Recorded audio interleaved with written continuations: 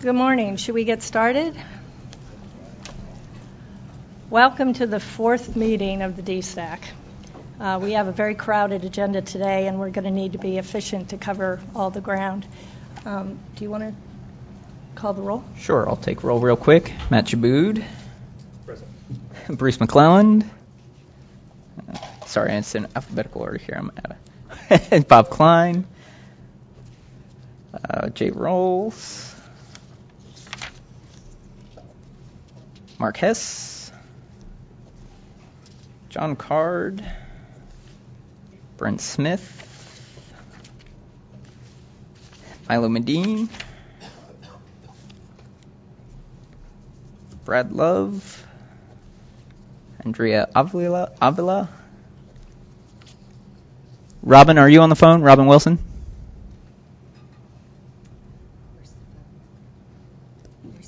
It should be overhead here. I do not hear Robin Wilson. I believe Tom Worth is here as Robin's alternate. Tom Worth will be here as Robin's alternate, at least according to emails. Adam Goldberg.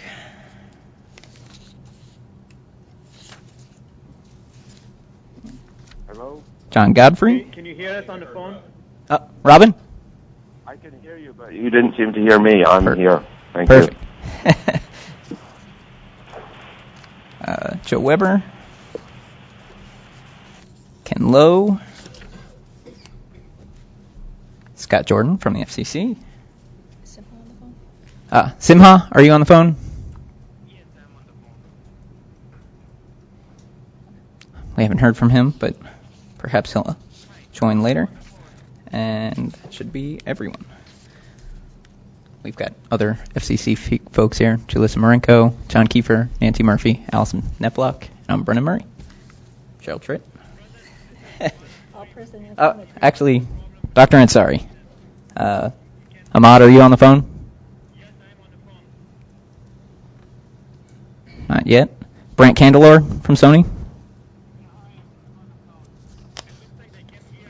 Also not on the phone. So we're missing 3. Okay. Hopefully I'd join later. Okay. Working Group 3 and 4 are going to present the initial drafts of their reports today. The groups have continued to work exceptionally hard on this project, and we are making progress, but big issues remain to be taken up by both of the groups. This meeting affords an opportunity for the 2 working groups to comment on each other's draft reports. The Working Group 3 draft addresses security requirements for downloadable security systems, and Working Group 4 is assigned to address device platforms, variability, and interfaces for these systems. We'll also spend some time addressing whether overlaps exist in the 2 draft reports, and if so, how we're going to address the issue. The reports, which contribute significantly to the final report that goes to the Commission, must be finalized by the next DSTAC meeting, which is August 4th. So we don't have very much time at all. We're nearing the finish line. So, Adam, do you or Bruce, who wants to start? Good morning. Good morning. So we've divided up the report. Adam and I will just kind of narrate as we go through and hopefully not bore everyone too much here. But we thought it'd be worthwhile to really just kind of flip through the report and get feedback from the entire committee on where we're at. And, we're, 2/3 of the way through. We have the section at the end that we still need to finish over the next 4 weeks. So our report is meant to describe a downloadable security system, or a DSS. We've, of course, created a new acronym you'll see throughout the document. And, the purpose of the report is to identify the technical capabilities and the relevant standards associated with the DSS, performance objectives, and then minimum requirements to support the security system. So the document's really structured, based on the direction from the FCC. So you'll see section Roman numeral 2 starts with a framework, which we'll go through. That framework includes a set of definitions, a set of common requirements, and then a pretty extensive section on existing solutions. And we had a full day working session plus, a half dozen calls with vendors, giving us an overview of the existing technologies and solutions that are applicable or in this space today. Roman numeral 3 goes through the threat models. We'll talk about that and what we're trying to address from a security perspective. And then section 4, which we haven't completed yet, is the examples and recommendations. So I hope that's clear. That's the basic outline of the document. And Roman numeral 1, which is the first page, is really just a repeat of the objectives. Go ahead, John. John Cart, we've got a note that there's a problem with the phone. You got that too? Okay.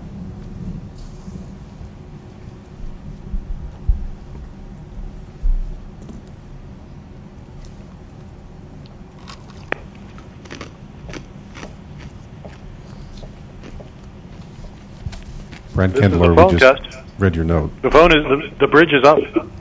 Yeah, we just paused to fix an audio issue. For some reason, they couldn't hear us earlier when Brendan was calling roll names. We can hear you now. Okay, great. Thank you. Yeah. Okay.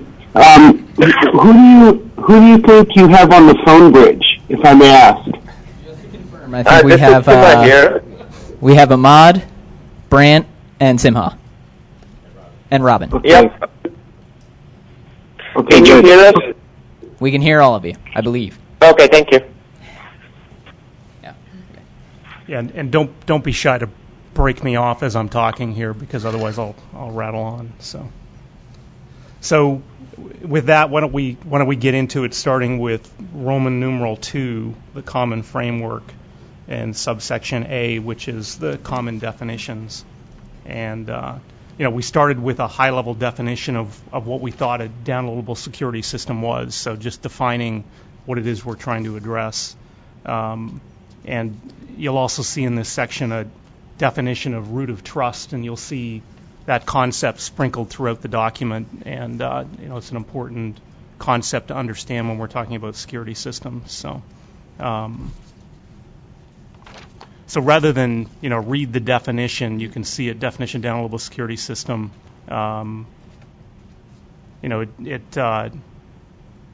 We've taken a lot from the security technologies that we reviewed in the all-day session.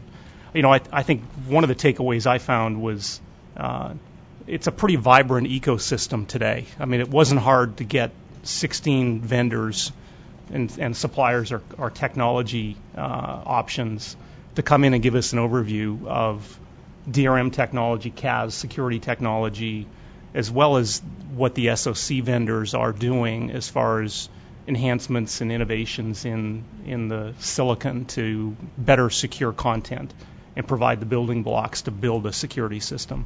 In fact, it seems like there's new innovations kind of every day in that space. So what we tried to do was, in this definition, I think, reinforce that. There's comments about innovation and diversity and things like that. So I think you'll see that kind of sprinkled in the definition.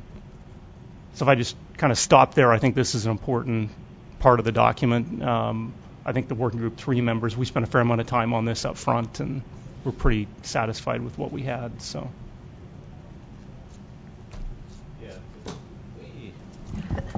That was fun. Okay, part of the middle chunk of the report of the text sort of lays out the sorts of things that Working Group 3 thinks should be part of any downloadable security system. Fundamentally, it's got to have some downloadable component and have enough resources to that it has the capability to uniquely identify hardware, store keys securely, and things like that. There's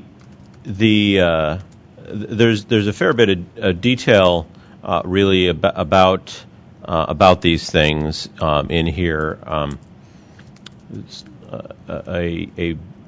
A brief description of sort of the different paths for content and encrypted keys or writes, sort of in a generic modeled way. there's some pieces about those interfaces that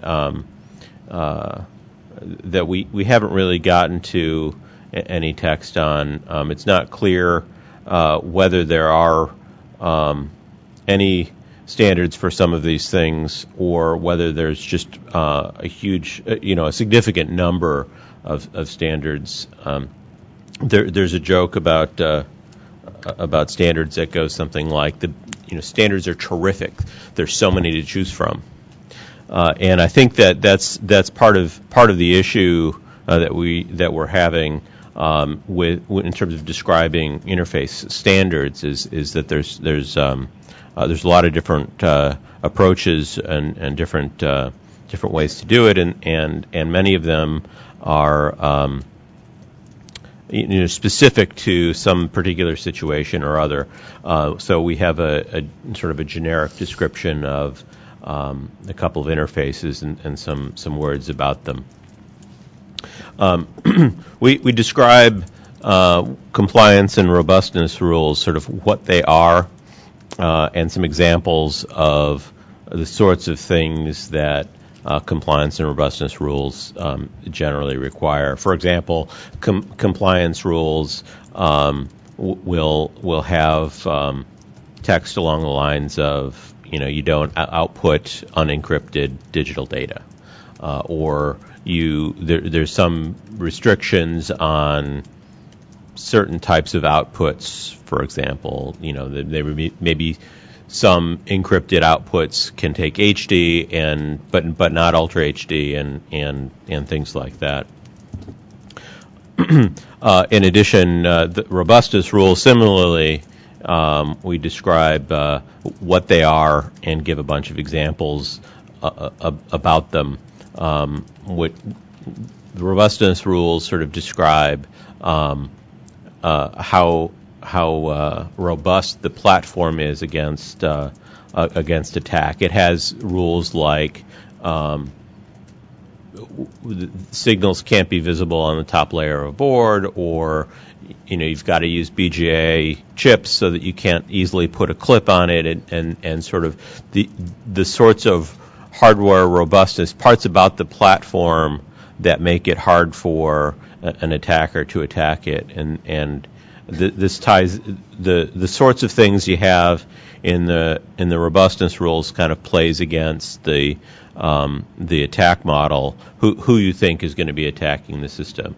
And so we have a bunch of examples of compliance and robustness rules, and I think we recognize that, as Simha called them, sort of a moving target. That is, over time, attacks become easier for a particular set of. So, for example, a college student with access to a lab, he's got a certain set of capabilities in 2015.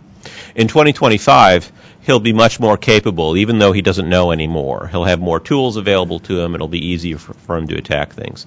So what we've seen is that over time, the compliance and robustness rules for evolving systems also evolve, and I expect that whatever we end up with, we'll probably need to have some way for regular updates to compliance and robustness rules. Hey, Adam, can I just interrupt? Do you think it's worthwhile you're in a section a little further in the document. Oh, maybe we can continue to go through kind of page by page, and we'll get into the detail. Did I jump ahead? I thought we were at 2B2. Is that sorry, all right? I hadn't finished the definition yet. Sorry. Well, all right. Well, I'm just going off your cheat sheet here, and it says Bruce, Adam, and I started talking where Adam was. I'm sorry. I should have held the mic. Did you want to rewind then? I was going to go back and just go through a little more slowly through the document and see if there was any feedback on each one of the the different pages. Oh. Yeah. How are you? How do you? What do you guys want? Well, it's yeah. Okay. So let me bring you back to the definition for a minute, which is on the second page. in the middle of the section, we have a paragraph that talks about root of trust. And again, I think this is an important concept that the downloadable security system will build on top of, right? And we actually took the definition from the NIST website. I think there's a variety of different definitions out there, but basically it gets to, the functions that the platform would provide to identify uniquely the device and securely maintain that information so that the security system can kind of build on top of that. So I don't know if there's any feedback on that concept, any disagreement on that. Milo, go ahead. I think it's helpful just to verify that when we're talking about downloadable security, it's really about key management, right? The actual crypto algorithms are always implemented in hardware, at least in any kind of system that I've seen that's been certified. Have any of the standards that you've looked at actually that are authorized to carry programming content today actually do downloading of the actual crypto engine as opposed to just the keys? Well, somebody correct me if I'm wrong. We went through the presentations with a variety of DRM vendors. There was a variety of implementations, some that were hardware dependent, some that were complete software. But for the MVPD space? Yeah, so I guess the way we've captured that is that depending on the level of robustness of the implementation, you would have access to a different level of content. And rather than be prescriptive about what that requirement was, we reflected the reality, right, that there are some software, and then there's some software that depend on hardware, and depending on the rules around the content availability, that would dictate more, what would be available. Okay.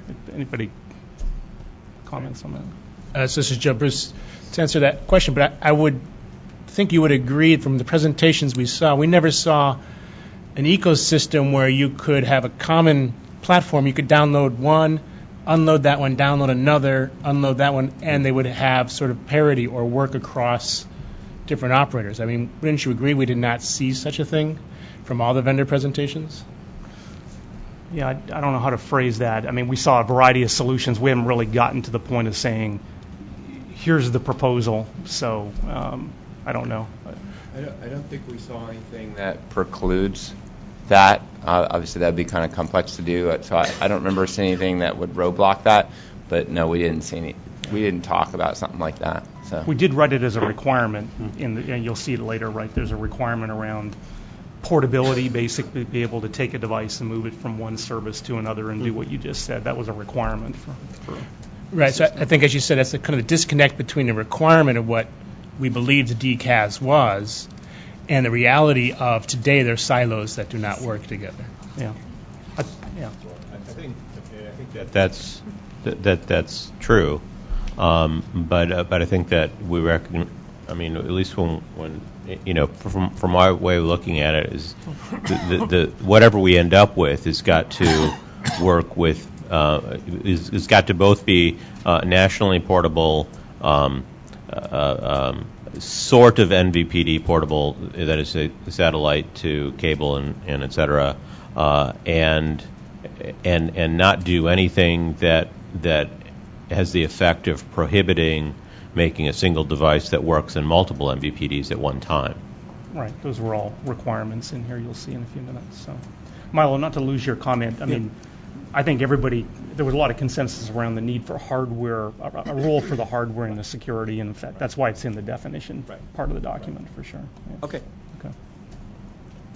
Okay, so that was the definition section. So then if we go to, B, common requirements. So this next section is broken into a number of subsections that get into the requirements, which we were kind of touching on a minute ago. We start with some definitions around both functions and components associated with the downloadable security system. So section A here lists a variety of different functions. If I just kind of walk through those really at a high level, the first one talks about the ability to verify the components supported by the device and be able to detect tampering and things like that. So that's an important function for the downloadable security system. You'll note an important footnote at the bottom, which really maybe just ties to Milo's comments, that there's a lot more to a downloadable security system than just the stuff running on the device. There's a whole, not only the kind of the back office that would go with it, but the whole process around how do you define, how do you validate a security system? What are the robustness rules of the device? And then Adam will talk later about the compliance rules, right? What are the compliance rules associated with that? And compliance rules can be things like, how is the hardware designed? How accessible is the information on the device to different forms of intrusion, things like that. So it's a lot more than just the runtime environment on the device. Second item you see here is about validating the software integrity. So we're talking about a downloaded system, so you have to have a way to verify the software integrity. Item number 3 talks about authenticating the device within the MVPD service, so you've got to make sure it's an authorized device of some sort. Item 4 talks about service validation, verify information, verify the device, what services the device and the user authorized for. Item 5 talks about, obviously, the ability to descramble the content that's authorized for the device. Number 6, obviously, it's a downloaded system, so you have to be able to securely download the software, so that's a function. Number 7, the corresponding encryption function for the system. Item 8, be able to download software for encryption, either on the client device or a group of devices. Number 9 talks about the distribution of service entitlement information. How do you get that information down to the device? What services are entitled? And then number 10 talks about the mechanism to enforce or implement MVPD obligations. That could be regulatory obligations or commercial obligations. Bruce, you are bringing up the point about entitlements, which I think you may want to call that out in a separate section, but in the way the working group is attacking it, are you dealing with, you're assuming the model where end devices access to authorized programming is gated by the DCAS and not by the device itself, right? Well, we didn't have a deep discussion on that.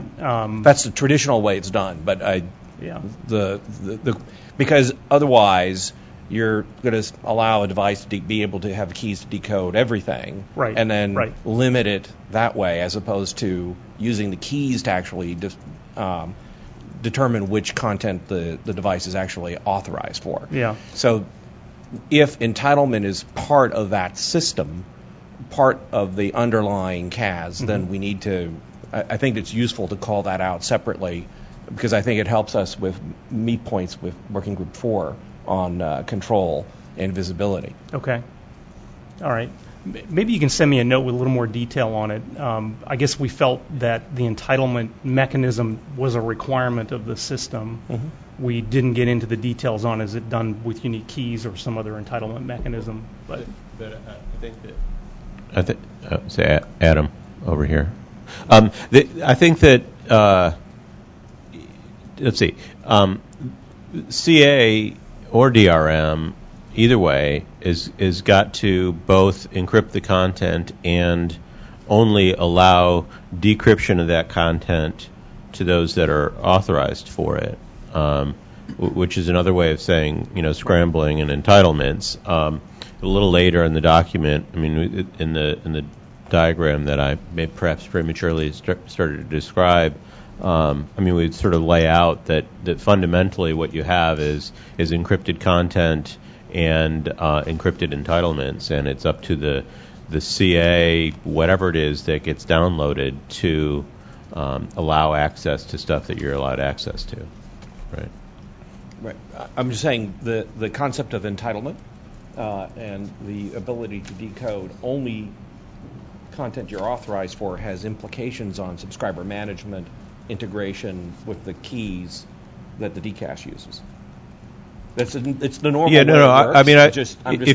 If your point is that we should call out entitlements as as a discussion point, sort of earlier in the document, as sort of a description of the landscape, then I think that's we're deep in the trees and can't see the forest sometimes. Yeah. Right? Perhaps. Yeah. It's just the issue of whether or not those keys are distributed through the DCAS or the keys are distributed through the control mechanisms in Working Group 4 output. The question is managing the entitlements a Working Group 4 function or Working Group 3 function? Okay. Right? Because it's got to be done by somebody. Yeah. I guess we came at it from the DSS needs to implement those entitlements. Right. And it kind of starts to touch on it. It needs to distribute the entitlements. So Right. It starts to, yeah. All right. Maybe that's a good topic for later in the day. We talk about overlap or issues between the working groups. Okay. So I think that's the outline of the common functions. We then had a short section on what we've called optional functions, and really it's related to the ability to support a third-party UI on top of the MVPD service, if you will. So you can see number 1 on the next page here. Joe, I don't know if you want to jump in at all here, but a couple comments on what would be required, what the functions would be to support third-party UI here.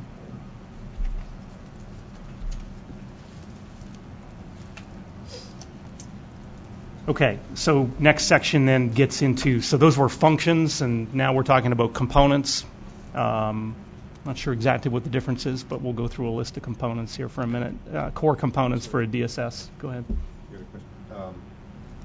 So in your list of items to provide for the third-party device, there's no information here about subscriber authentication. Is that expected not to be necessary for a third-party device to understand or to authenticate a subscriber to interact with the DSS, or is that another Workgroup 3, Workgroup 4 conversation? Yeah, I'm not sure. So here I can see that there's a device authorization status, which makes sense. We need to know whether or not we have, for this particular device, do we have privileges or rights to allow the content to flow to that device. But there's also the concept in most systems of who a subscriber is first, right? Am I a subscriber to an MVPD service, and then can I authorize the devices to receive the content? So it's... Sorry, John, I'm trying to understand. You're saying that it's not enough for a particular device to be associated with a subscriber, and that device be authorized and trusted and whatever? No, I'm saying that there's exactly that, but right here in number 1 it says a third-party user interface application needs to understand device authorization status. There's no, what's not listed here is to provide a third-party user interface knowledge of subscriber authentication or subscriber, is this a real subscriber or is there a, is this just a random device? You're losing me on the distinction. Sorry, Joe? Adam, this is Joe. So in the previous section, John, number 3, we did make that distinction. It could be device user or user because of the device. Right. And I think we should mirror that same language. Again, the editors can correct me if that's not correct, but I think the working group would agree we probably wanted it to be the same language as above. Okay. So as you said, you're verifying either the device, the user, or the user because of the device. Right. Okay. Yes, I agree. So I think a third party device is probably going to want to know about devices and users. I assumed it was just covered in number 3, that it was a basic function that was there, but we could call it out more uniquely. Well, since this is specifically calling out third-party devices. Right. I just assumed it was in the common functions. So, okay. Yeah. I always think about the DCAS as part of the, if you want to think about it, the data plane, right? You're making sure the video is transported with appropriate protection. It's not clear to me why, whether you have a operator UI or a non-operator UI, why the CAS is any different. That is to say, that's the control plane. You have a control plane that manages signaling about which stream you want to get at, and control and management of that. The data plane actually transports the video and makes sure it's protected all the way down to decode. So to me, maybe this is excessive layering, but I think they are relatively separate. So I'm not sure why you need sections about third-party UI support or not. There may be diagnostic or management data that would inform what's displayed, right? But on most set-top boxes today, if you tune to a channel that's not authorized, you'll get either a blank screen or some message that's saying you're not authorized. Right? Milo, the intent of some of that stuff was to enable the UI to do things like hide channels you don't subscribe to. Okay.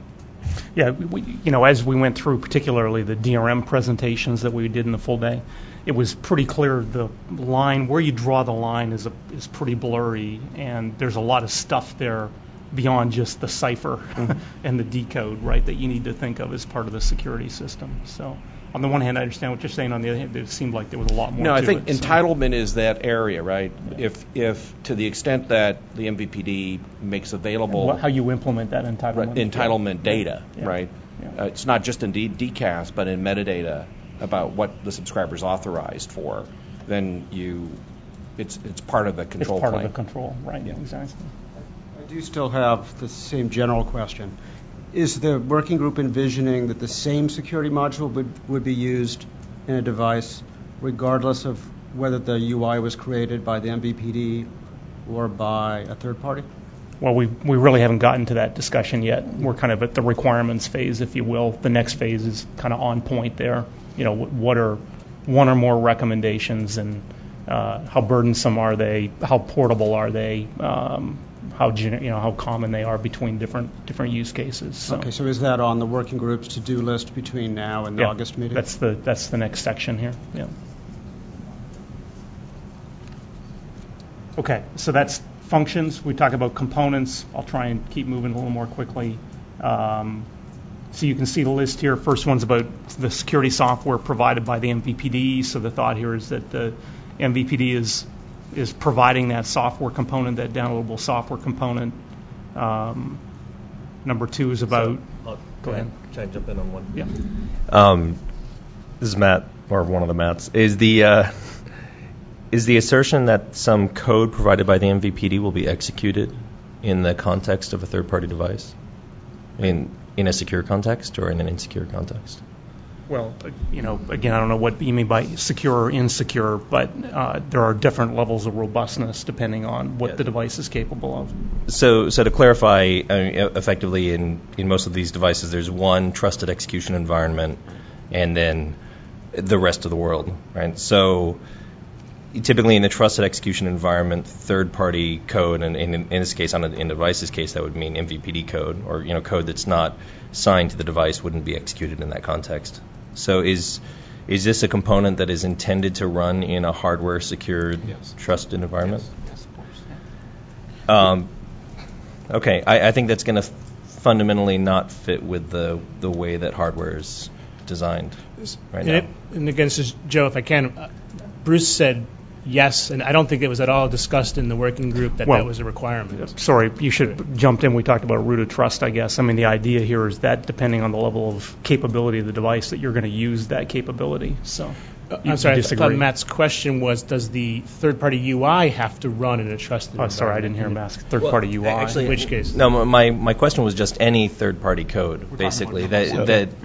So number one, if there's any sort of trusted environment on the device, execution of third-party code that's not signed for execution in the trusted environment is typically Matt, I think the concept is excuse me, that there is a secure execution environment, and that the code that runs there is downloaded, and the code that runs there is signed and validated somehow, and that the code that gets downloaded and run there is the sort of the core, the client of the security system, probably software written by the security, the vendor of the security system, and that it be pretty limited on what it does,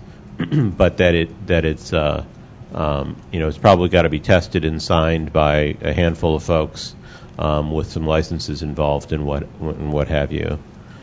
That's the tell me if I got that wrong, Bruce, but I think that's the concept, that's the road we're traveling down.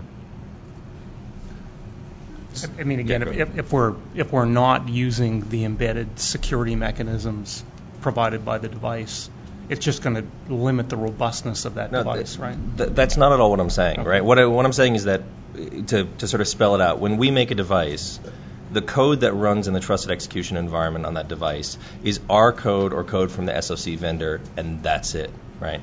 And the reason we do that is because we put very critical keys for DRM in that context that would be accessible by any code running in that context. So if we were to run code from a third party, they would have access to all of our sort of critical DRM and provisioning keys, and it would compromise our security. So that won't happen, right? Same reason the MVPDs want that same capability. Well, but that's not required for MVPDs to have a secure system. For instance, in the case of PlayReady or Widevine or any other sort of DRM, all that's required is that the mechanism itself is authorized and licensed to a particular level and has a sufficient protocol to interact with the insecure environment with a cryptographic key exchange. There is no fundamental requirement that code controlled by a third party be executed to maintain security, just that a protocol be used, right? It's why we have things like SSL on the internet, right? We use cryptographic key exchange to assure security. Matt, this is Sasima Setumadhavan on the phone, if I can answer that question. Go ahead, Simmer. Sure. Okay. So if later in the document there is a distinction, there's a list of requirements that we state, and one of the requirements is that anything that you consider sensitive should have what is called as a non-interference property. That means that the sensitive portion of the code should not be impacted by the execution of the insensitive portions of the code. So anything that you deem to be secure, this is a requirement that we've written. We're not specifying how it exactly should be implemented. But if you have something that is secure, say a cipher that is implemented in software, then that needs to be running in the secure world, okay, with all the confidentiality, and you should be able to interact with that piece of software through some kind of mailbox channels or something like that have been set up. So I want to make clear, there's still no requirement that a cipher be provided by a third party for that cipher to be secure, right? That's not a requirement of cryptography. So when we are not suggesting that. No, it's nothing to do with who provides the cipher. All I'm suggesting is that if something is secure, and cipher was just an example, right? So if the cipher may be implemented, maybe there's some access control mechanisms that are implemented in software. We don't care about that. All we are stating as a requirement is that if you want something to be secure, that needs to be run in a manner so that the confidentiality, integrity, and availability of that piece of code is guaranteed by the hardware. So I'm not disagreeing with that. In fact, that's what I've been saying. But what I'm also saying is that the code that executes those particular ciphers can be bound merely by challenge response cryptographic protocol. It doesn't need to be code executed provided by a third party. Because quite simply, in the CE world, that plainly won't happen, right? We won't take this code and put it into our trusted execution environment, which then would sort of by necessity call for dual trusted execution environments, which is a complete shift for the entire silicon industry in this space.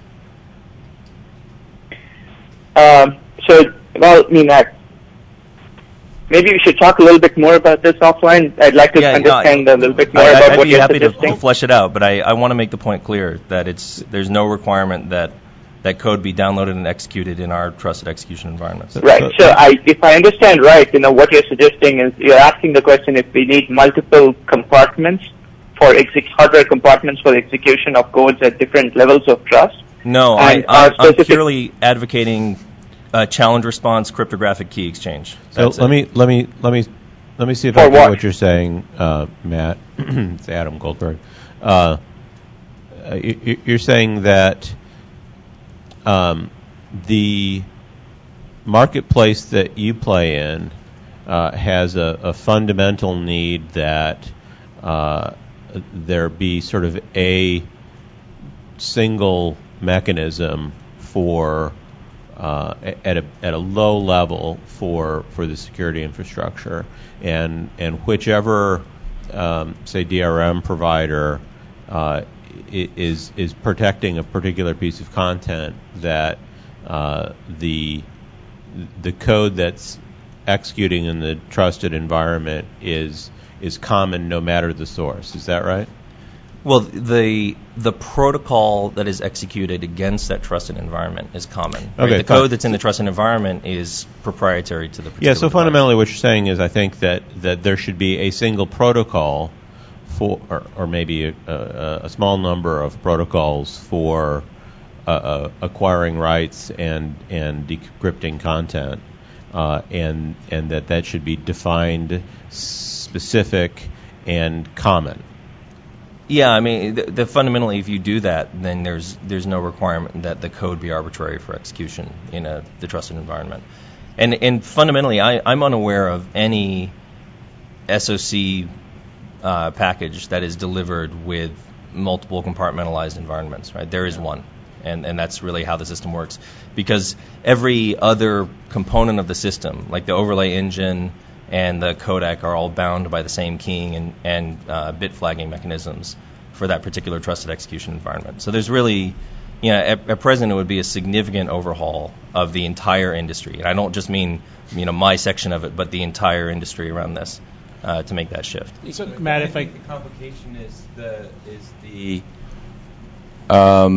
if you approach this from scratch, I think I'm following you.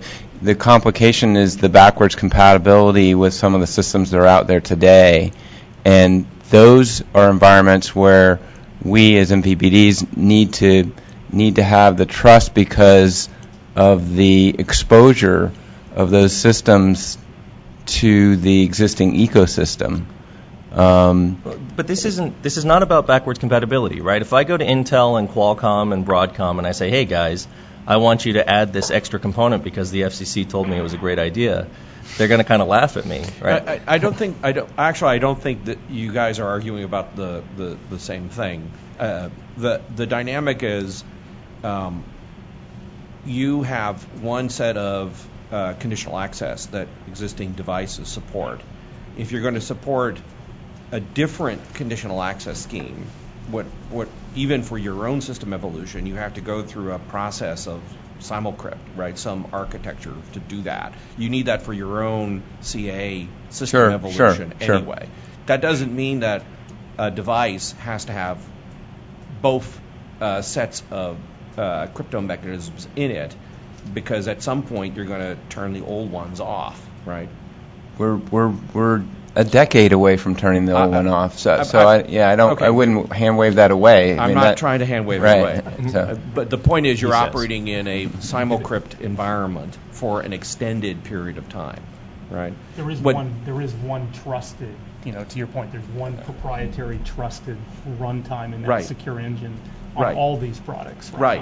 And what Jay's point is, today, on these boxes, it's owned by the MVPD. In your world, it's owned by the CE, right? I'm not exactly sure it's owned by the MVPD, right? To the extent that, in our case, we use a Widevine CA. We don't code the Widevine code. That comes from Widevine and is right, so you authorize it. We authorize it. There's a difference between key management and the actual crypto function, and that goes back to what I think Matt is talking about. If we assume that there's there's going to be a universal CA, right? That's one mechanism. If we assume there's no universal CA that's loaded and that you have to support multiple CAs, that the CE device has to support multiple CAs, and multiple future CAs because these systems have evolved. Right. I don't know how you do that without some kind of standardization activity. It can't be that the MVPD downloads code into a Broadcom part, right? But I just don't see that working. Do you disagree? it goes back to Bruce's comment about different levels of access depending on different kinds of systems, and so. But our assumption is that third-party devices would have parity with MVPD provided devices. So we need the same level of access, same level of robustness. Otherwise, it's like, well, you have to have your third-party device can't decode these channels. Right? That's just not that doesn't work in the consumer environment, right?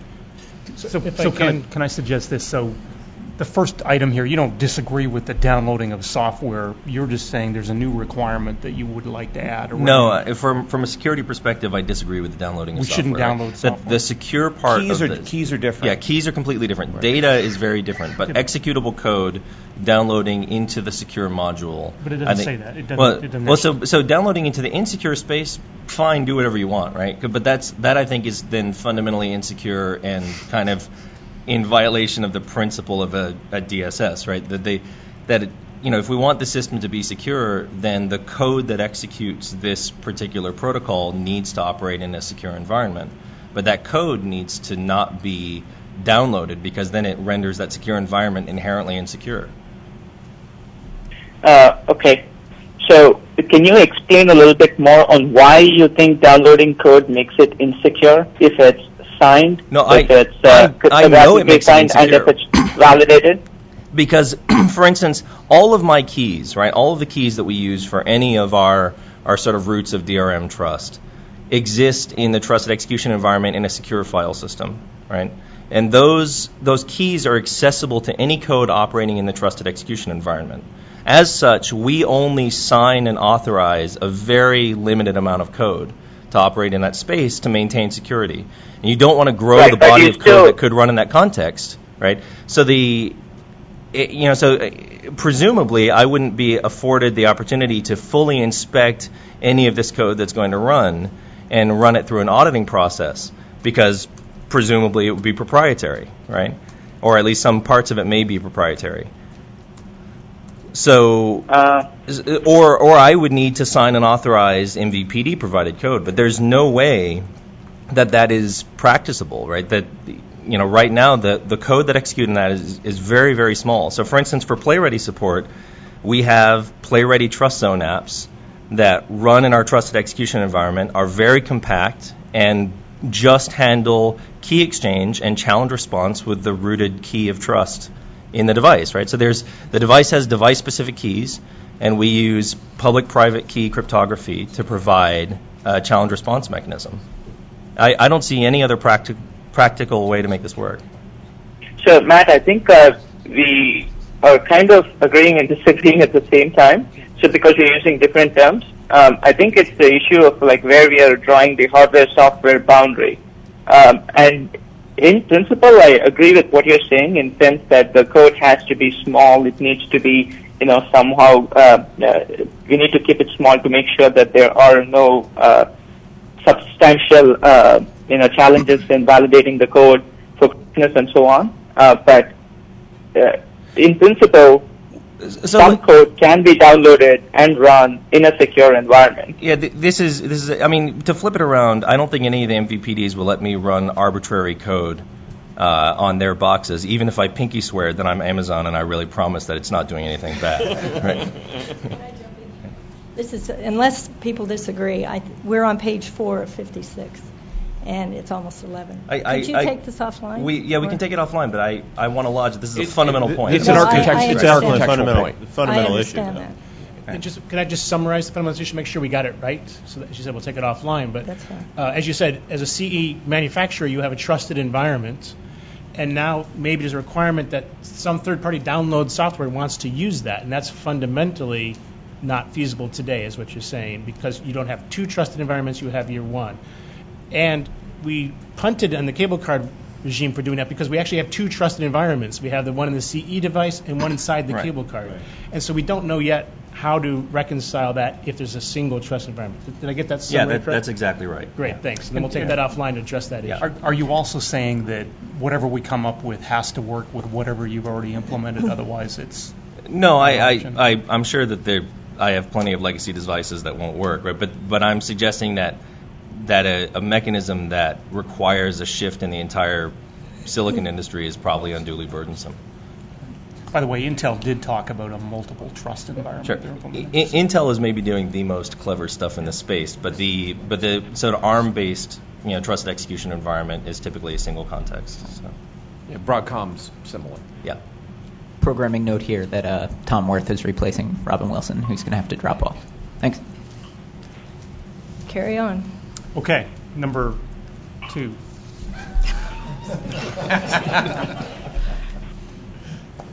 Common methods for navigation device securely discover and obtain that software we just talked about. That'd be another function, assuming we have software. Yeah. Robustness level will influence services possible on the device. Number 3, we kind of talked about that one. Number 4, detailed device requirements, hardware rooted trust, software libraries, trusted operating environment. Pretty big catch-all. I'm sorry, when you say trusted operating environment, are you, your model, I don't want to reopen the other conversation, now but after that conversation. you would be downloading S code or machine instructions for a particular architecture? I mean, would you have variables? Would an MVPD have variables for every device architecture out there, SOC architecture? When you say code, what do you mean?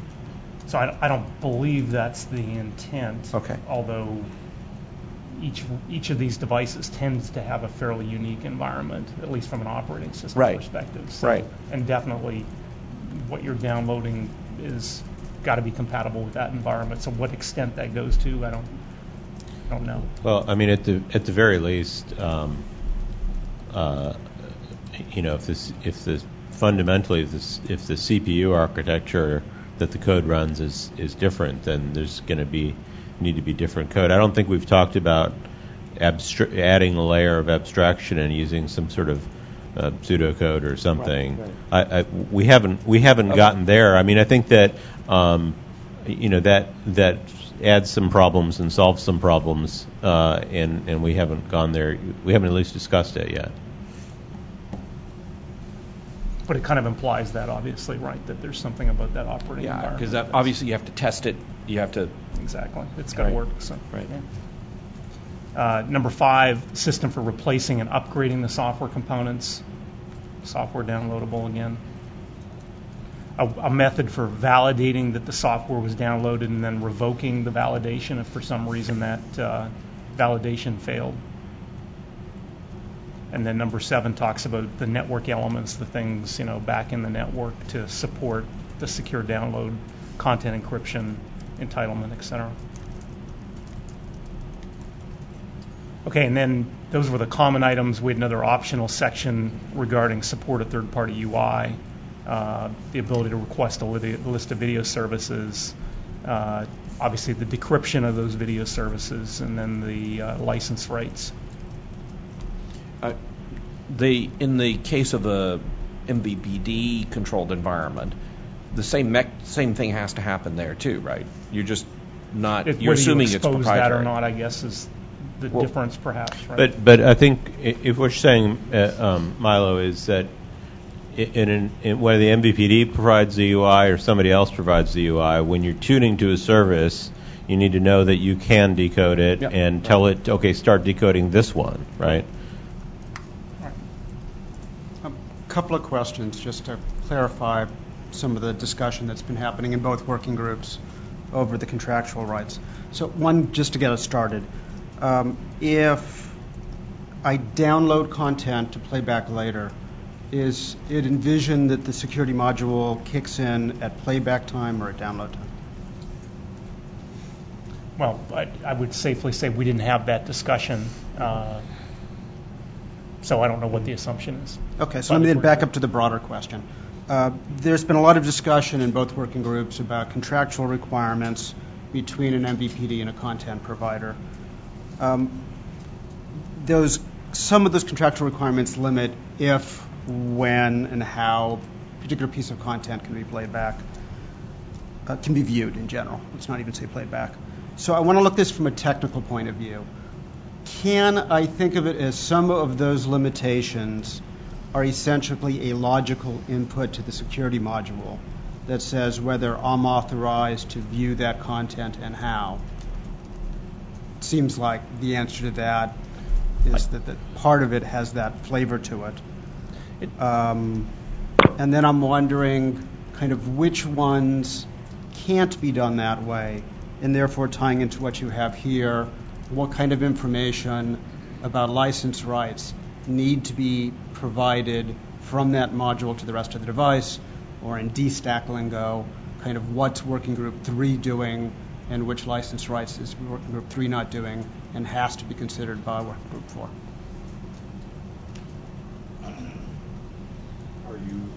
Are you asking? Is part of your question whether or not the entitlements themselves need to be protected by the DStack system? In other words, you're saying it's a logical input if, in fact, I'm not also protecting the ability to change those rights. In other words, I have some kind of a license window. I'm only allowed to watch this movie until August 1st because that's the deal. If I'm not protecting that message that says till August 1st, and I can go in and just change it to be September 1st, October 1st, whatever I want, then the purpose of that entitlement kind of doesn't matter anymore. So are you assuming, or are you asking, or does it even enter into your question about the protection of the entitlement itself, not just the content that the entitlement applies to? So I'm thinking that when Working Group 3 answers the first question I had about if the security module kicks in at download time or playback time, that'll influence how we approach the question you just asked. Yeah. If it kicks in at playback time, then that seems like fewer of these contractual requirements, if any, need to be passed on to Working Group 4's architectural design. If it's at download time, then I think your point is exactly on target, that it's a small set, perhaps, of these rights that can't be done by the security module because it's not kicking in and needs to be taken into account by but isn't it sort of both ways, though? I mean, I know there are, at least there have historically been providers where if you record on their PVR content that you were subscribed to in August, you quit subscribing to that channel, and the following January you go to play back the recording. It works. That is, you were authorized to it when you recorded it, and therefore you're authorized to it. At the same time, there's also content which it explicitly expires after a certain period of time, and no matter what you subscribe to when you recorded it or what you subscribe to now, if the time's up, the time's up. So, I mean, it almost kind of ends up being both ways, doesn't it? So, what I think I'd like to suggest is let's put it on the list, the to-do list, for the last section this afternoon to talk about Working Group 3-4 overlap, and to the extent that we don't get at the solution today, that maybe it should be a high priority with a earlier deadline for Working Group 3 to come out with recommendations as to when that security module kicks in, because I think that this would greatly help Working Group 4 to be able to delineate the scope of which contractual requirements affect Working Group 4's architecture and which ones don't affect it. So a lot of the ones that Working Group 4 ran through in use cases, it seems like should be solved by Working Group 3. We're just unclear which ones. You know, I think what we heard from a number of the presentations from DRM vendors, that they've built in some of these more complex entitlement management mechanisms into that technology, that kind of broad definition of DRM. This is part of the reason earlier I flagged the entitlement discussion, because this is exactly goes to that point. Managing of the entitlements is effectively managing use rights. And so you can have different architectures where you have one CA all the way end to end, or there's one CA to the device in the home, and there's a different model for distributing that in the home. But I think at a minimum, we need to support the model of DVRs, right, and non-linear viewing. The DCAS model of entitlements needs to support all of those things, including pay-per-view, VOD, Right. et cetera. Right. And I know that's part of your requirements. That's what we've assumed, So- right? That it's part of this complex security ecosystem, if you will. So, Yeah, so this is in a very high level. right. So this is something I think we should do in the last session today, and it makes me a little bit nervous that we don't have clarity on that yet. I think we should try to get clarity on that sooner rather than later. Okay. One quick comment. I'm not really exactly sure what you're getting at, but to think that our license agreements are static, right? And there's things I never dreamed of 20 years ago when 30 years ago when I first got in the cable business that are happening today. So just things like in-home or out-of-home. How many devices?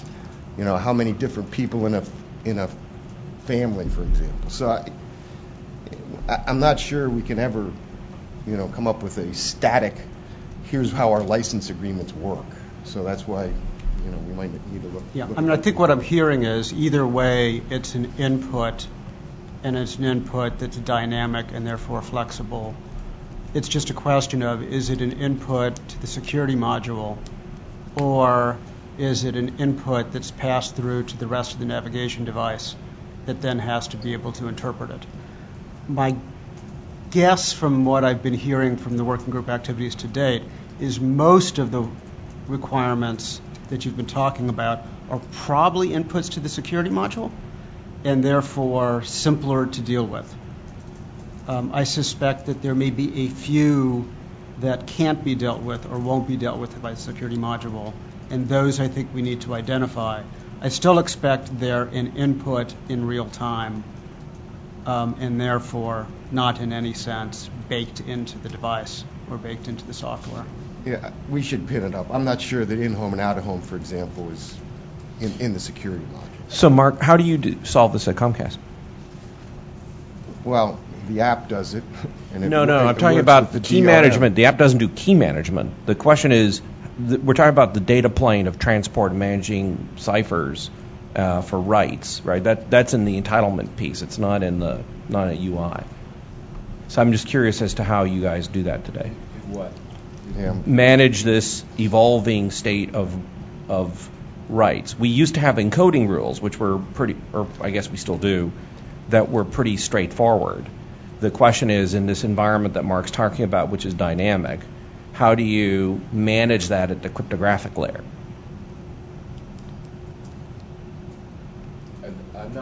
I don't know the answer specifically. I suspect some of it is done cryptographically. Some of it's done by agreement and, in essence, audits to make sure you're behaving properly. So no, but you have to express entitlement rights to the device in some mechanism to distribute the keys to be able to play back content consistent with those rights. It may be done outside of the cryptographic space sometimes. But within the DRM Wait. system. The keys are transmitted outside of the cryptographic. No. The entitlements and what might be done in home, out of home, as an example. So the rights are in some cases not protected by encryption? No. Well, okay. It's really how we're behaving as an operator. So. I suspect, I don't know actually, the technical implementation of how, and some of this is just emerging and just starting to happen right now. We haven't even been doing it, so. Right. Yeah. Okay.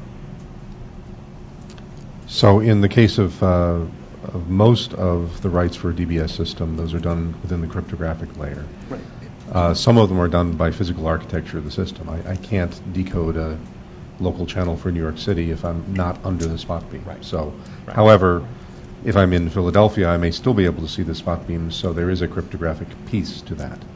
It is using capabilities provided to me by the CAS layer. It is not specific, so the entitlements are themselves, to answer the question I asked Scott, in the case of the system that Dish uses, the entitlements themselves are indeed part and parcel of the security system. Right. So the security system both manages the entitlements as well as managing the keys. Right. Once a decision is made that yes, the customer has agreed whatever the terms are, and maybe it's because they're a subscriber, maybe it's because they clicked the button that said, yes, I agree to pay this pay-per-view. Maybe it's because it's a free weekend and I've changed some information on the entitlements to allow anybody to decode a channel for some limited period of time. So I suspect that's probably the case across most MVPD systems, that entitlements are also part and parcel of the security system. There may be some higher level information back to the encoding rules, like copy once, copy never, that it only shows up in the video. So the signaling to external devices may be consistent with that. Right. Adam, we're going to cover this at the end. Okay. We're just never going to get through this if we don't keep going. All right. So this next section is on the technical capabilities. So we're kind of, layers of the onion here, getting down into the actual technical functions provided by the DSS. First one's about interfacing with the hardware root of trust or other security framework. Supports secure software download. There's some requirements here on the types of ciphers that would be supported by the DSS, some of the current industry favorites, if you will. Item number 3 talks about being able to then extend and support non-standard encryption schemes as an option, continue to support diversity, innovation, etc. Number 4 talks about supporting standard packaging methods, HLS, dash, etc. Number 5, implementation of media processing, getting access to standard cryptographic functions, decryption ciphers. And then number 6 talks about the methods for key management, key protection. So with no interruptions, I'm going to keep going. Item D is on services.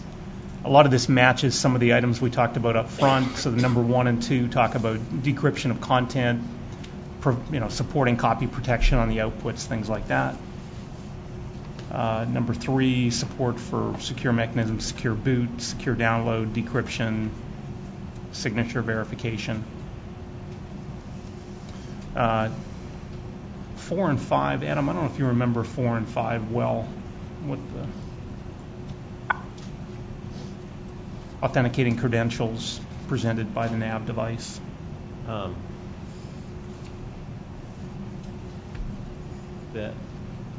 don't know, that came from your side of things, didn't it? Yeah, I can't remember. I need to go back and research 4 and 5, make sure I understood exactly what we meant there. So I have an action on that. John, do you remember? No, I don't remember, but number 5 would be critical if you are trying to have a third-party UI show a list of things that might be available if certain conditions are met. In other words, all of the channels I'm not subscribed to, but could subscribe to, or all of the pay-per-view events that I have not yet paid for. Yeah, that is that makes not sense. what 5 is? It could be. I just wanted to go back. I forget who wrote that. Okay, I just want to make sure I understood the intent. I had a hard time remembering. Number 6, more about future-proofness for other services that may make use of that downloadable security system, other session-based security services, optionally. So I think, this set that you just presented in D is really critical to the relationship between these two working groups. I want to think of it as this security module, as a module, has a set of inputs and outputs. This seems to get at this seems to be attempting to describe the outputs provided by the security module to the rest of the device, maybe considered in coordination with the material you covered earlier about what the security module provides to the rest of the device. I want to think a little bit about the input side too, and then kind of see if we can wrap this together and identify anything else that we need to hammer out at the end of the day. The input to the navigation device itself we'll talk about later today within the context of working group 4. But briefly, what some kind of physical interface, as a networking guy, what I think of is the lower layers, understanding the signal coming in. And of that signal coming in, of that bit stream, packet stream, some of the information goes to the security module, and some goes to other stuff in the navigation device. can we identify, similarly to what you did here, the input side to this module? And then can we think of it as nail down the set of inputs to the module and the set of outputs? Would that be a useful way of trying to coordinate the work of these two working groups? So there is a section Adam's going to go through in a minute that has a picture that shows very basically, the interfaces to the DSS. That may be the spot to better articulate the inputs. So I'm perfectly willing to hold off. I thought the picture went more to what's happening in the device versus in the cloud. It is. Well, I mean, I'm considering more about within the device. More Once the service stream level. comes in, what goes to the security module, and what comes out of the security module back to the rest Yeah, I of the mean, device. the drawing is much more conceptual than sort of describing what the inputs are, I think. I mean, fundamentally, conceptually, the inputs are writes and encrypted content, and that's about it. I'm not sure that's at a level of detail that describes inputs to a security system. It's certainly fundamental, but I don't know if you can. It wouldn't make a whole lot of sense to require that the security, that a particular blessed security system have inputs for content and for writes, because that doesn't get you anywhere, We talk a lot more in terms of challenge response and things like that, not inputs and outputs, as far as the cryptographic stuff is concerned. And I was going to say, we also think of the compliance rules as a set of governing rules or inputs, if you will. I mean, it's more than just the physical inputs to the system, right? Yeah, I'm not thinking in terms of physical, I'm thinking in terms of logical. So challenge response would be an interface from the security module back to the MVPD. Right. Over the unidirectional chat path. Sorry. Yes. That would be a challenge, no response. Well, right. we'll figure something out. Right. Challenge. The challenge. Here's part of what I'm trying to get at. I'm wondering, and this may be another thing of you're doing it the next month, but to start building that list, are you thinking there's a uniform security module across different MVPDs? Are you thinking that the security module is designed by the MVPD? What level of uniformity are you aiming for? I mean, I know this is a big challenge. Well, first of all, we've never used the word module. We use the word system. So we think of it as a system, not a module. And, the objective is to find a uniform solution. I think what's going to happen is we're going to propose some practical solutions, and there's going to be some limitations around the uniformity, I think. But I'm just guessing so far. We'll see. So at the most, not to go too far down this road, but at the most abstract level, right, as a classically trained electrical engineer, computer scientist, system, module, still have the same context of there's logical input signal, output signal, regardless of which way you think of it. I'm not focused, I'm not hung up on the hardware-software question, but it seems like the question's still hanging out there. Is this system essentially the piece that the MVPD needs to design specific to their architecture, or is it something that is more standardized and uniform? If the answer that you come up with is number one, that this is something where different MVPDs have different designs, then the emphasis to me seems like it has to be on interfaces. So it has to be on the protocol and the interface, so that the design of the module or the system itself is not standardized, but the inputs and outputs, logical inputs and outputs, are standardized. And that's what's going to get me competitive device design. Alternatively, if you're saying that the system itself is to some degree standardized, that's a different design. I'm just wondering if you've gotten to that point yet in the working group where you have a sense of which direction you're going. I think that we've gotten to a point of sort of framing the problem, but I think you sort of said succinctly a fundamental issue that exists, which is there's lots of different MVPD architectures and security systems, lots of different network architectures, lots of different conditional access and DRM systems, and lots of different sorts of designs of navigation devices, whether retail or otherwise, and I mean, you know, fundamentally the sorts of differences that you know, like Matt's products have versus what the you know, more traditional TiVo with a cable card sorts of devices have. I think that if we try to be arbitrary and cover all of that, you know, we've set a Herculean task before us, and without constraining something, limiting you know, the interfaces or the systems or the flows or the somethings to a small number at some point, we're going to have a very you know, either a difficult or impossible time to make a system that will do what's needed. Scott, could I comment?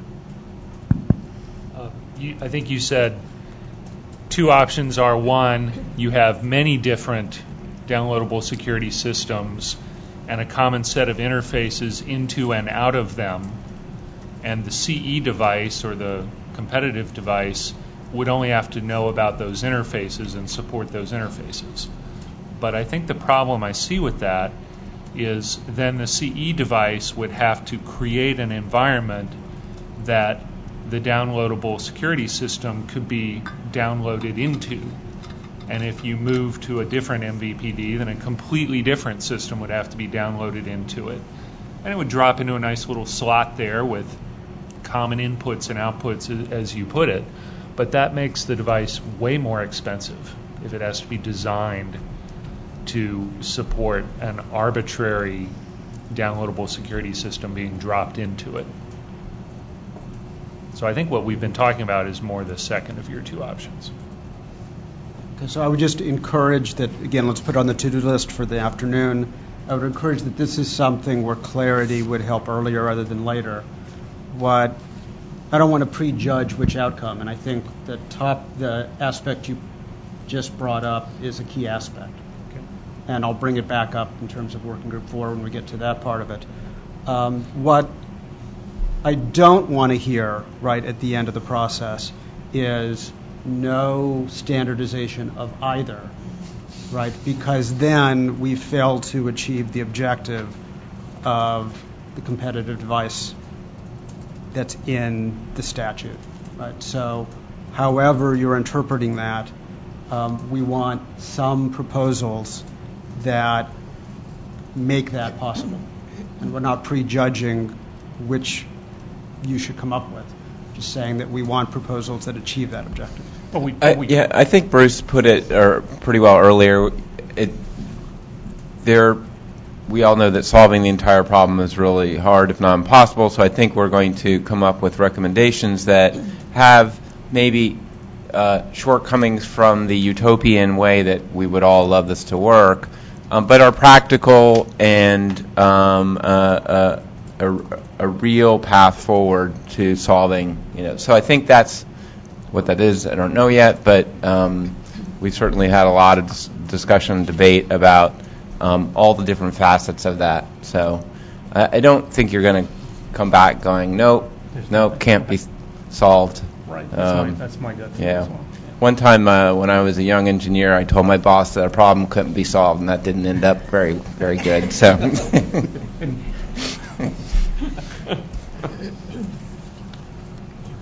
All right. Is this a good time to maybe take a 10-minute break? It actually is. We're going to kind of hand off into section 2 of that. 10 minutes.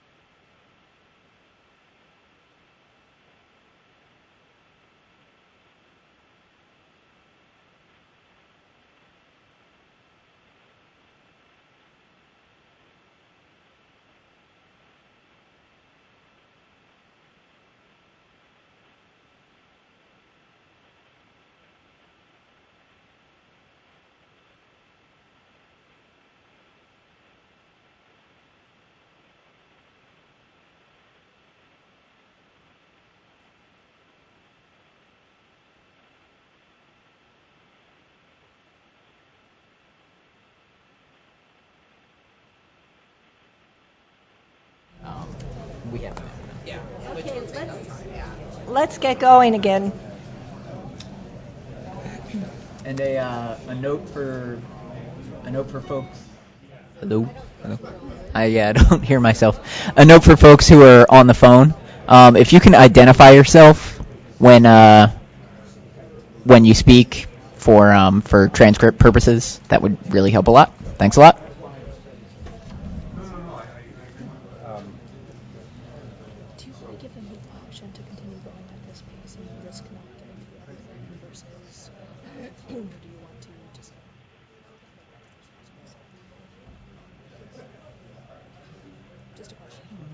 Do you think we should ask whether they want to keep going at this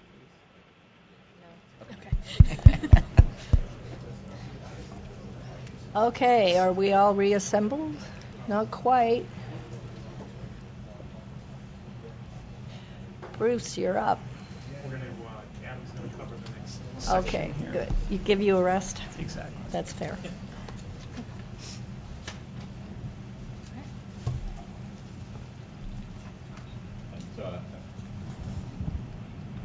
So I'm not sure how much of what I jumped ahead on earlier we want to repeat, but maybe some of it, because I think that it sort of aired some issues that are implicated. Roman what are they? Roman 2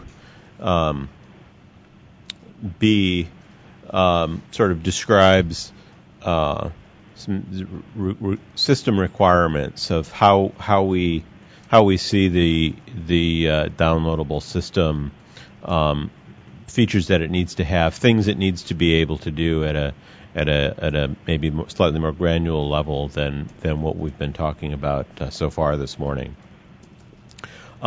So the path we've been going down is that the system, the DSS needs to be able to identify specific hardware, update keys, and have a sort of segregated execution environment in order to run the downloaded code. And as we've heard, I think that there's some different perspectives on that, which we hadn't heard in Working Group 3, at least not while we were talking about these details. And we may have already beat that topic up a fair bit. We describe the interfaces in the decoder, and this is the diagram that we talked briefly about with Scott here. Or fundamentally, what you have is encrypted entitlements being processed by some software that emits keys that are then used to decrypt the encrypted content, and a lot of that, due to compliance and robustness rules that I'll get to in a second, are required to be like inside of a chip in some cases, or certainly not readily available for things like chip clips and things like that to be able to extract that stuff. I think the only thing more vital to keep secure than in the clear content is in the clear keys to decrypt the encrypted content. And there's lots of there's a fair number of exploits where the attack is to have a compromised box extract keys, transmit those keys to all the pirates' subscribers, and then they can decrypt what they're getting. And so part of the goal the compliance and robustness rules, particularly the robustness rules, is to limit, eliminate, or at least mitigate the chance of that sort of thing happening.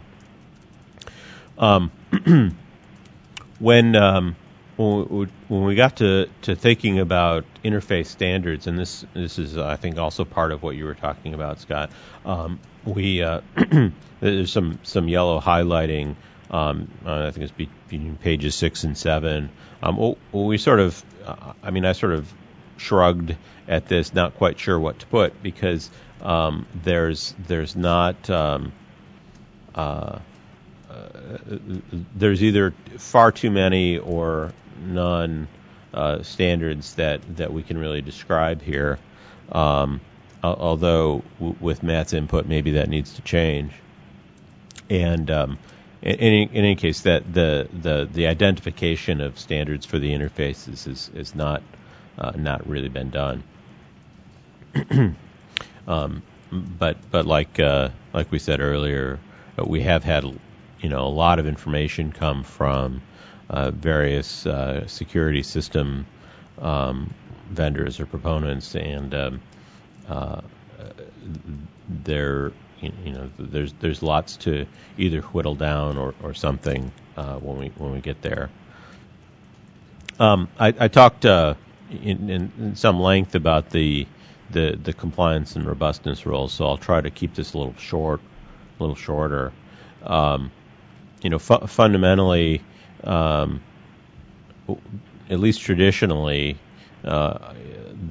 if you're going to build a device that has a particular security system in it, part of that process involves getting a license to that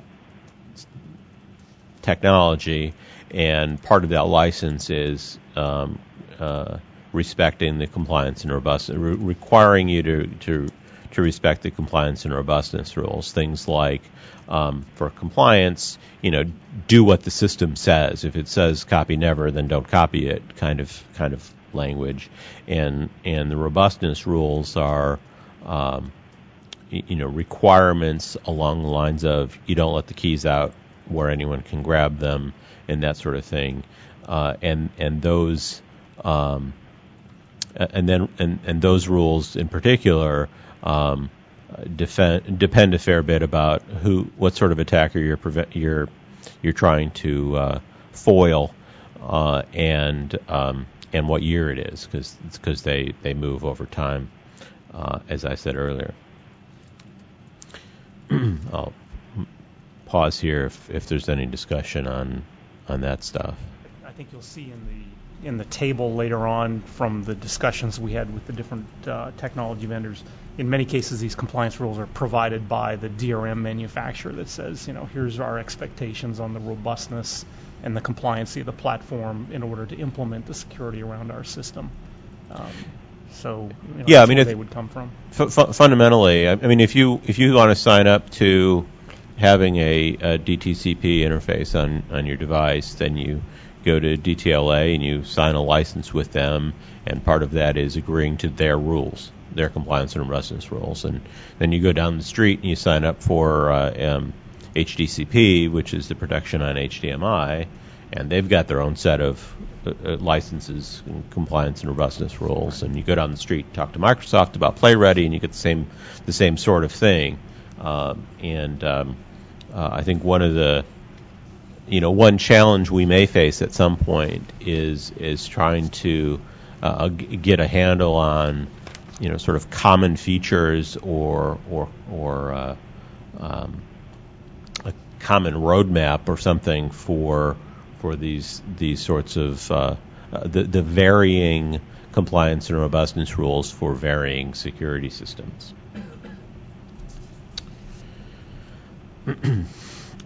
There's some discussion here on page 9 about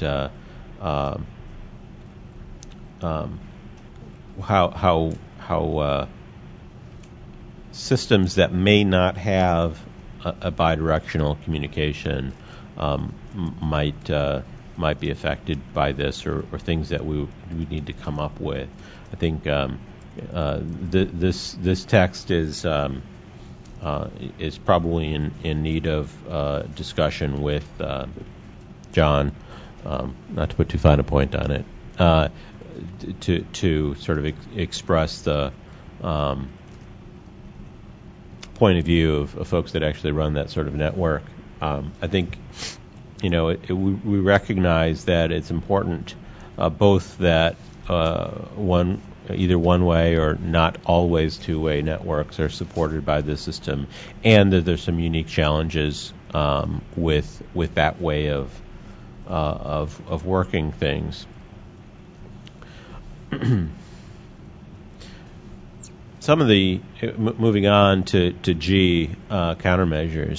Some of the things that have been traditionally part of CA systems are built-in ways to react to compromises.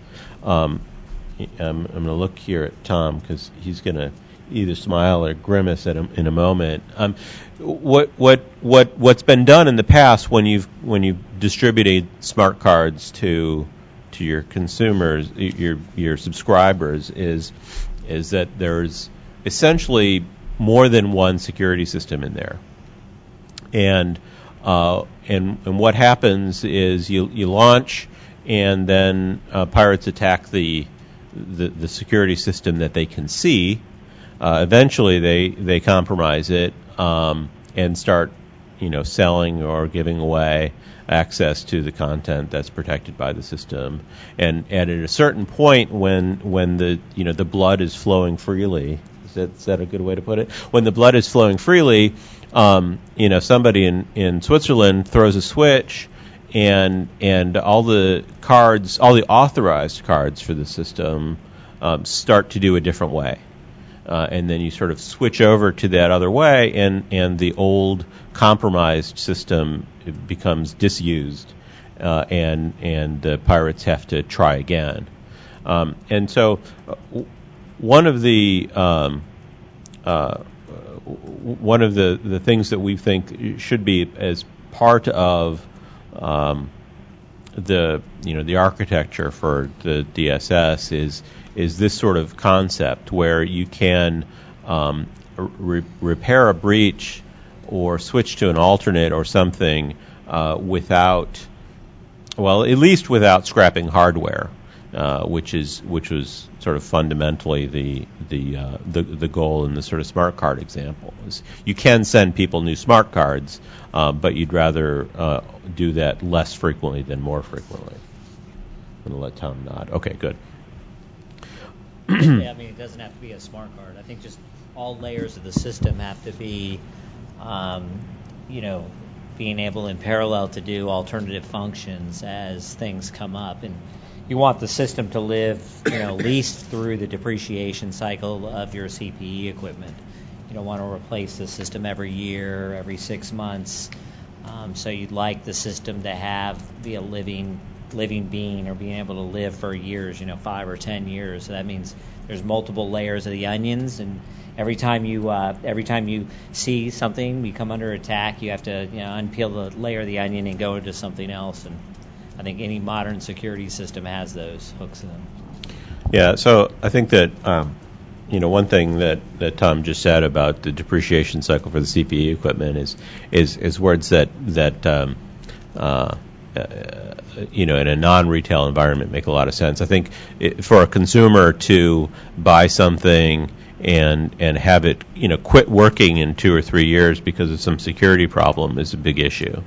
I think part of the advantage to a downloadable security system such as what we're talking about is in at least some ways, and cross my fingers, that this is really much less hard than it has been in the past, because if there is some sort of compromise, at least for a certain class of compromises, it can be cured with more software. You just download a different thing. Which it's hard to download a smart card, but it's maybe easier to download some software. I'll pause for a moment. Oh, hi, John. Worker 3 study, for example, the AACS system, which I think is an example of a system that tries to keep up by having new algorithms, new software for Blu-ray disc protection? I don't think we've heard from AACS. Okay. But like I said, I don't think that trying to keep ahead of the pirates is anything unique to AACS for sure. Yeah. Okay.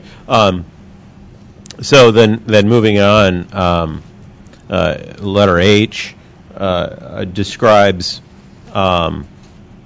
as sort of how the testing regime needs to work. One of the more important business needs around this is that the testing, whatever testing and certification there is for devices and systems, it should be at least possible, if not ensured, that more than one party can do that testing, number one, and to the extent feasible,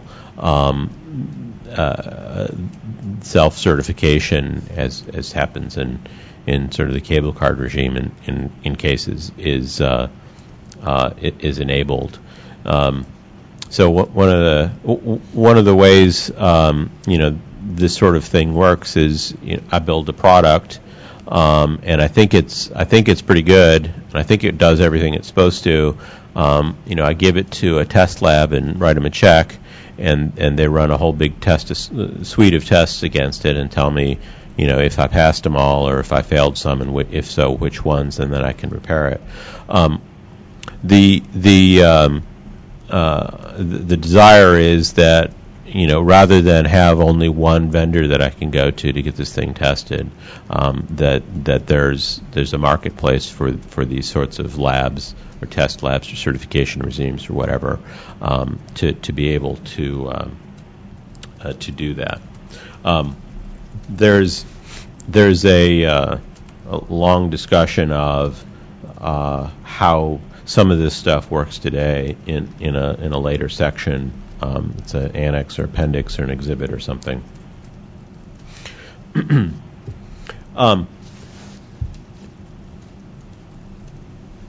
Now I'll pause again, because in the cable card sort of regime, the single tester is Cable Labs. All right, so then moving on, letter I, if with multiple vendors and multiple MVPDs, there needs to be some kind of mechanism for somebody to have either a library of keys or a way for those that issue keys or credentials to sort of exchange them. For example, if I have a device that was originally built by Amazon and certified by A, and then I pack up and move to a Cox network, and I try to activate that device on the Cox network, that somehow there's a mechanism for Cox to learn that my device has been tested by A, and here's the secret numbers or whatever details that Cox needs to be able to both assure that the device is a trusted one, and and make it operate. That sounds simple, but there's as expect. I mean, it's not unusual that with security. I mean, the details about how this stuff is passed around and making sure that only folks that that are really trusted get this stuff, because that can be, if it's done improperly, that can be a real hole to inject. Be able to sort of certify devices that shouldn't have been certified if I can inject information that this device is certified when it's not. So there's lots of detail there, and I expect in a back end sense that's one of the bigger issues that needs to be overcome in the sort of system we're describing.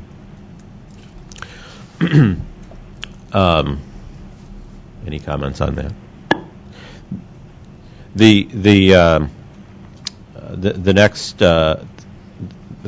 topic is letter J. We talked about this briefly a little bit. One of the needs for the system, maybe it's almost a corner case, but I think it'll grow over time. Is that devices need to be able to support more than one MVPD at a time.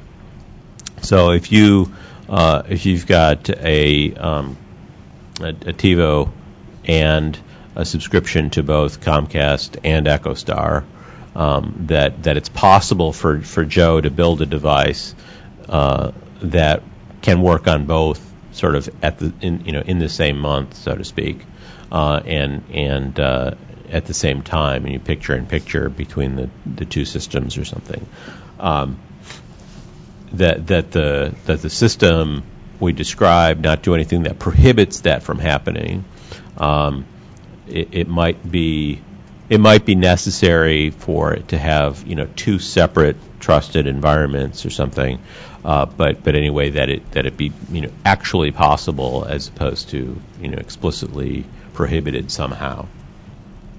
And I'm not sure if it's here or where.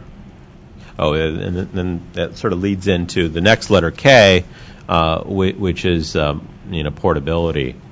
That when I move from one region to another, or one MVPD to another, I switch from Comcast to DirecTV. That I don't have to buy new devices. That we can switch them to the other MVPD. Matt, looks like. Yeah. Can I just winding back a little bit in J? I'm kind of curious how, what function the apps serve to facilitate this sort of multi-context mechanism. I mean, because presumably we're talking about applications like, in iOS or Android or some high-level application, right? So that seems to be sort of above the security layer. Yeah, I think that's certainly a good point. This bulleted list is much more, here's some ways that that you could build a device that simultaneously does more than one provider, and not a prescriptive list. So if there are two MVPDs that both have, both make a VidiPath service available, then if I have a VidiPath device, then it's sort of built into the system that I can switch back and forth between them, and I think it's similar on apps or web apps, and maybe somebody that is the source of this text can elaborate on what was envisioned there. I think the point that you're trying to make is the DRM or the DCAS system shouldn't assume that there's only one video transport into the home, and how entitlements are managed needs to be done in a way that's consistent with that, right? Because otherwise it's not really a working group. Otherwise it becomes control plane, and that's really a working group 4 topic, not a working group 3 topic, right? Yeah, I think that was the reason we had it here. The existing architecture, if you will, today doesn't support this or doesn't assume this. So we wanted to make sure whatever we come up with now. I'm not sure that's really true. There are devices out there today that could take cable card input and DVB input and over the air and fuse them. Right. I guess we had a tough time coming up with one that connected to both a Charter network and a Verizon network or something like that simultaneously today. Yeah, I mean, so. Yeah, there are. With cable card, you can do that today, but you have to physically separate the cables. And I know in some cases, Jay and I were just talking about this, that some cable operators require a DOCSIS path to that operator to validate the video playback, even if the consumer doesn't have internet from the operator. You have to install basically a cable modem for the video system to work, right? Properly. So there are implications of how you manage this, but I think it's mostly about entitlements. I don't think it's really about control plane. Well, it's also about compliance and robustness rules, and there's a pile of things that you could do to make this impossible. That is to prohibit this sort of thing, and I don't know that I could name a system that doesn't allow this, or a product that does do this today. But what was important is that we write it down as a feature of the system that we need, right? Okay. What may help to distinguish is just to say that, in some sense, what you're trying to get at is there may be maybe multiple subscribed streams that are coming in, whether you think of it as to one security system that has some internal separation between the two, or whether you think of it as to two different security systems. And then exiting there, they go out, whether it's to one third-party UI or whether it's to two separate MVPD UIs. And that may help establish the boundary between what Working Group 3 is talking about and what Working Group 4 is talking about. The confusion here seems to come in that you're talking about the UI, where in some sense there's a separation between what the UI does and what the security module does. So again, identifying that when it leaves the security system, that then it goes to the UI or UIs plural may help establish and get rid of some of this confusion. Yeah, I think that I think that with some clarity about separating control planes from a secure data plane and trying to scrub some of the control plane stuff out of here is would probably be helpful. I guess I don't understand the issue exactly. I mean, we're simply saying the system shouldn't prohibit this. That's all it's saying. So no, I think the confusion may have. Sorry, the confusion may have just come in interpreting did the first three bullets mean to include or be different than the last bullet. That may be purely just a matter of some people may have read it as that you were somehow implying something about the UI solution. Whereas I think I'm reading it as the fourth bullet was meant to be a different option than the first three. We just want to give examples of it's not a technical infeasibility. It can be done. Right? So, yeah. Okay, so then past K, then we move on to a section that's titled Performance Objectives, but the text we have is rough, and it's not clear how to write this stuff or what exactly should be here. I mean, fundamentally, what I think we intended when we started on this on the outline and put performance objectives in here is that it is either things like what's highlighted here, where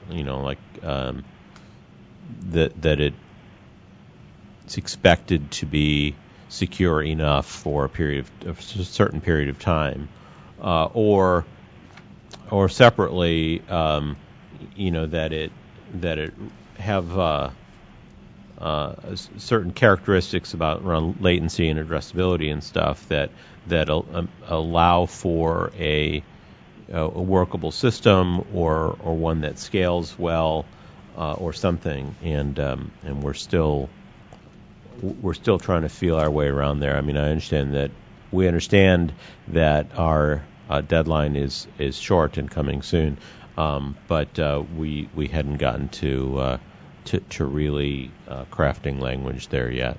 Right? So if you look at the diversity of solutions and technologies available today, the day session we went through, we had a tough time gleaning a set of performance metrics that we would specify that would govern our recommendation. It was and John, you can give an example probably from a DBS perspective maybe. But yeah, sure. I don't want to take the time here in the overview, but when you guys get into looking at performance objectives, I can speak in a fair amount of detail about the performance objectives that have to be met on a nationwide broadcast system with 25 or 30 million devices that are managed by the system. So we've got this is a critical function for the security systems that Dish and DirecTV both use today. And when you get there, or let me know and I can come in and provide some expert information, at least for the DBS systems. I can also speak a little bit towards the design of the Sling TV over-the-top system, if that matters. Yeah, I mean, I think that the problem of scaling to 20 or 50 million subscribers is more a function. Maybe I'm wrong, but more a function of how the CA system addresses devices, and less how the downloadable security system enables the CA to do that. Depending on how you design it. Again, let's. Okay. There's some things that I. Anyway, absolutely, we need to be able to. Whatever we come up with needs to be able to work where you've got a real segmented, narrow network where you can address only the devices on a node, and a much less segmented thing like you can cover, the continental U.S. or maybe spot beams with millions of subscribers in one pipe. Sure, we absolutely need to be able to deal with those situations. And sort of, I mean, this sort of discussion sort of persists, and there's like a little ABC around this that again, we need to work on language. And then and then there's this section 4. What is described as the technical standards. What we've done here is sort of describe, list in these tables over the next handful of pages for security, networking, encoding, and some other things. Some standards that are sort of in that space, and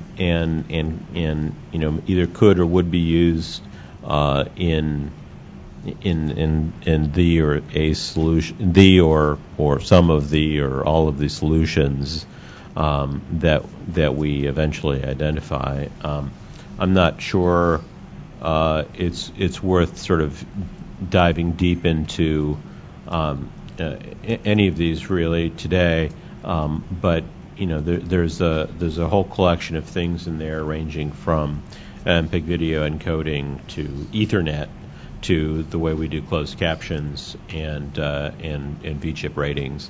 All of these things are sort of important to have wrapped up in the system for products to work. But a lot of it is the existing building blocks or existing feature needs that we have to be built into the system.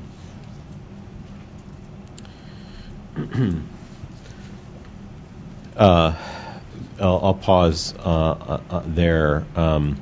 The technical standards stuff. Hi, Joe. Yeah, Adam. I guess, as you had said, the technical standards list we have are all about Cypher's core elements, but there really is a dearth of anything in terms of a downloadable conditional access standard set. Would you say that's correct? That we found no such standards? Well, there's excuse me.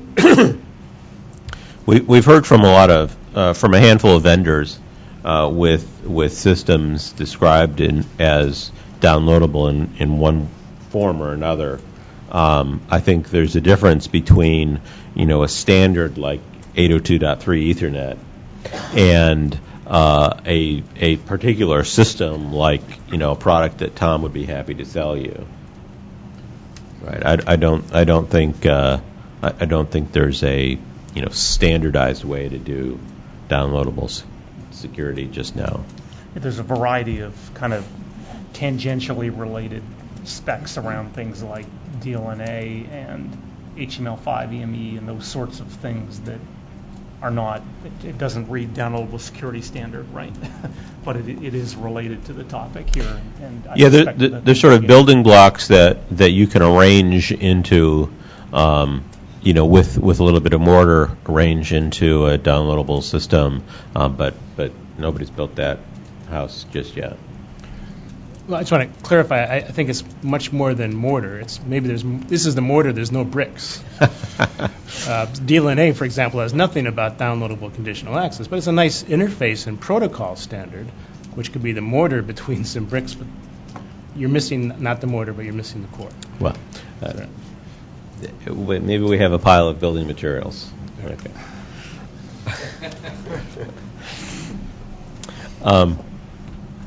Anything else on that? No? Okay. Actually, EME just got mentioned, but I don't see EME on your list. It is. I think it's there somewhere. It's right above.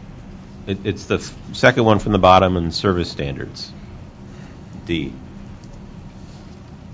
Didn't go that far. Thank you. You should have read every one of them, Adam. I should have. I'm lucky I had just glanced at that particular one. And then moving on, we have this in I guess it's number 5, like 2B5, a bulleted list of these are the sorts of devices that we want to consider, and I think that it would be strange if we developed a system here in this process that said, to make a really silly example, DVRs not supported, completely not. We're not going to do DVRs anymore. That would be a really silly result of our process and one that wouldn't work very far. But so this set of list of things are. I think devices that we need to think about and understand how each of these different sorts of devices would work in the sort of system that we're describing.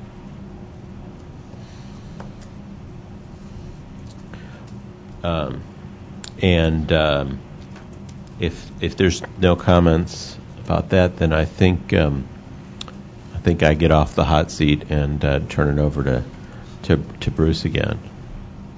Okay. Thank you. So we have 2 sections left to go through. I'll guarantee we get done by 11:30, which I think is our hard stop.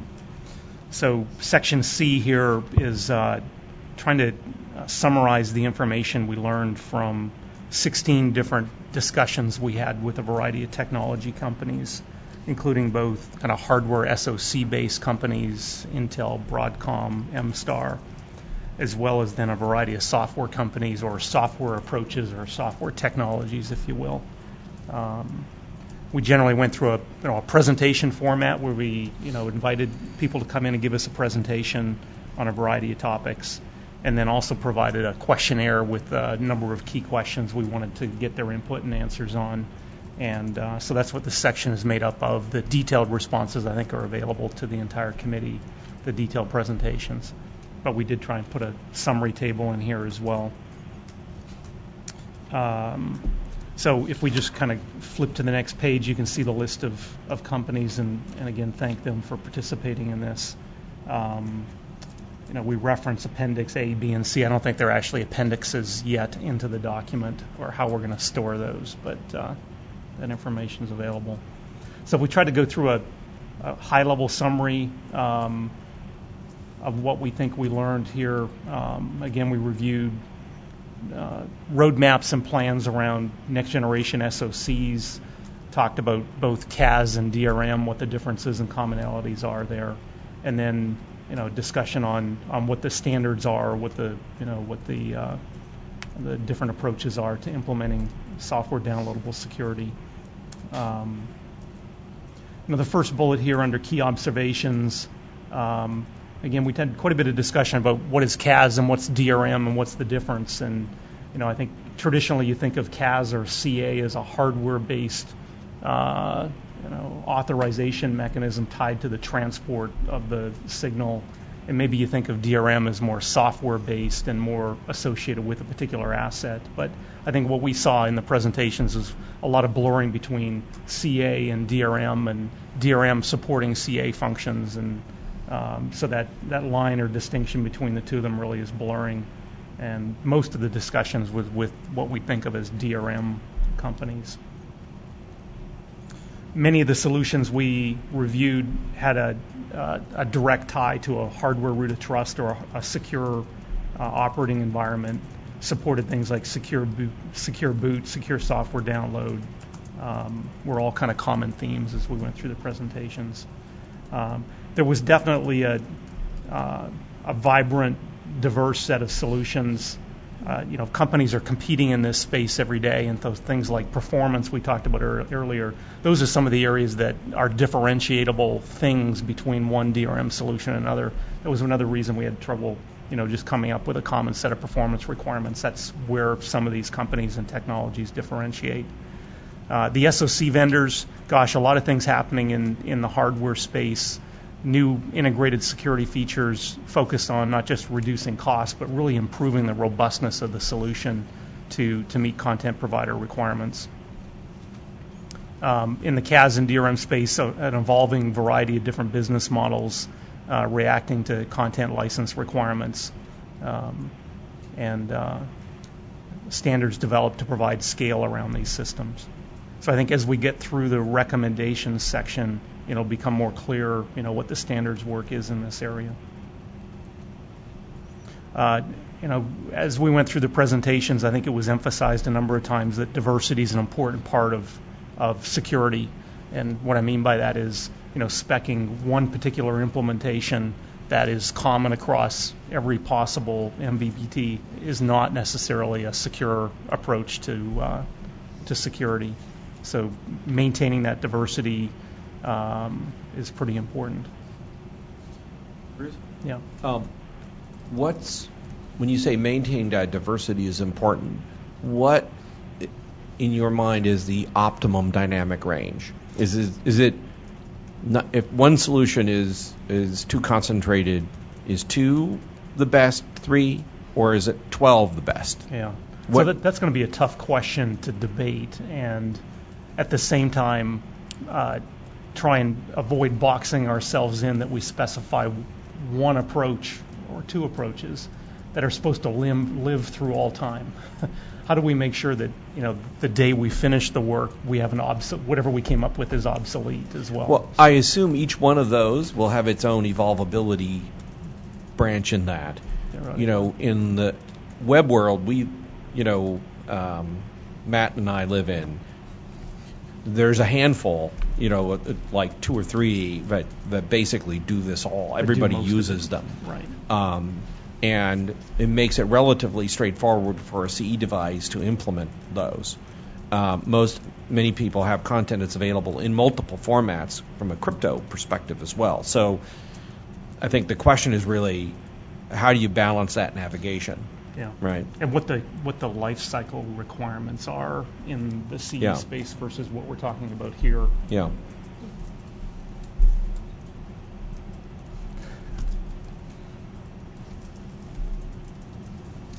Yeah. I think the implication is if you had like 1 per MVPD, that's a little excessive. That's maybe too many. That might be too many, Okay. and it might be hard for CE devices to actually implement that model. Yeah. It's a discussion we should come back to after going through the Working Group 4 report, I think. As we get through the use cases and then some of the recommendation piece. I think coming back to that later today would be helpful. So, as we think about the working group 3 recommendations that we've got to do over the next 30 days. How do we tie that to some of the work that's happened in working group 4? So to get focused on it. Let me just finish the section here. Strong recommendations, just about every presenter, about avoiding a technology mandate. Again, a specific thou shalt, here's how you're going to do it, was a big topic. All right, a number of common specs that came up in the discussion, the working group sessions that we had. You can see listed more emphasis around EME here, HTML5, RView, etc. So the next, dozen pages is meant to take that survey that we sent out and then summarize the responses in, very, very brief format. There's a written response from many of the technology companies. I wasn't actually going to go through this in detail. Happy to do it if you'd like me to, but because I'm prepared to. But it goes through things. If you look at the second page, talks about, do you provide watermarking, fingerprinting, user authentication, those sorts of capabilities within your product or your technology that you're describing? And so you can see a summary of different capabilities, different support levels. Flip to the next page. There's a question about content services that you support: live streams, file-based VOD, progressive download rental. Some of the questions we talked about earlier. Again, quite a comprehensive perspective on support of those types of functions. That are they part of the security system or part of the ecosystem? I don't know, but what we've seen is a lot of the DRM companies have built some of these capabilities into their service offering. Questions on API support, downloadability, those sorts of topics. So again, unless there's specific comments that people have had as I'm sure everyone's gone through and read the entire document. So let me flip forward. Okay, I just would ask a point of clarity. The Broadcom line there, I don't believe Broadcom makes a CAS. Which one are you looking at? In your survey questions, right? All of these are CAS systems, but I don't believe Broadcom actually. It's the one that doesn't belong here, right? Yeah. So I meant to comment on that earlier. So we talked to 16 different companies, or 16. I shouldn't even say different companies. 16 different topics we touched on. Some of them were companies. Some of them were a discussion on HTML5, as an example. Where it made sense to send out a survey and get thoughts and a response, we did. Broadcom was one of them that responded, which was great. I think we have a response from Intel that we'll include in the matrix now as well. Okay. So, yeah, sorry, it's a bit of a hodgepodge, if you will. Okay. Yeah. Anybody that would answer our questions, we sent the survey. Okay, that's fine. Okay, so the last section I think we'll cover today is on threat models. This is a basic description of the type of threats that we would be considering as in scope that we're trying to address. There's actually a section that talks about stuff that's outside of scope, just at a high level. And again, this is probably a relatively superficial perspective on this topic. You talk to security companies, and this is what they do for a living. So there's a lot more behind this. But at a real high level, we try to describe the type of threats that we're trying to protect. We talked about the level of sophistication or the level of tools that would be available to a hacker, from a very low threshold, widely available tools anybody could get access to and play around with, through to very highly sophisticated tools, electron microscopes looking at traces on the boards, looking at the underside of the die, et cetera, as part of their attack. And then the type of investment or the amount of power, sophistication that they would have coming at the problem, from very basic, you're on your home computer, through to a level of an attacker that is actually an insider, inside the network, has proprietary access into the security systems, those types of threats. And I think what we're recommending is we focus on a highly sophisticated set of tools, well capitalized type threat, but not an insider type threat model, level 1 as opposed to a level 2 is what we're talking about for the robustness level that we're looking for. open to feedback on that, but I think that's where the consensus we came with. So if somebody's sitting inside the MVPD building or the OVP building and getting access to the keys, somebody's at the programming station in the factory and has access to the keys in the silicon. We're not trying to get at that problem with this solution. Okay. Is it from your experience, is it the case that some MVPDs implement solutions that actually deal with the level 0 threat, the insider level threat? 2 threat. I think they're level 2. Sorry? Level 2, you got the. Yeah. No, sorry, level. Yes, inside. Yes, sorry, level 2. So, open to other comments here. You know, my perspective, I guess, is it's handled either through contracts and obligations around who indemnifies who, and it's addressed. No, but from a types of technical threats, perspective. right. So the answer is no. I think. Right. I think that's right. Yeah. It is handled indirectly through the handling of keys and the method of distribution. That whole ecosystem that I talked about, right? There's a lot of stuff that goes into protection there. Actually, there are some level 2 threats that DISH manages today.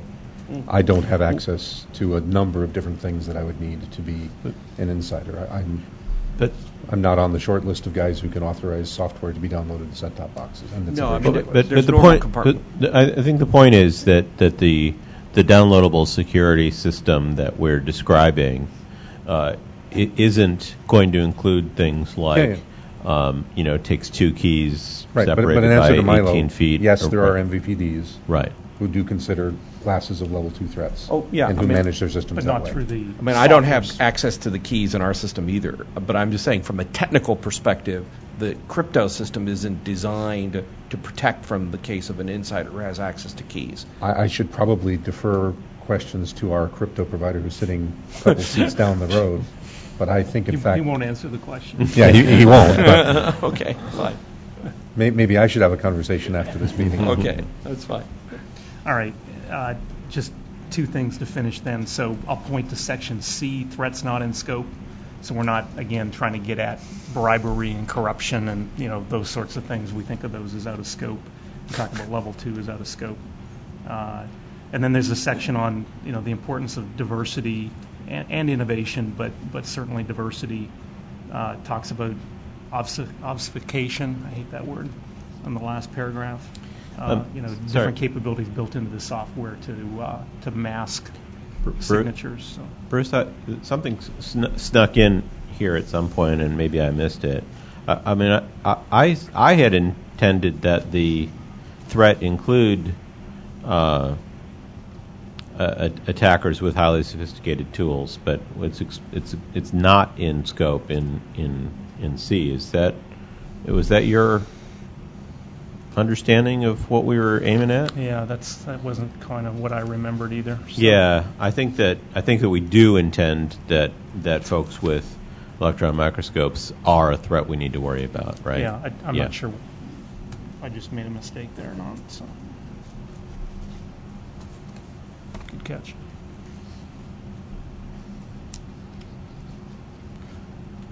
Okay, with that. We have 4 minutes left for additional questions. So I think it would be useful to get a sense, if you could spend just a couple of minutes talking about what Working Group 3 is going to be focusing on between now and the August meeting.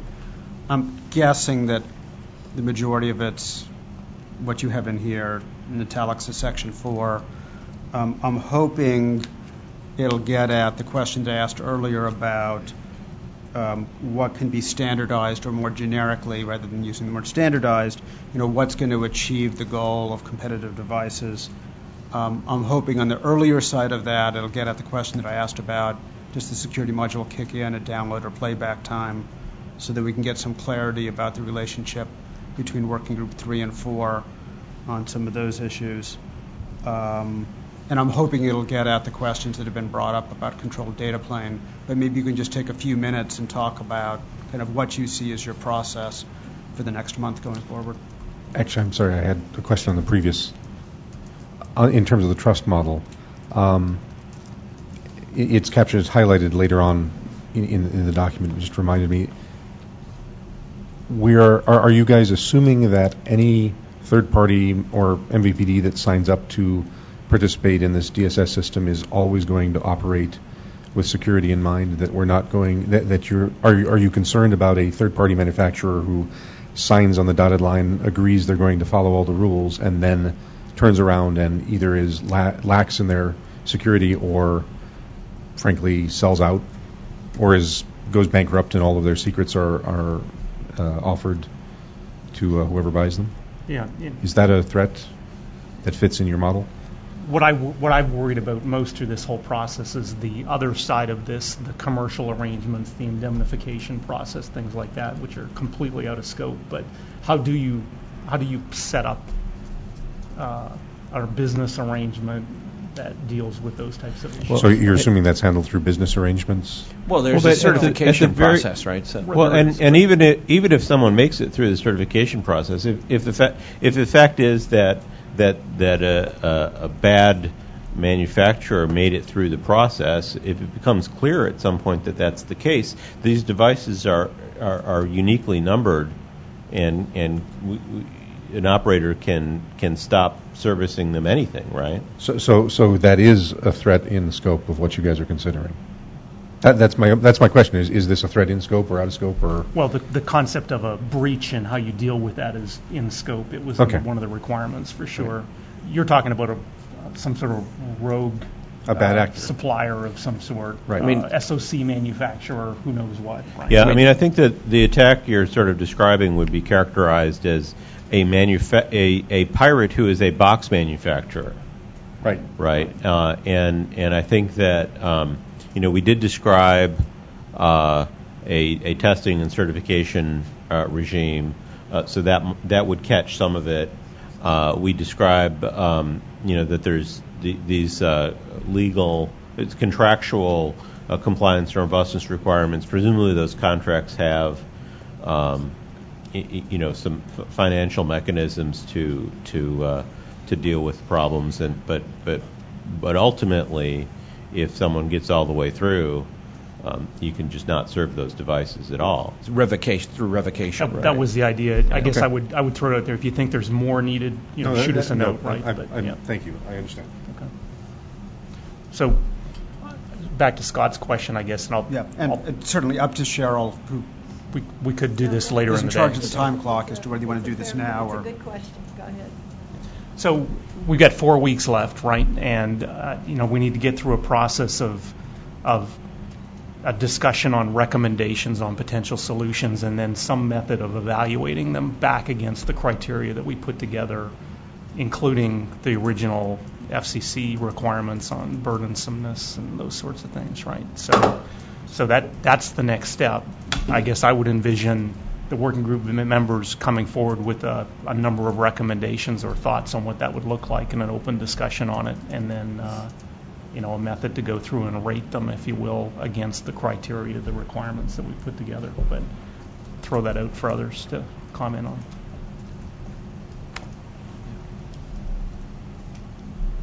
I guess having read the Working Group 4 report, it would be ideal if there was some alignment between some of the ideas coming out of that report and what we come out of.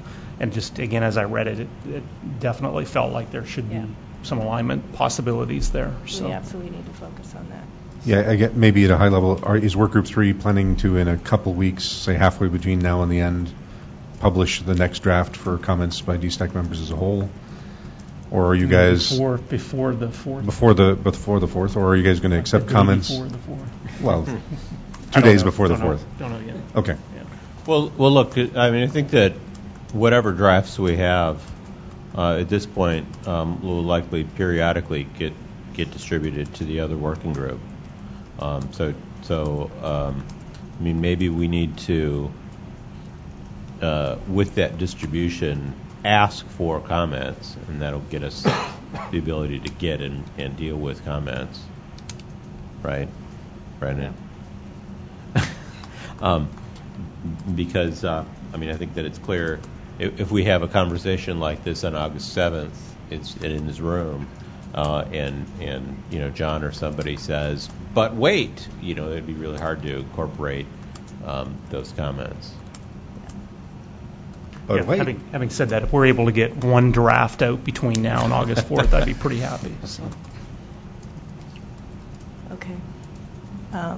Maybe we can continue this afternoon when we're talking about overlap. I think we need a more formal process for how we're going to deal with the next month. John, is Brant on the phone? Brent, you're still on the phone, correct? Yeah, hi. Howdy. Yeah, I've been listening in, with great interest. Okay. So I infer then we are moving the agenda forwards as per our schedule. You were moving per schedule. All right. Yeah. So Brant Candelora of Sony and myself are the two co-editors of Workgroup 4's efforts. We've shared a draft version 5 out with the DSTAC members. I understand that's been distributed. I wish I had taken the time to ask Brad Love if he's going to be ready to talk about the system proposal that he made. I'll do that right now. Brad, do you want to cover that part when we get there, or do you want me to talk about yours? I can cover it whenever we get there. Okay, great. I'm not going to, in contrast to the Workgroup 3 report we just heard, I'm not going to go through every page of what we've done. A lot of the information that's here is factual. It is intended to be referred to in parts that we will talk about. So I'll quickly describe what's in the sections and kind of gloss over the main bits. The parts that I do want to address include the use cases, where I think we're going to need, and that it becomes a touch point for Workgroup 4 and Workgroup 3. Already I've started taking some notes there, and Andrea Avila was the collector and generator of the document that was merged into here, so I'm going to ask her to talk about use cases at a fairly high level. We would like to get feedback from Workgroup 3 from all the DSTAC members on what we're missing in use cases, and I can already tell we missed something from the discussion earlier, and I'll point that out when we get there in terms of installation. Then the two system proposals we have in hand, one authored by Brad Love, who, as we just heard, is going to walk us through their system proposal for user interface controlled by third-party devices, and then the second system proposal, which is the MVPD-controlled user interface, I'll touch on as well. The document is very much a work in progress. I've already got a list of edits. I think Brand has been working on making some changes and moving some sections of the information around. So what you see in your hands today will make more sense as we continue. And then lastly, I'll talk about what remains to be done and how we intend to go through some analysis, use those use cases in the context of the systems that are proposed to understand that what we have in hand is actually a workable system that can meet the needs. I look forward to our discussion this afternoon about Workgroup 3, Workgroup 4 interfaces, because we've got some points called out in the Workgroup 4 draft that we already knew there are a couple things we're going to ask Workgroup 3 about, or the DSTAC members as a whole about. So if we don't get to those in line this morning, I'm sure it'll come up during the joint session. They're actually marked with, I think, F2F in the comment section of the draft to call attention. So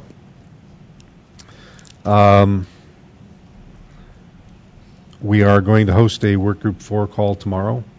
We'll be right back into it the day after our face-to-face. Brant and I are working to get drafts out fairly fast turnaround to the Workgroup 4 members so that during the calls we're able to address the comments that are received or the changes and agree as a working group that changes make sense or need to be reworded or should be done someplace else. So the pass that's been made through this document so far is, as you can see, there's a lot of very trivial capitalization things that have not yet even been accepted. Those things will happen very soon. Joe? I'm sorry, yes, go ahead, Adam. I wonder if you could maybe take a moment and describe the difference between the text produced by Workgroup 4 and the text produced by Workgroup 2. There seems to be, it seems to be a lot of the same stuff, is it not? So we actually deleted in versus the version 4 draft, I think, which some folks saw. We deleted everything that we identified as strictly duplicative. There is information that is in this draft that was not in the Workgroup 2's draft report, things like the details of the satellite delivery system. There was a summary in Workgroup 2's report about satellite, but the details, unlike what was done for cable, the details of the satellite system were not present. So sorry, but sorry, the goal of Working Group 2 and the goal of Working Group 4, I think, are fairly different, right? They are. And to the extent that we are going to be able to rely on what Workgroup 2 produced and just refer back to it, I think we're well on the road to doing that. If there is a reference back that this is why we're having the open meeting. If there are places where we ought to be referring back even more to Workgroup 2's output, please let us know, and we'll make those back references. And that'll help trim down the size of this document, absolutely. So, for example, we had a large chunk of text that talked about and recapitulated and repeated a lot of the information that came in the Workgroup 2 report. We spent the first part of our last call agreeing that we would just remove 40 or so pages of recapitulation. So, again, it's not our intent to repeat anything, but only to refer back. If you see that there are sections where we're repeating, we'll fix that. Our next step, and one that's already started up, is a couple of folks have started looking at the document to find the places in this document itself where we're repeating ourselves, where we may be saying things in the MVPD proposal, which came in as a kind of a complete proposal. Large parts of that text should be moved up into the earlier parts of the report, where again it's either recapitulating or describing in more detail, or has maybe additional information that is not already there. Does that? So we're not intending to repeat anything Workgroup 2 did. If we have done so, let us know what we need to fix, or do you? Well, I mean, are there particular sections that? No, nothing exactly that in particular. Okay. Well, then the other thing about the Workgroup 4 report, for example, the table that we've got in Section 1 is looking at the device side. Workgroup 2's focus was on the distribution side. So there's necessarily going to be the touch of devices run on a distribution network. But the table it actually follows nicely, I think, the Workgroup 3 list of devices that Workgroup 3 intends to consider. Looking at that as Workgroup 3 is presenting it, I think we are covering pretty much the same sets of devices. So I think we've got good harmonization between 3 and 4 in terms of the devices we're talking about. Again, if there's things that we're duplicating here that came out of Workgroup 2, let us replace a row with see Workgroup 2 paragraph such and such.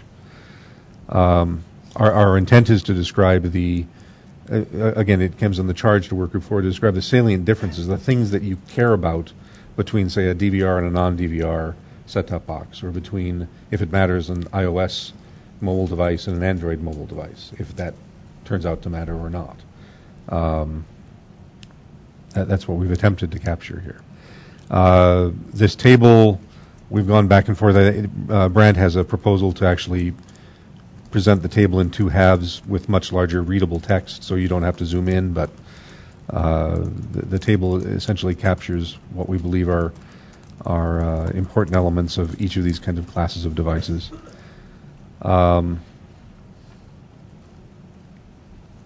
So you may have been looking at the Part 1, Section 2.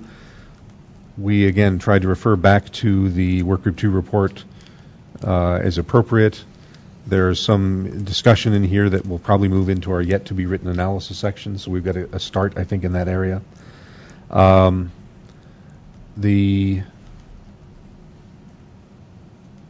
We've got some comments in hand, actually, to delete some more parts of this. We may end up doing so. Moving down on page 18, the discussion of satellite technology and architectures. They were summarized in Workgroup 2, but the details of the unidirectional systems are captured here. They were discussed but not reported out. That may have been because I wasn't in Workgroup 2 and didn't have the input into that report. Maybe this belongs in an appendix. Right now, it sits in this section in the report.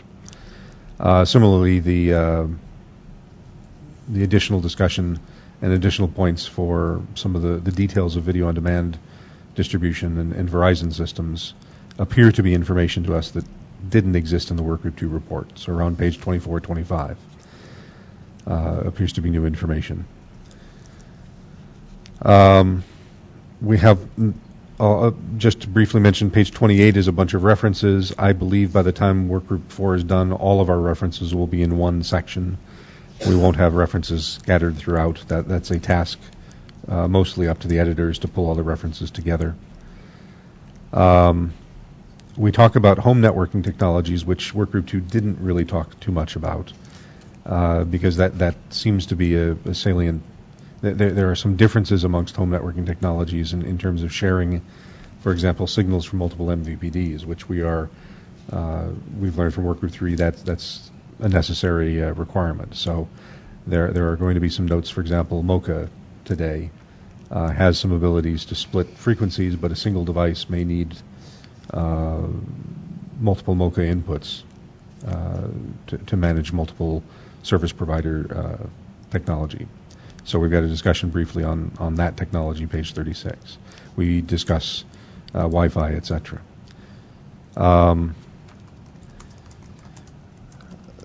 On page 40, we have a section which I think will probably disappear in either the next draft or the one subsequent to it. We looked at use cases kind of from two different ways. I think section 3 will just disappear because the intent of capturing the user experience on particular transport layers actually shows up later on in our other use case section. So as noted, this will disappear. That will renumber all the rest of the sections, unless we decide to make maybe section 3 is our reference section now. So if you're counting on numbers staying the same, stay tuned. I don't believe we're going to be adding any new sections, but we may renumber what follows after section 3 there. Sorry, John? Yes, go ahead. I mean, I understand wanting to describe the environment that the system is existing in, but as I page through this, I'm confused to be reading about the considerations between 802.11n and AC and what Miracast has to do with things and stuff. I mean, I guess, maybe there's no harm in having that stuff in here, but it seems kind of really, really ancillary. It may turn out to be. And at some point, we may have the time to make a pass-through and say, hey, we didn't talk about this section of technology at all. It doesn't matter. Let's let it go. I mentioned MoCA. I happen to understand MoCA fairly well. That actually will matter when we start looking at the Workgroup 3 requirement for multiple services. It may be that 802.11 at a high level, we can say every service provider that provides their service over 802.11 has to either work within the confines of that standard or somehow interoperate or not stomp on each other's signals. I fully would understand if there was some stuff in here about everything's got to go over IP, or here's how IP works, or here's how something like that. But the PHY underneath IP seems rather irrelevant if there's enough bandwidth to do it right, for example. And there may not be enough bandwidth on some of these PHYs. Well, okay, but whatever. That's not a problem for us, is it? I think. Well, it's not a problem for the security side, which is Workgroup 3. Workgroup 4, unfortunately, is supposed to discuss the salient differences for everything that's not security. So I think we have had multiple conversations in Working Group 4 about this issue of it's sort of what's the demarc, right? In other words, I think many service providers view the in-home network as their responsibility, and therefore delivering through the home network is the responsibility, and therefore we have to think through all these things. Another viewpoint would be to say, once it hands off IP in the home, the CE infrastructure in the home is responsible for delivering stuff, and if it works, great. If it doesn't, well, that's a consumer's choice. I think many of the MVPDs are very concerned about that yielding field service calls. You talk about this a lot, but at some point there's the question of, where does this? What's the service demarc? Where's the responsibility end? And in a world where you have a proliferation of devices in the home, the question is the MVPD actually trying to manage all that, right, or is that really not the right place to look at it? And I think we have different viewpoints in the committee, and that's reflected is why there's some of this is here, right? So if you're that's absolutely right, Milo. If your basic service call starts off with "Help me, I can't see TV," that leaves a very wide range of possible faults to track down, and that's the kind of call that every MVPD takes on a daily, if not hourly, minute by minute basis. Help me, I don't see a picture, right? And so as we look at all of the non-security aspects that we ought to be considering for third-party devices, at some point in time, I suspect Joe has gotten a call for a customer with Dish Network service. There's no guarantees that the TiVo devices will work at all on Dish, but I suspect at some point TiVo has heard from a Dish customer about problems that could only be solved by Dish, and vice versa is true as well. So and Milo's exactly right. We've got to figure out where the demarc is, but right now you're looking at the wide-angle lens of everything we've got in hand. By the time we are done, by the time August 4th rolls around, many of these points will be reworded. Many of these points may be missing. Many of these points may be expanded. I don't know yet. That's why we're having a call tomorrow. So here is our draft. Yeah, this is Brant. To Adam's point, we were trying to be inclusive. There's been no hard decisions made. Home networking and the way many MVPDs are delivering content into the home network, could very well be a solution, that could address some of the goals of the DStack. It's a way of adaptation and all that. So we're the means and ways that content get into the home network, I think it is appropriate to include here. Now it may be like a subsection, it might not, be a main point on its own. But the fact that you're not reliant on MoCA. You can go Wi-Fi. You can go, you could use like a Miracast type of approach. You could use, to directly throw content to a rendering device. So I think it's just all very illustrative, but it does create it's a complex system here. It's just illustrating the many components.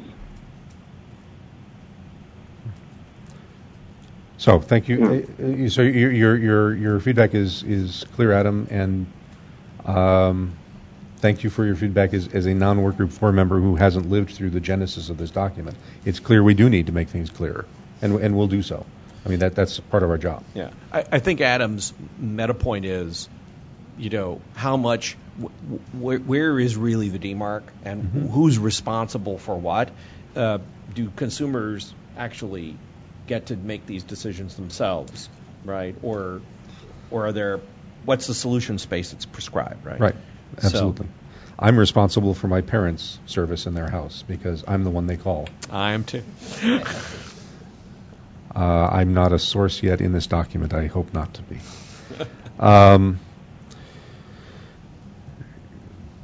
Again, going further, we also received from Google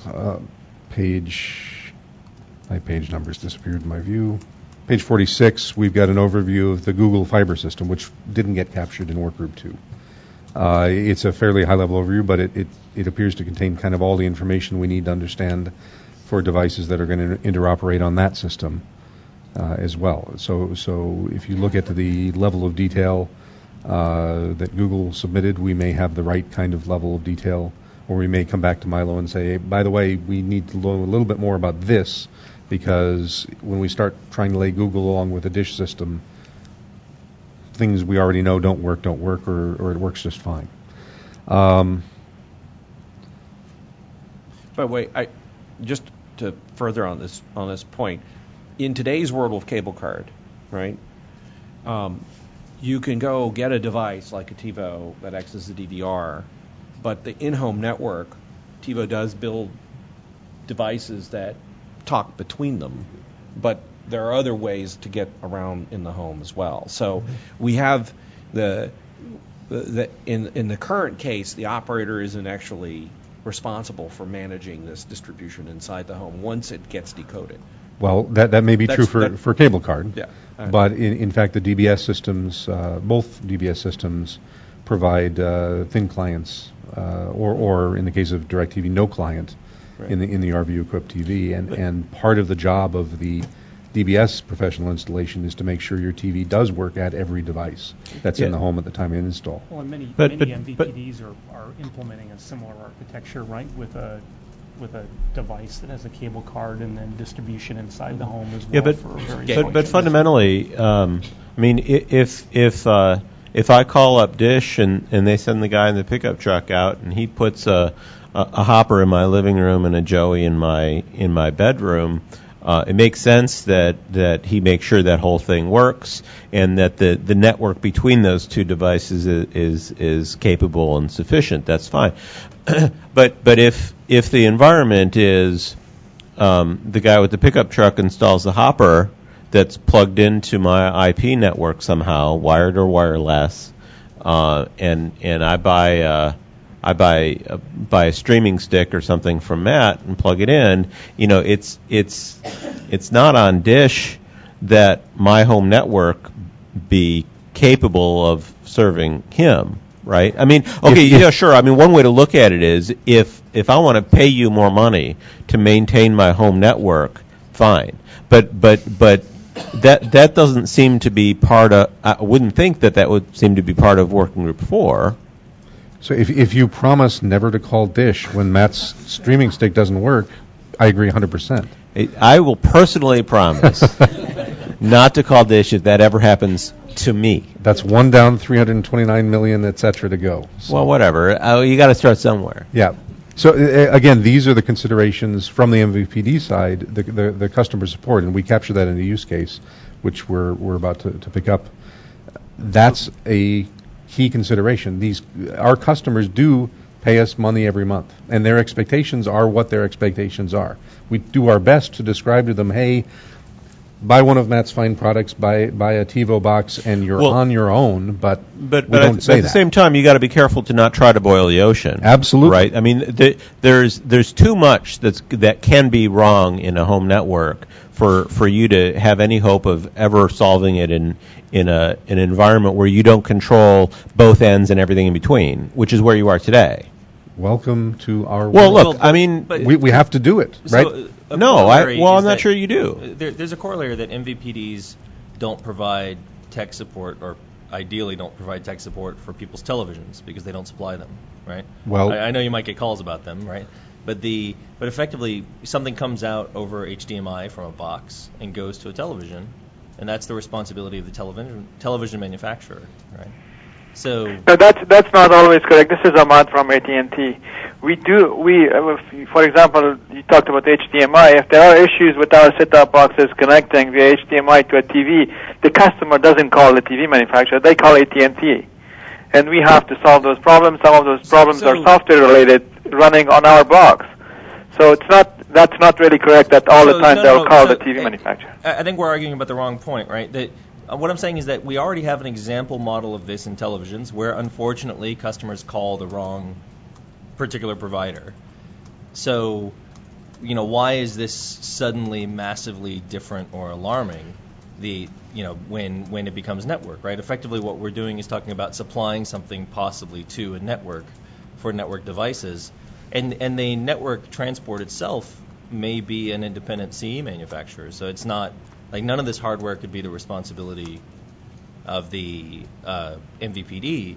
So I think it's what we're talking about more is about setting expectations rather, to address this rather than trying to sort of fundamentally control end-to-end things that aren't provided by MVPDs. That seems like an intractable problem. Sure. So if we can get big, bold letters on the FCC's homepage, DSTAC doesn't solve your home network problems, don't call your MVPD. Yeah, you call if we your get nephew, those right? red letters, that's still not going to solve the customers who do call the MVPD. So people, look, I'm not going to say that that there isn't a cost to the provider when a consumer calls them up and says, this thing that you have no control over is broken, or help me with this thing you have no control over. I don't doubt that there's some cost when that happens.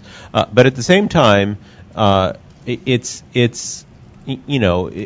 if the problem is at the TV, not at the set-top box connected by HDMI, to use Matt's example. I mean, if I call Comcast and say my Sharp TV is showing weird things on the screen, and he's going to do enough diagnosis to say it's not my problem and you should call the other guy, and that's the appropriate thing. I mean, there's no doubt that a home network is more complicated than the old way of doing things. But at the same time, the home network is complicated, and you can't expect, I don't think I can expect a service provider, my MVPD service provider, to want to have, and personally I'm not going to give him control over my home network. And for you, that's the right solution, Adam. For my parents, sadly, it's not. When the Dish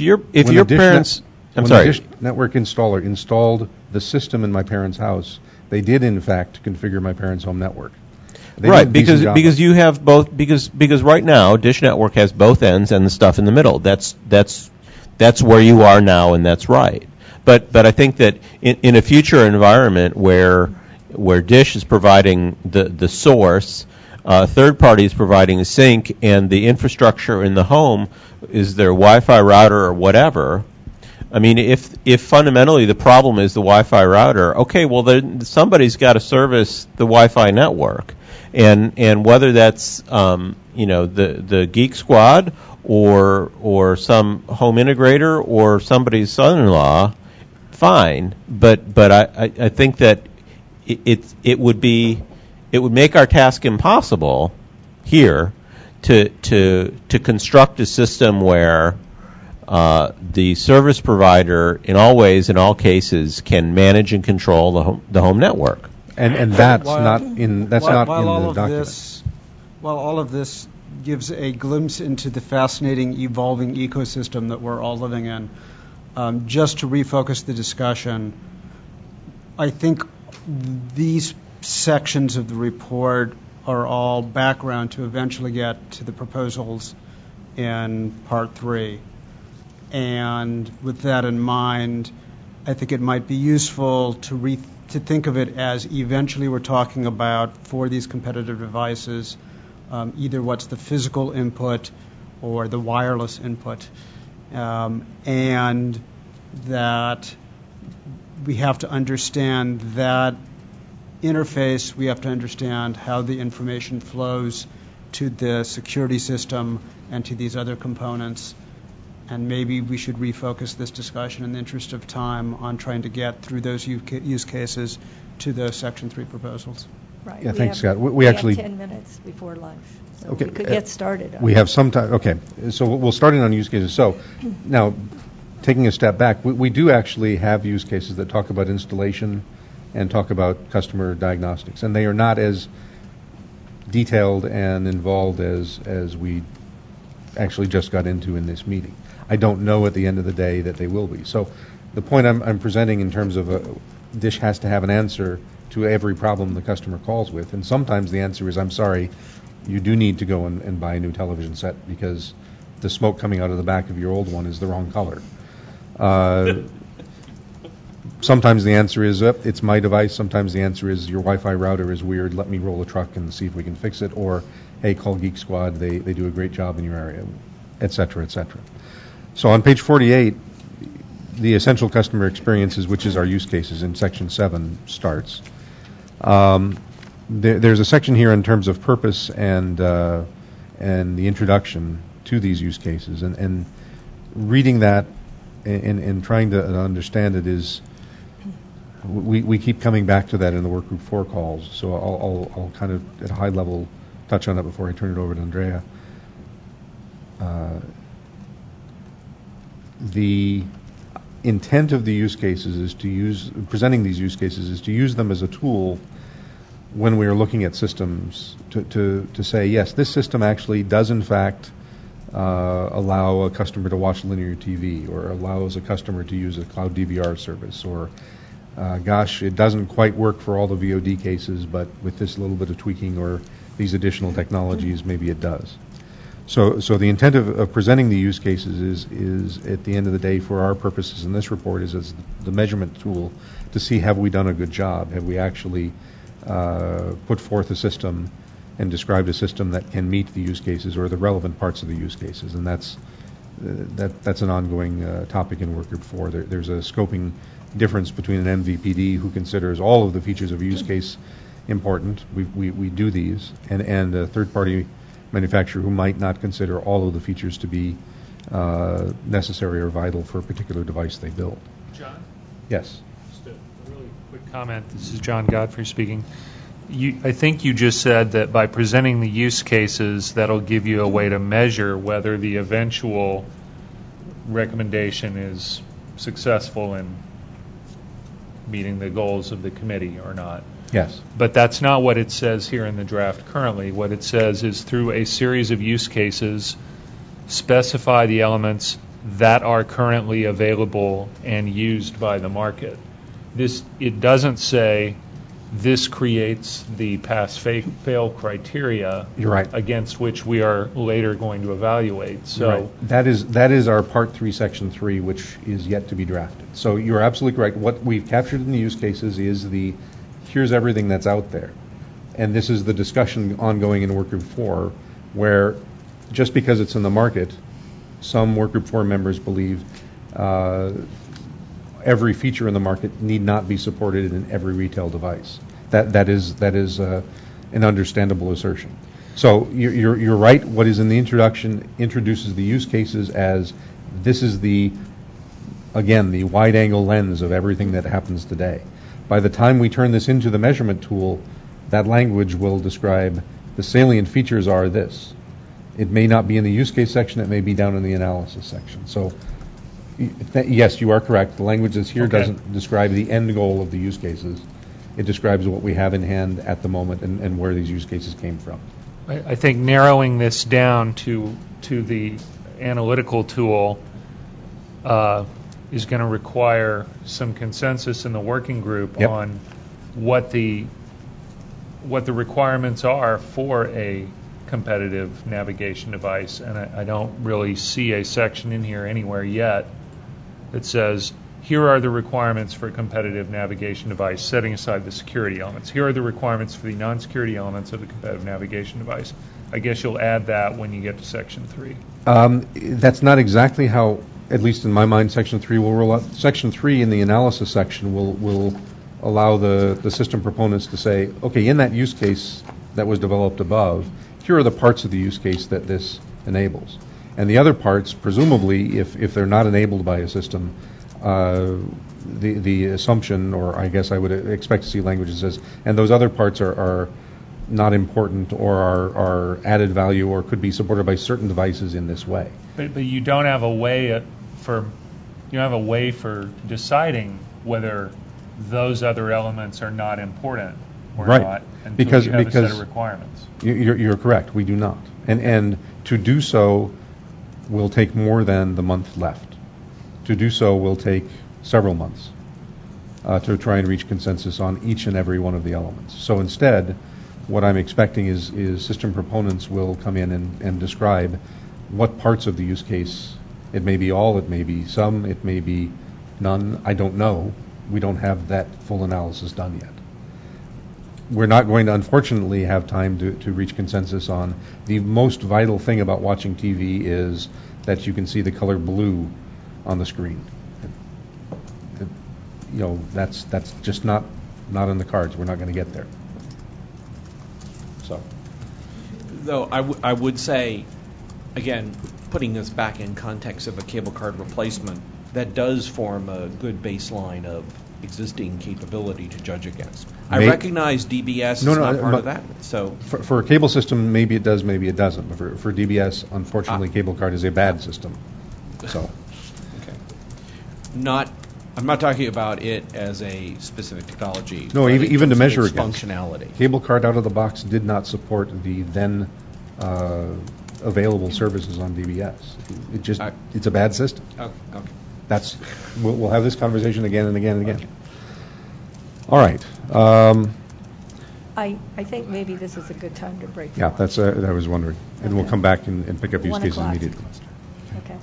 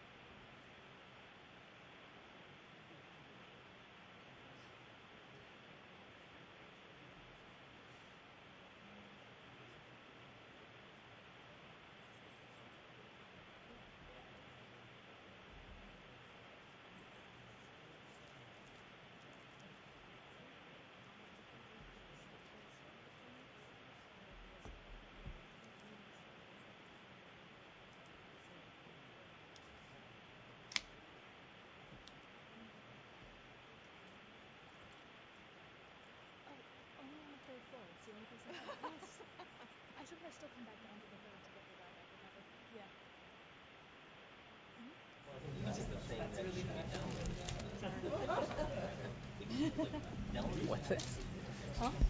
Diet Dr. Pepper in the third. Okay, are we ready to start? John?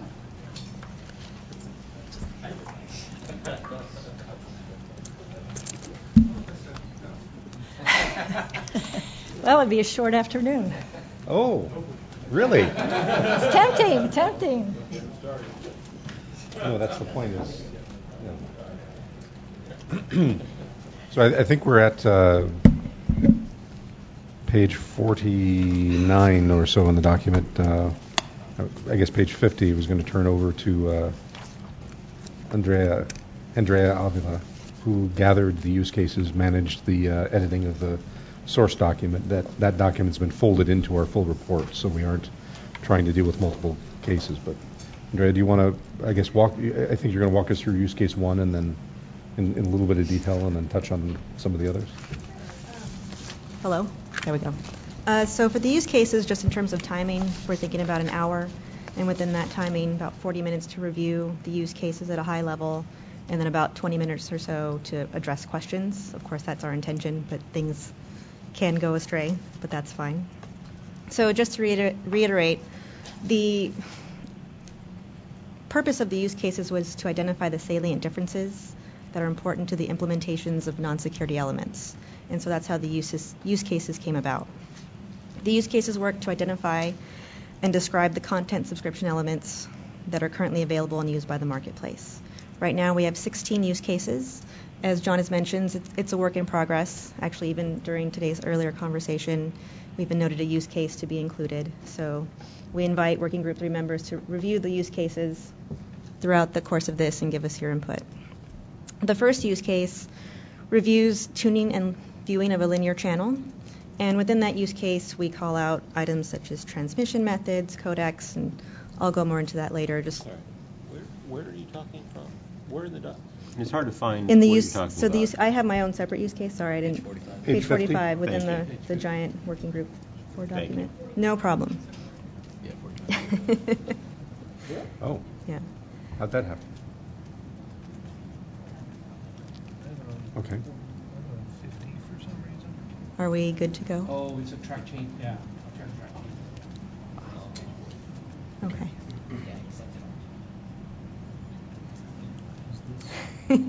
Yes. So just to move Wait forward. a sec. Oh, go ahead. So we haven't accepted all changes because some of the changes that were proposed haven't been discussed. So we won't go back to your distributed version. Just as a heads up, there are some changes then that we might end up rejecting, just as a note. Great, thank you. So sorry. In that vein, I mean, if I want to give you written comments with a marked up version, I don't want to mark up this version, do I? Sadly, you don't, Adam. I'm sorry. We'll get. I mean, you've got V5. If you're okay with a markup version being public, Yes. I can make that public. Yeah, I mean, it's a work in progress. I just wanted to PDF it and make sure that it's not a publicly editable document. Got it. But I can definitely make a markup version available. Great. Yeah. You so might find a misspelling or two. Weasel might you not will, be you, spelled the right way. You will find misspellings. So is everybody good to go? Do we all have the document in front of us? Okay. Just want to make sure we can follow. So we're going to start off with use case 1. Use case 1 has the most elements to it because the following use cases build upon that. The use case 1 is addressing the tuning and viewing of a linear channel, which we presume is what most people do when they want to access their content subscription service. You're going to tune to a channel. And so any comments right now before I begin or start? Okay. So the first portion, and also I just want to, as we go through these use cases, we realize that people may question, where is this in the marketplace today? And so within this document, we've also listed examples that are actively available of each of these elements, so you know where they are currently available in the marketplace. So the first portion is transmission methods. And as you're looking through that chart that we give, again, we have the active examples. So QAM, Broadcast, QPSK, DVB-S2, NAC transport protocols. Any comments or questions right now? I'm just going to do a review. So, John, does that work for you, John Card? If we just go through it, okay. Big picture. Yes. What I want to do as I go through is just, again, identify kind of to-do elements that will happen in Working Group 4 in the next month, or things where we need to figure out today what's Working Group 3 versus 4. So on the transmission, again, apologies that I am a networking guy and I think of everything in terms of networks, not necessarily just in terms of software. But can I think of this as the device needs to understand the physical interface. It needs to be able to understand how to decipher the signal coming in and know what information to send to the security module and what information goes to other functionality in the device. That's the goal of this transmission part of the use case. Yes, and Is that a good framing? Well, I would call upon the experts in the room to really address that. Question? Anybody? Yeah, so, actually, Scott, you touched on this touches on why, for example, cable card was not a solution for DBS, and that is that DBS, the two DBS systems use unique tuning systems. So we do document and we've got information about the transmission methods. It's already come up in different conversations within Workgroup 4 and with other DSTAC members, whether or not we are truly proposing that a third-party retail device implement QPSK tuning. If you actually want to attach to the DBS signal coming off of DirecTV satellites, then you need to understand that signal directly. If there are other points, say an IP output from a device, then transmission methods may mean less, but it's not clear to us what matters yet. So we're trying to document the salient differences. These certainly are salient differences today in today's marketplace, whether you have a QAM tuner or off-air tuner, etc. So maybe transmission methods at the end and the systems that are proposed and discussed won't be a part of it. I don't know if the Part 1 proposal relying on cable card, for example, may say all the tuning features are somebody else's problem. And if the System 2 proposal deals with IP interfaces, maybe transmission methods go away. So in terms of networks, remember most of these transmission systems actually are not packet switched. They're all broadcast and filtered networks. So just a request from me that on Working Groups 4's to-do list that this be a earlier rather than later priority to nail down the answer to the questions you just asked. Okay.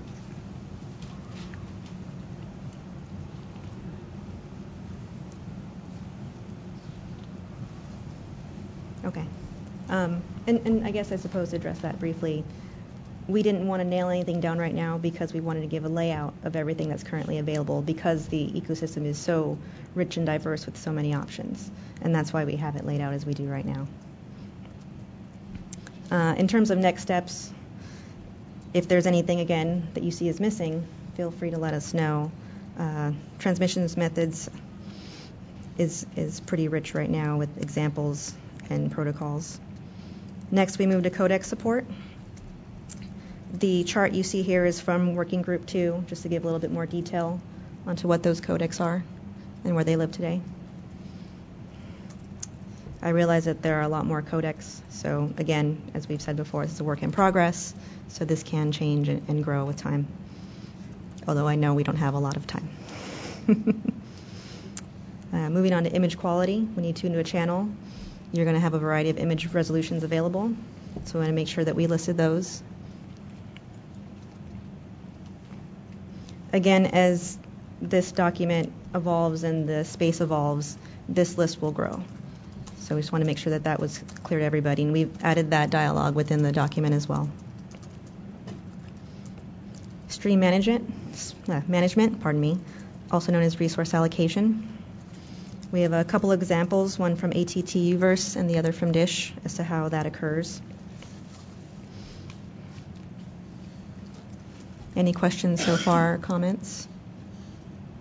Okay. Moving through to Switch Digital Video.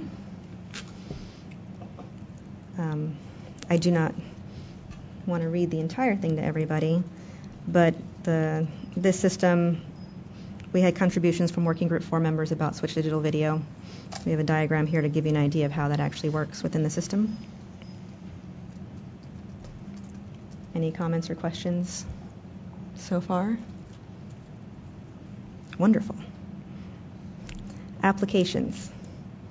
And so the applications within that tuning and viewing to a linear channel provide additional information or access to other services that the user gets from their content subscription service. And so we're calling out examples of those applications that the user may get access to based on their subscription. Comments so far? So maybe I blacked out for a little bit, but are we still talking about viewing a linear channel? We are. Okay. I don't think we are, right? I mean, I know some of these edits came in kind of fast and furious last week, but I think this is way off the path. Setting timers, for example, is off the path? Well, no, not setting timers, but like running a headlines ticker via an application seems like it's not part of tuning and viewing a linear channel, right? Agreed. Okay. I honestly I struggled to see how they're even remotely related. Mm-hmm. And to be honest, I thought of these as 5 different use cases up until we were reviewing this right now. So, I mean, we should probably just keep going, but I think we should expect that edits will be incoming and dramatic for this. Because So this is way off the path. I wouldn't anticipate, for example, the third-party UI system to necessarily support a headline ticker, unless that data feed were, number one, made available, and number two, the feature was of value to the end subscriber. For MVVD subscribers, it is a valuable feature. I think we're largely engineers here, and even if we're not, right? When you describe use cases, you typically describe like the thing you want to do, and then you may describe some constraints around how you want to do it, and then you may further go on to say how it is done. I don't think that third-party application headline tickers or even first-party application headline tickers fit with viewing a linear channel. But this all goes back to the core argument that our service is a basket of all kinds of features, all that surround this linear video. I don't want to rehash the argument. We've had the argument before, but HD AutoTune is a perfect example of one that we think is really important in our service. And in a world where, let's say, 2/3 of the set-tops that are coming in and being used on our network are by third parties, and all these evaporate, that's a huge issue for us. I think, the other way to look at it is it's a great opportunity for you to sell the additional features that your boxes do, but that doesn't make it part of the video service. That's what my customers pay me for right now. So I think the question, this does go back to a little bit about philosophy. If the requirement is to take everything that an operator could consider as a service, whether or not caller ID on your cable telephone line shows up on the display, right? And make that be a requirement for third parties to all implement. You just are. It's a completely unreasonable burden, because everybody implements. You guys are going to implement that in different ways. Which takes us back to the other point, which is in an app environment, those are facilitated. Yeah, so, but right. I don't want. But today in cable card, you don't have this, right? But today in cable card, you don't have the ticker and all. I'm the able other to stuff. do this without third-party the cable card device. with it. A third-party cable card device doesn't have. A user gets to decide through choice in the marketplace what features they want and don't want. I'm a Comcast user. Comcast provides a bunch of features that I don't want to use.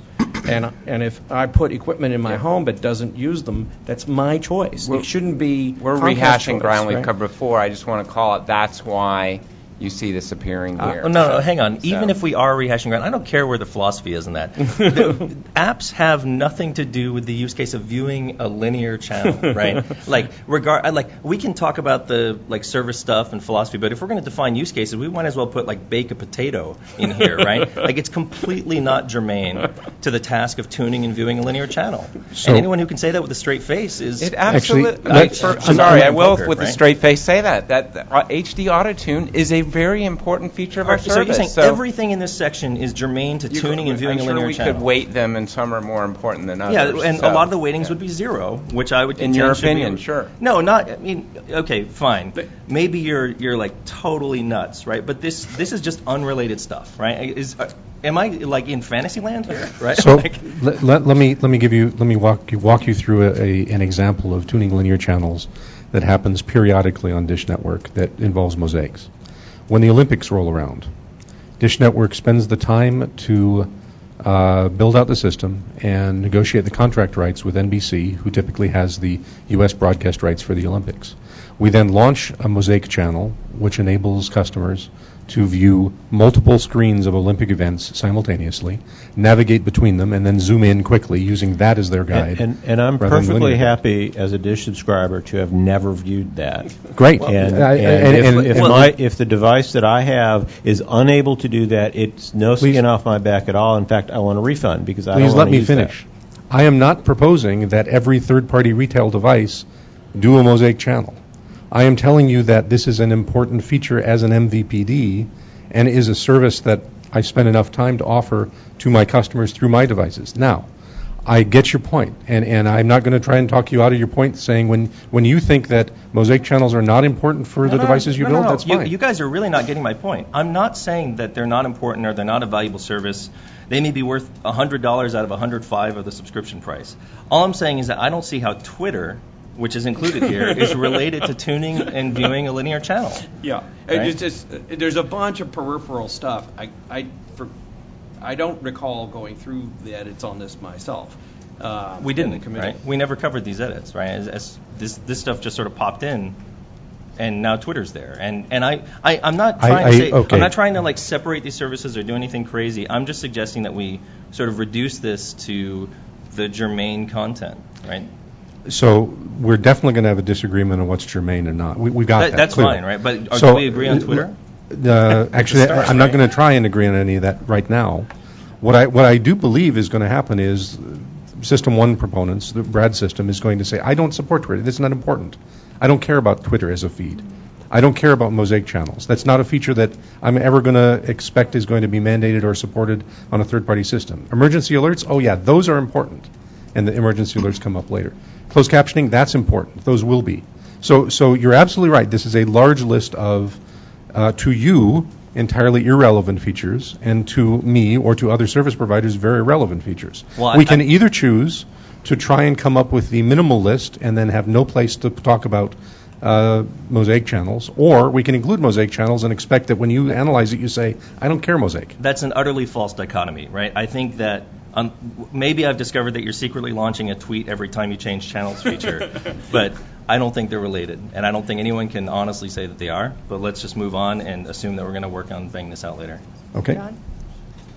John Godfrey speaking. I think Matt, the way that these are germane is that some MVPDs have bundled these features with the linear channels as a bundled service, and they don't offer the linear channel unbundled from these features. It's one whole service. So the issue, I think, is that the usage case isn't describing the technical feature tune and display a linear channel as a technical matter.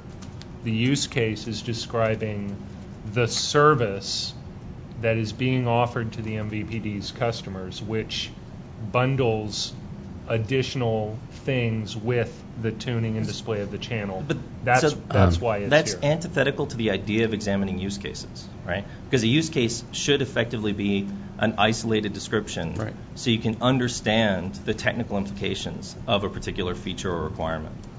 right? That's how we use cases. Could I suggest Working Group 4 decide this together instead of in front of us? I mean, Yeah, I would have liked you that. got a lot of work nice. to do. Just for example, though, Comcast allows you to tune from a tweet. There are stuff that, it's just there we go. So, That's terrific. But excuse me, can so I? this stuff is germane. It's germane. So, when we're talking about binding applications to a linear channel, is there an example in the United States of not being able to access a linear channel through cable card because there is some application tied to it? The other way around, I can tell you that there are versions of the CNN channel that come with an interactive application on dish receivers that give you more information. There are versions of the Weather Channel also on dish where you launch the application and you get the video along with it. So yes, much, DBS might not be the best example because I was specifically referring to cable card where I can access video programs directly without the operator's interface. You're right, cable card. And it's making it seem like there must somewhere be a linear channel that I can tune to with cable card that has an application attached to it that I shouldn't be able to view. That's what it's sounding like here when I don't think there's any linear channels that have a mandatory application attached to them. So I think I want to repeat something that I've said to Working Group 4, but just for the benefit of the wider group. I think the DSTAC's time is better spent not trying to resolve this debate over what functionality should or should not be in any particular device. In some sense, that's broader than the scope of DSTAC. What I would encourage is to focus, I think these use cases, again, are to try to get to the proposals in the end. And with that in mind, the way I'm looking at the use cases is, are these functionalities going to be done in the device or outside of the device? If it's outside of the device, it doesn't need to be reflected in the architecture proposals in Part 3. And second, if it's a functionality that might be implemented in the device, can DSTAC identify a technical means to do so in competitive devices? If it can't identify a technical means to do it in competitive devices, that has different implications than if it can identify. And again, what those implications are beyond DSTAC, but it would be helpful to the Commission to have those distinctions drawn. So I realize as we go through this, there will be some things that, one, aren't done in the device at all, and two, if they're done in the device, may have ways to be done in an MVP UI versus in a third-party UI. But I think that's a scoping mechanism that may help move things forward. This is, Joe, I guess in a similar vein. First off, I think there should be some German word for this idea of painful deja vu, because I think we've covered all this in Working Group 2 months ago. And yet, here's a second bite at the apple to try to define service as something like Twitter. So is there any direction in the sense, should Working Group 4 spend more hours trying to debate if Mosaic channels are a service and Jay charges you 5 cents per month for that service?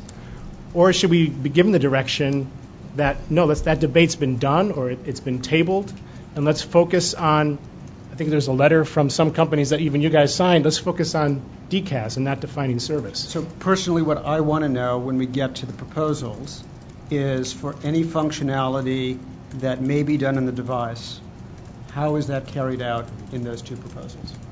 That's my personal interest in trying to get useful information out of this. Ultimately geared toward that goal of how do the proposals get across architectures that do what the statute encourages us to do. So, John, how do you want to proceed?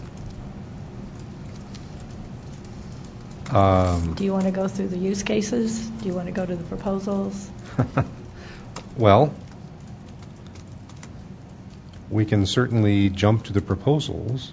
The point of the use cases is, again, at the end of the process, if a proposal says, yeah, I don't care about Twitter, I'm not going to support Twitter or tuning with a tweet, is Mark, I just learned that Comcast receivers do that. That's a cool idea. I'm wondering if others might not implement that same kind of feature. You can tune with an iPad. You can tune a disconnected device for dish receivers. I think that's supported as well. So I don't believe. I'm hearing the outrage that we've actually documented the things that are in the marketplace today in the use case. I understand that maybe we need to be looking at a dozen use cases and not one for tuning linear channels, because there's more concept of what a linear channel is, I guess, than existed when cable card was launched. It's more than just MPEG video and audio streams. There's other data. We can skip through or past the use cases. There are a couple. There is one use case I would like to call out, and that's the installation use case. And Workgroup 3 has complicated that slightly for us now. That's use case number 9. In my version of the document, it's on page 72. I guess it would be around 63 or so, 65 maybe. So what I heard from Adam, 70? 67, thank you. So what I heard from Adam earlier is that Workgroup 3 is contemplating a system in which a third-party device can accept simultaneous feeds from multiple MVPDs, which sounds like a great feature. That is probably not something that any single MVPD is likely to develop on their own. But it does mean that we do need to capture the implications of that feature in this installation and provisioning use case. This also touches back on Workgroup 3 in that a function or a part of the process of an installation does include the authorization of the ended devices. John, Yes. I'm confused. Okay. The working group 3 description of that is don't do anything that would prevent it. Right. I don't know what working group 4 would have to do to not prevent it. I don't either. But okay. I haven't even. I literally until this afternoon or this morning hadn't considered that. We may be. Well, I take it back. I do know. In the case of a system where you're using MoCA technology, like DirecTV does, to transmit both your in some installations, we're using MoCA to transmit both DBS frequencies and video frequencies on the same piece of coax. If you're going to bring in, then, say, a cable or a Verizon system. Does what you described require that the signals come into the box on exactly one wire? For those receivers that are built that way, yes. There Well, are other ways. for those receivers that are built that way, but you don't require that all receivers be built that way, so you're not prohibiting. I mean, it seems. So if I'm I'm sorry. Again, this is new to me. If I were a cable installer and I show up at a house with DirecTV, I could just start ripping out wires. That would be one way to get my cable service in, but I'm probably going to leave with an unhappy customer. I'm certainly going to leave DirecTV's service in shambles. So normal practices as they exist today, the devices that are built and provisioned by MVPDs today may prohibit multiple MVPD services from being received on a third-party device. I don't know yet because we have not included that in this use case for any kind of analysis. It is likely that we're going to say, yeah, don't screw up with other people's stuff, and that's the sentence that belongs here, and that's the only recommendation. But there may be, in fact, something deeper. There may be authorization. There may be, if I have an HBO service, also I'm allowed to get HBO Go. Maybe HBO is going to care if I sign in with my Comcast ID or my Dish ID. Maybe they don't. I don't know yet because I haven't even considered the ramifications of that don't prohibit requirement. So, John, maybe the way to get at that particular one is simply in your recommendations section, saying whether the recommendation prevents it or not. I think so. I think it is. I think it is literally one sentence.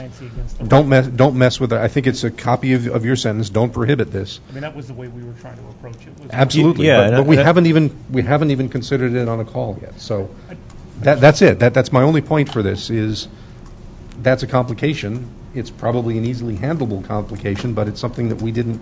It's not a use include. case that you put together yet. No, it's not. It's not a feature of the Because it doesn't installation exist. use case, right? If the installation use case also has to include don't mess up what was already there, that's probably it. But I don't know that. And I don't know what the ramifications then are for the System 1. I know how it works in System 2. You just run a different app, and you don't mess up the app that was already installed on the device. That may be all you can accomplish at yeah, this point. exactly. That's it. So Is the conclusion of the installation use case that the service must be installable by an installer or a person? I mean, yes. And now it's also and that installation also doesn't mess up any other service that's there. That's the second clause of that sentence, I think. That clause didn't exist before I heard it from Workgroup 3. Okay. I mean, I have trouble understanding how that's in scope, but okay. I mean, so again, the suggestion I'm making here is a way to discuss this is the conclusion from here might be, for instance, either that the MVPD may contribute something that helps the installer set up a third-party device or not. Right? That might be a recommendation. So I mean, we do that today. If a customer has an iOS tablet or an Android device in the home during install, the installers will download the apps for those retail devices. If they have a PlayStation device in the home, in the case of Dish Network, the installer will offer to load the virtual Joey client on the PlayStation if the customer desires that. So that's already being done today for the interoperability with third-party retail devices. It's happening. I suspect it's happening for other service providers as well. If a customer says, "Hey, what about my iPad? Can I get something here?" I'm sure Comcast will say, "Yes, here's what you can get." So yeah, your point is taken. So again, we've got the only language that touches on this is on page, again, my copy 72, so maybe 67. Is the note that at the bottom here, some in-home network technologies will not interoperate with more than one MVPD present. Parallel wiring may be required. So that and the statement "and don't mess up another service" sound like the ramifications that we've learned from Workgroup 3. Again, I think this goes back to the other conversation about does the MVPD manage the in-home environment. In the case, the complexity, if you basically say MVPD is not managing the in-home environment, then this becomes a lot easier case. If we are taking on that ownership of the entire in-home environment, then you have to deal with all the n squared combinations of service overlap. And Dish today takes on the provisioning of all the devices the customer's got that we've got a solution for. But I think this is just another example of where increased scope breeds a level of complexity that makes it very, very difficult to actually come to get a document out that actually deals with the core services. Right? You're absolutely right. This particular requirement, and that's what we actually went back and rewrote it and said does not prohibit as opposed to must support. For that sort of reason, maybe we just overstretched too much. I don't think it's actually that big a deal. I think it goes back to the philosophical issues about what's in scope and what's not. Right. I mean, that's where the root of all this comes from. Right. And so to the extent that the work going on in Workgroup 4 is in scope for the DStack, all the non-salient features seem to include installation and so forth. So next use case that I want to point out, and again we're getting to the proposals, but this is actually Workgroup 3, was called out for discussion with Workgroup 3, and that is on page 77, which would be page 72, I think, -5. The use case number 12, renewability management. We don't know where you guys in Workgroup 3 are going to expect to kind of be done. We understand, and we've seen earlier drafts where you talk about the system is downloadable, it must be renewed in the case of breaches or updates, et cetera, but we don't know how much of that process you're going to expect to provide recommendations for and how much we need to be able to say to advise, say, a third-party device. Sorry, John, is your question, how does Working Group 3 address this? Yeah, are you guys the answer is it's got nothing to do with Working Group 3. Okay, so if Workgroup 3 is not going to address it's not a security thing at all. The renewability of the security system is No. in the The messaging and renewability. I mean, revocation is. Yeah. So revocation is, but not replacement. So, for well, example, I mean, okay, sorry. Maybe I take a half a step back. What are you talking about here? Because when I first started reading this, is the ability to contact the user through the device. Right. Right. That's got nothing to do with the security plane. Okay. I don't believe Workgroup 3 is going to propose a smart card system. So what I can talk to is the smart card replacements that have happened on DISH before. During that process, during management of that process, when a customer gets a new smart card and is told, hey, put this in your receiver, there is actually a point where the user interface has to pop up and has to present information to the customer, and they have to then call in and say, hey, I swapped it, and here's the number on my screen. That is actually a self-install, and we've gone through it a couple times. DirecTV's got similar experience. That's a renewability event for the security system. That's essentially what we're trying to capture in item 12 here. If Workgroup 3 is going to say, but I don't know how a downloadable system needs anything like that for that case. So, in the case of so that the implication I should carry away is that the system coming out of Workgroup 3 requires no user intervention in the case of any operations. There is no need to have a user interface component for renewability in Workgroup 3 system. Okay, so if the security system needs to be renewed, the renewal of the security system is not a UI feature. And it doesn't rely on... Wait.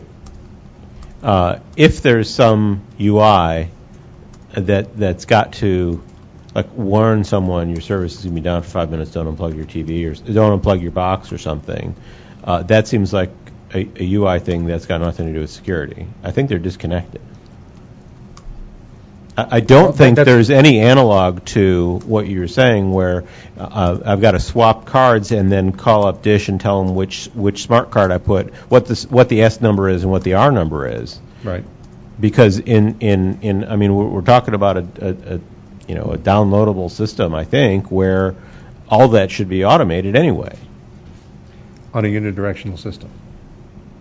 I don't know when that system has been replaced unless somebody tells me, hey, it's been replaced, and now I can, if I have to go through a reauthorization step, which I'm hoping Workgroup 3 will tell me after a renewability event you do need to reauthorize a device, or you don't. So let me model this out on the unidirectional system, right? Because what you could say is that, let's say it's our device. Let's say that horribly we have a compromise, and I promise you that I won't sleep for a week, and Jeff will probably be screaming at me, and we'll need to renew our security. At that moment, right, when you're aware of a compromise, you can blow the ability to hand us licenses, right? So you effectively cut the system off for protection's sake until we rev our system to the point where it can renegotiate for effective licenses, right? A way you could do that on a unidirectional system is via the hopper. Because the hopper could serve as your delegate authority for keying exchange, right? So you would send over your unidirectional system a revocation of our signing certificate, like the public side of our signing certificate, and you would stop issuing keys to us in a delegate manner for content, right?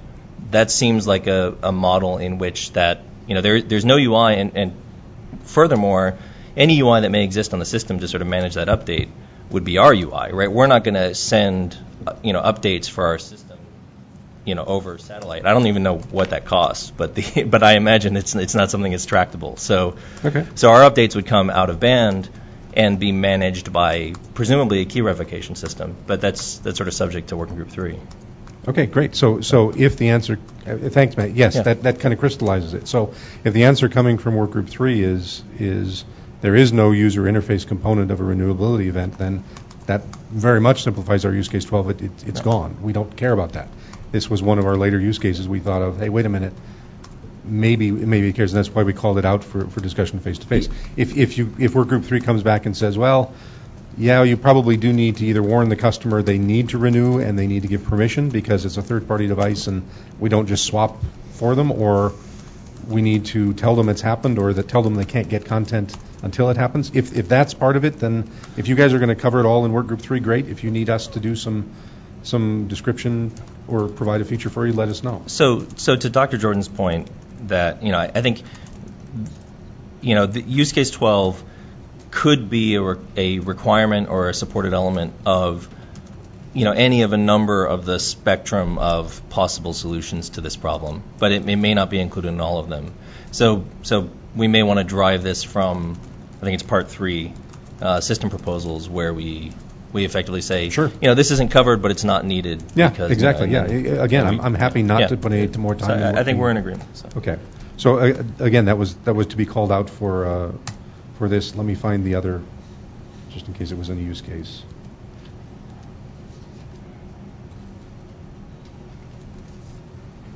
We had one more.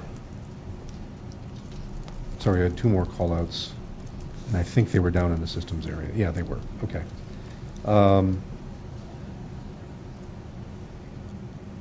So beyond that, then the rest of the use cases, again, please review, let us know.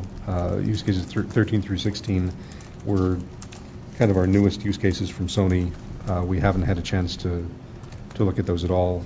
We did get some input there, but we, not even to the extent we'd looked at use case 1. So 13 through 16 are brand new.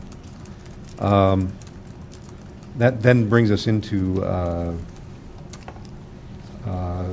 Section 8, which is going to be where our conclusions go. If you look at the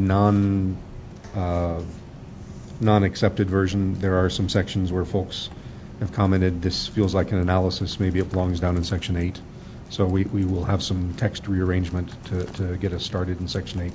But Section 8 is where I expect we're going to analyze the various parts and say, the things you really care about are on DBS, it's unidirectional, and exactly as you said, Matt, the hopper has to function as the source of the DRM system, whether or not there's a bidirectional link there. For example, that may be one of the analyses that comes up either in Workgroup 3 or Workgroup 4. Part 2 is largely a description of systems, mostly gathered from our face-to-face sessions. Brad from Hauppauge contributed some text about cable card before that. And, we have 1 or 2 presentations we're still expecting to be converted into text to incorporate here, but part 2 is by and large, here's the facts. I expect that some or all of those parts will then be referenced in the proposals in part 3, which brings me to part 3 in my document. It's page 98. I'm not sure, it's 93-ish, 92-ish in the distributed document. And we've captured the overall question of what features does the security module provide. We don't quite understand yet where the dividing line is. I think that's going to have to be clear. I think in each of the proposals there's some idea of what would come from a security module or not. So Brad, if you want to walk us through your outline, then we'll. Do you want to take questions as we go, or? Sure, I can take questions as we go, or we can do some comments at the end. Hello. Okay, so my outline or my proposal is more of a high-level overview right now. I just looked at the building blocks and all the functionality that we would need to achieve the charter of our working group, which was to build a competitive device with a competitive user interface, which works under MVPD's networks. So I broke it into several different spots. And I first described the DCAS duties, which is what I believe to be part of maybe the data plane. So I broke this into 2 spots. So there's maybe the data plane and the control plane. And they are completely separable units, where the DCAS module itself for a retail device should be providing utilities like service discovery, provisioning, and functionality like that, to where it can actually negotiate its operations with the MVPD, but it should also be providing things like tuning tables, lists of assets, methodologies, how to get at the content, in order for the retail device to be able to assemble them in a format that it can display on a client device. So one of the difficult parts of getting the data out of the device is that there's so many different CAS systems in this country that are in use right now. So I think I counted 16 different ones that were detailed in Working Group 3, at least 10 of them which are in use in United States cable MVPDs right now. So the thoughts of this part of the proposal was that there should perhaps be something along the lines of a virtual head end or a bridge device which is able to negotiate all of the CAS details that an MVPD does and then transcripts it to a suitable agreed upon output format that the third-party retail devices can then interoperate with. A good example of this right now is how DFAST works in the cable card regime, because cable card only outputs the DFAST algorithm. Every cable card negotiates the CAS completely different. They deal with the decryption and then the re-encryption of the data, and all of this is hidden from the third-party device. So in order to keep it as least burdensome as possible, I believe that some sort of transcription to a common agreed upon output format will be required. And this doesn't necessarily lead to any legacy systems being related,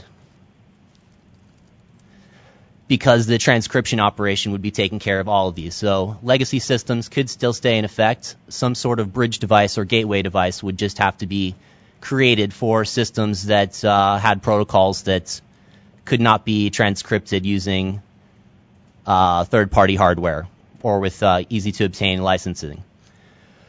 So that basically covers all of the operations that should maybe come out of Working Group 3, such as defining the videos and decrypting and then retranscripting the video to a suitable format. It's understandable that external tuning hardware very well might be required, especially in cases of DBS and possibly AT&T, since there's various proprietary protocols that have been put into those architectures. But again, this could be solved in a bridge device or a gateway of sorts. And I believe Dish and DirecTV both stated in their parts of the report that they do put out some sort of gateway device that does transcription and outputs to DTC/PIP for the link protection. So there is an example of this working out in the field right now. Now, that's most of the duties that I see for the DCAS module delivering to the third party itself. And then the third party would put together a user interface that they desired to. And I do not think that this user interface should be a mandatory piece of the functionality. A gateway device should be able to just relay linear television streams, VOD or PPV, directly to a renderer without navigating to it through a user interface, if that happens to be the use case for that device. So user interfaces should be an optional feature. But there are two protocols that were presented to us that are very attractive to be used, and both of them are also suggested in the MVPD's proposal. So that was VidiPath and RVU.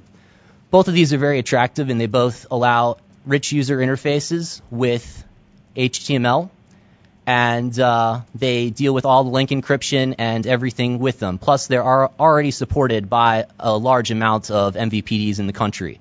So they do make it almost plug and play to be able to implement those technologies on a third-party device and have it be widely used in the country.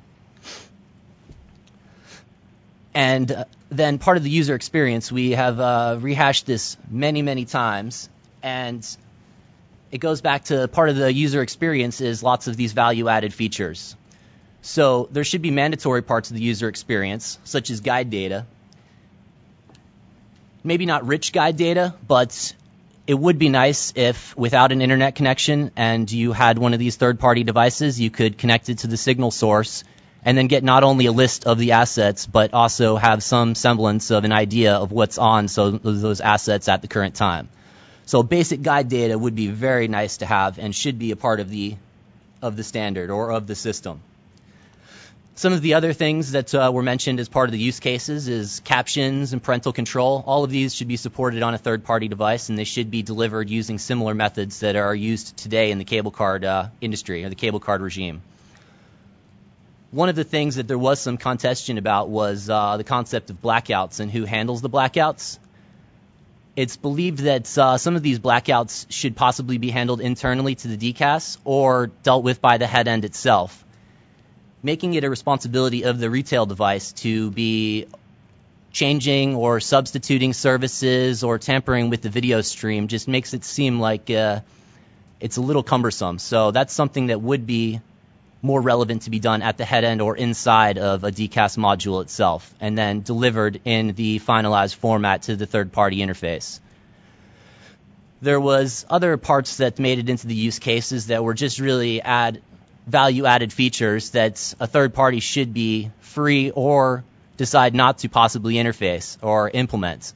Things like instant channel change, ad insertion, splicing, mosaic channels, apps, audience measurements, all of these things could very well be implemented by a third party, but they aren't really implemented by a third party forced in the cable card regime right now, so any of these should just be options for a retail market to differentiate themselves between one device or another. That should be one of the reasons why a retail customer is attracted to a third party device, is because of some of these features it might add.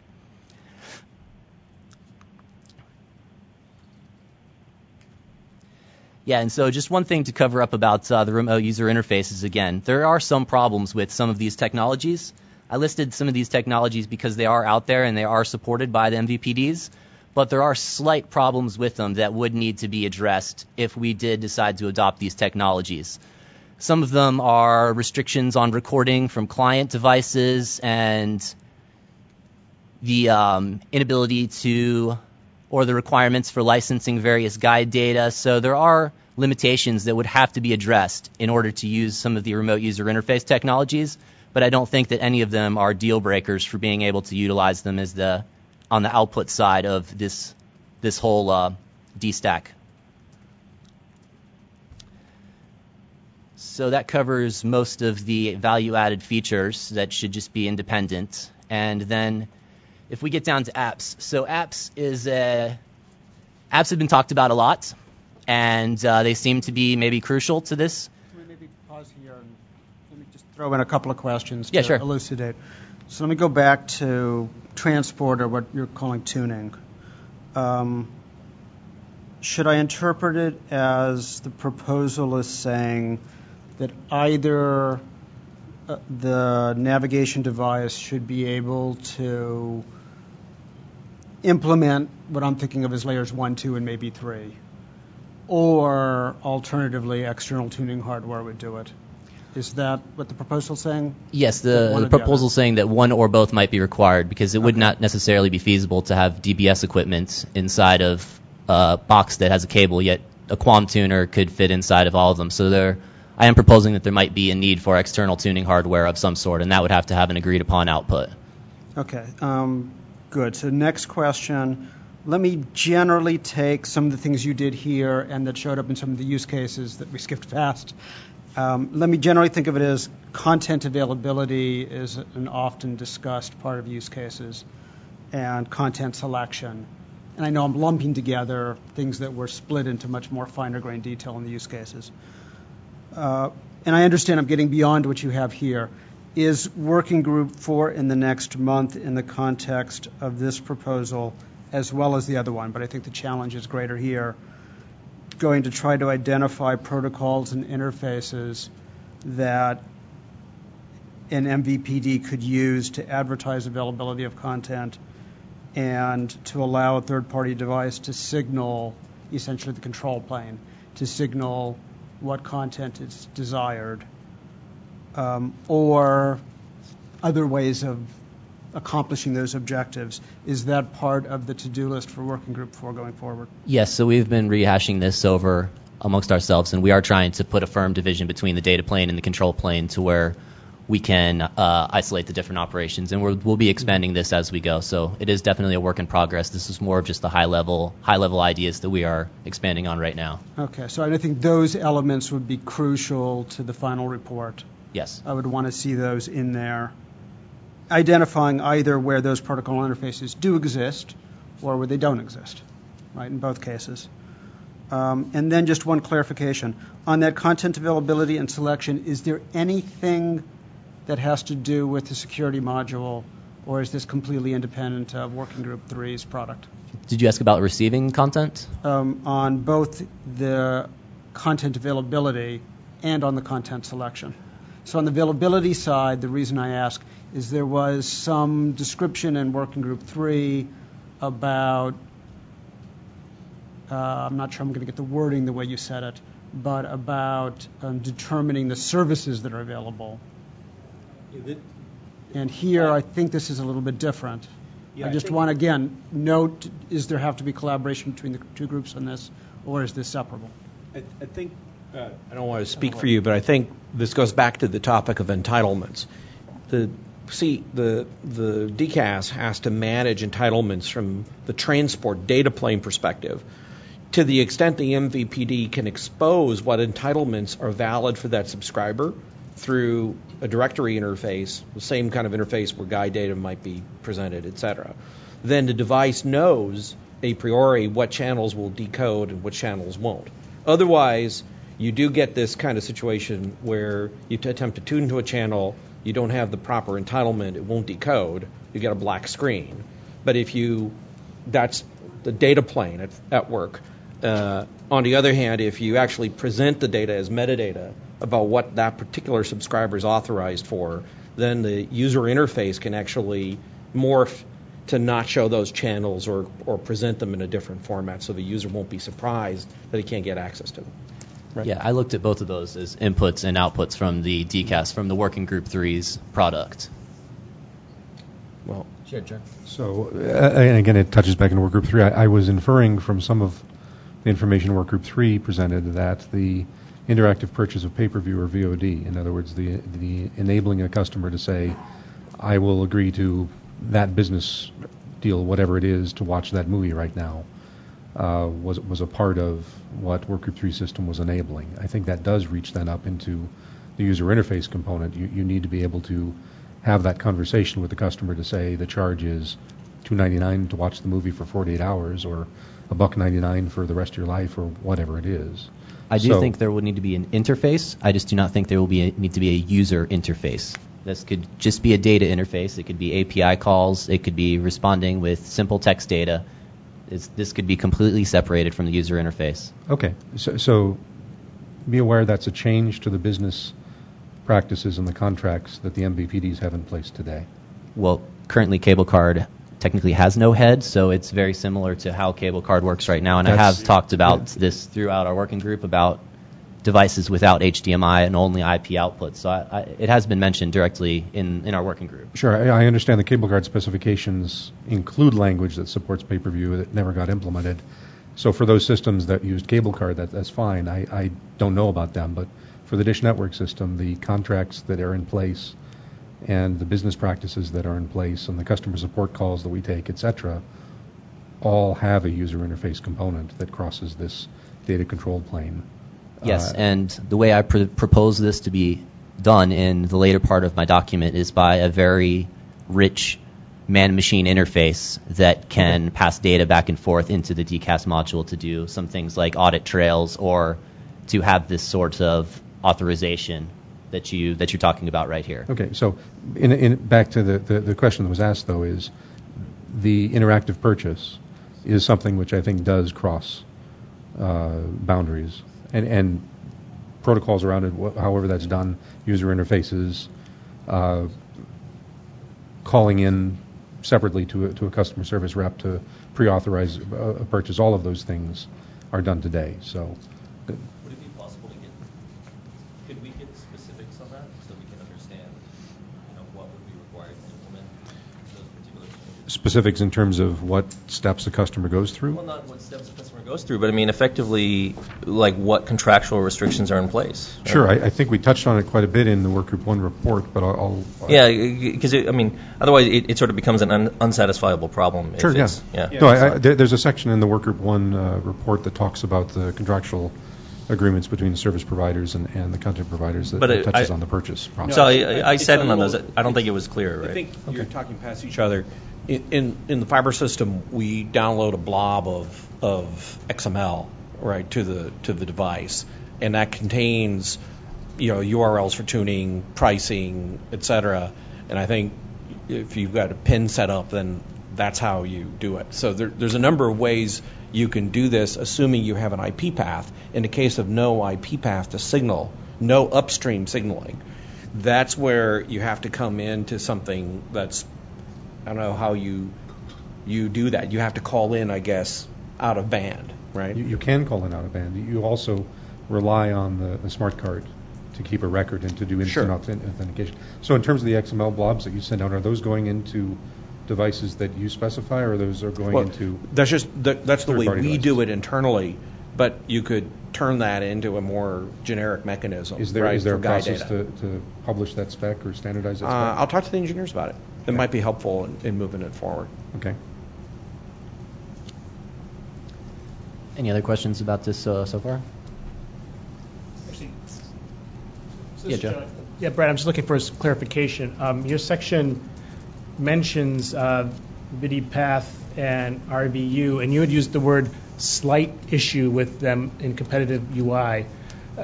I mean, when I was listening to the Working Group 4, and certainly our opinion, it's much more than a slight issue, that there is no chance for a competitive user interface to access most of the services. So I just want to clarify, do you truly think it's slight? That slight problem does solve all of the issues. So it's if the service provider bits as part of the VidiPath was not looked at that so much, then it would be a very attractive solution. But it would need to be expanded because it does not provide everything. And I think just to build on it, if you had something like CVP2, but you didn't have the RUI, you'd have to supplement it with EAS signaling, right? Because today EAS is done in CVP2 through the user interface, right? And I think that's a very good example. You'd have to signal. You would need EAS and you'd need vChip.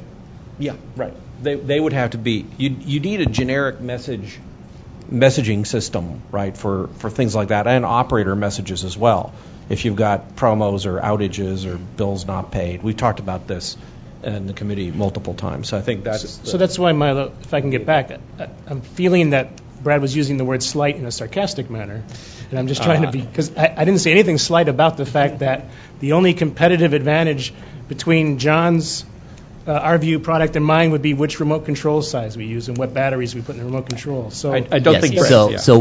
One clarification I should make there: when I say VidiPath, I would mean Hauppauge being the service provider providing the HTML5 user interface, or TiVo providing the HTML5 user interface and being the service provider in that whole scenario. So in that case, Hauppauge or TiVo or any other third-party retail company would be the one creating the entire CVP2 stack and delivering the remote user interface over that method. And again, that doesn't sound slight in any sense. Yes. So sort of tied into what we have just been talking about this interface to be able to get messaging. If we remove the remote user interface from VidiPath, we will instantly need a messaging or an eventing way to put out some of this information. And it's already been mentioned that we would need EAS, we would need vChip. There'd have to be copyright control information evented. And all of this would be very suitable to be done without a user interface as just simple XML messages to any subscribed client. They could come from the last part of my proposal, which is a very rich, robust man-machine interface. This interface can push out messages in a unidirectional format to anyone who's subscribed. They can view these messages and discard them. Or, as is done in the cable card regime right now, these messages can request some user input. So the user has to actually have viewed the message and say, okay, go away. But what I'm proposing here is that we make this man-machine interface a lot more robust to support some of these widgets or some of these bits of functionality that some MVPDs would like to have by all of their users, but just have a concrete API that's a small set of HTML5 or a subset of HTML5 and have it be a widget interface, something along those lines. This allows content and interface bits to come down to the end user, but it still allows the third party to control the retail experience and to integrate those messages and those system messages into the user interface themselves. If this machine interface was robust enough and did not necessarily limit the upstream communication, then there could be all sorts of bidirectional communication that could fill in some of the use cases that were requested upon us in the use case section, such as billing, upselling, audit trails for pay-per-views and video on demand. All of these things could be implemented by a very robust man-machine interface that hid all of the details and communicated upstream to get the authorizations or do the authorization internally. So I think that a lot of functionality that's asked for could be handled in a very simple MMI interface that does not require an actual user interface at all. And most of the rest of my proposal is just going on facts about, lots of different codecs were covered, but it might make more sense to just narrow down on some subsets and some baselines that we should do. And then tying together to my remote user interface. In the case of a device without an HDMI connection with, DTC/PIP, approved digital outputs, there's right now, if you have a cable card device and it has no HDMI output, you can still connect to it from a wide range of consumer devices that either have DLNA or DLNA plus DTC/PIP or Play Ready. So you can right now get all of the linear streams off of a cable card device right now, and something along those lines and that type of functionality surviving would be very important to be able to play back on any device and not necessarily something that's under control or that's a specific device itself. So that pretty much covers all the parts of what I'm proposing, and we're continuously expanding this and continuously discussing this, so it will expand and it will be flushed out more thoroughly very quickly. So if there's any other questions or anything, feel free to ask. Yeah, so one very high-level question. Several people today already brought up a concern.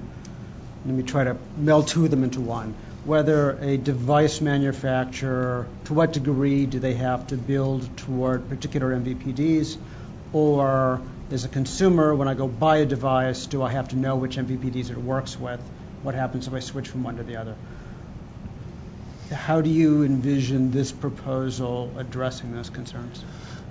Well, one of those would be the DCAS module itself in the working group 3. So I like to think about that as the transcription, to where as long as the DCAS module that's provided by the MVPD does the translation from their CAS to a different approved format that all of the retail devices can interoperate with, then that's really the only way that can happen, because otherwise including all of the technology to be able to interoperate with every MVPD would just be quite burdensome. So I foresaw that as being part of the Working Group 3 product to deal with the security differences between all of the MVPDs to then put out a single agreed upon output method for the security. Does that answer your question? Partially. I'm also wondering, within the Work Group 4 context, within the context of your proposal,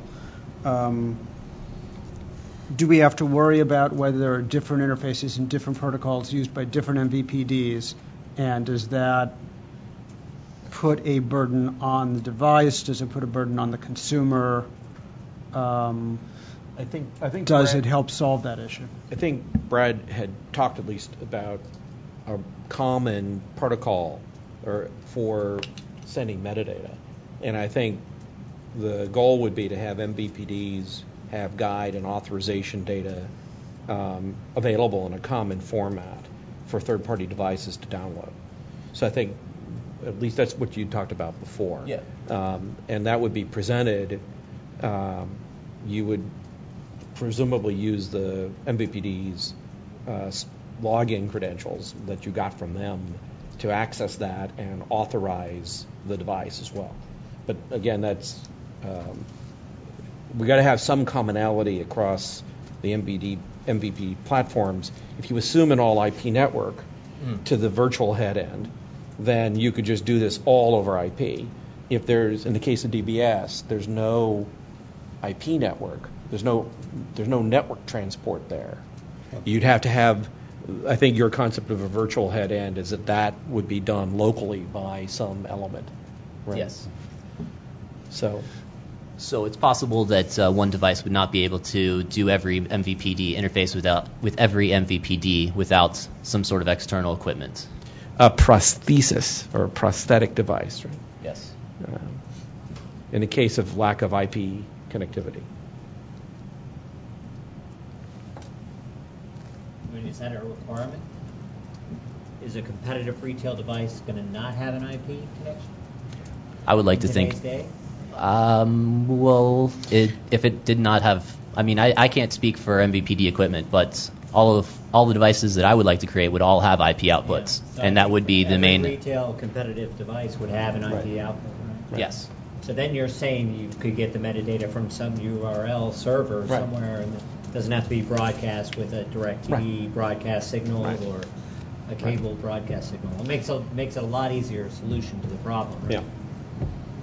So I think that's an assumption to make, is a competitive retail device has to have an IP connection probably.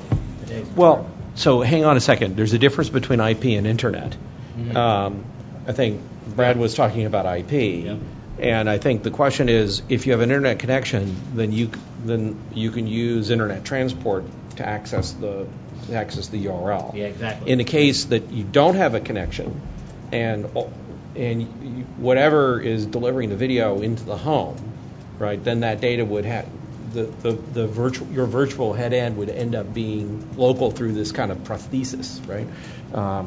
Which is, I think, the way you do it with your hoppers, right? Essentially, yeah. Hoppers and Joeys. The hoppers function as a virtual head end is not a bad way to describe it, both for video source and for DRM capabilities. Right. They are the DRM authorizer. Touching back on Matt's model, that's actually very close to how the devices in home are served by the hopper today. We do function absent an internet connection. We are able to function as a full authorizer for content, license creator and distributor. So I think that kind of model, where in an all internet network or all IP transport system, you signal via that and it goes long haul. In the case of a DBS situation, you've got something that virtual head end is implemented locally. So I think that's via the satellite providing the necessary credentials. Yeah, I don't see another way to do it. If you don't have, if a customer's in an unserved broadband community, then that's presumably why they're a DBS customer. Yes. And it was the case of DBS that made the virtual head end seem the most sensical of a solution. Yeah, we're weird, not silly, but weird. Well, that and the fact that there's 16 different technologies on the input side and there should only be one on the output side. Any other questions? Alrighty, that's Part 3, Section 1 then.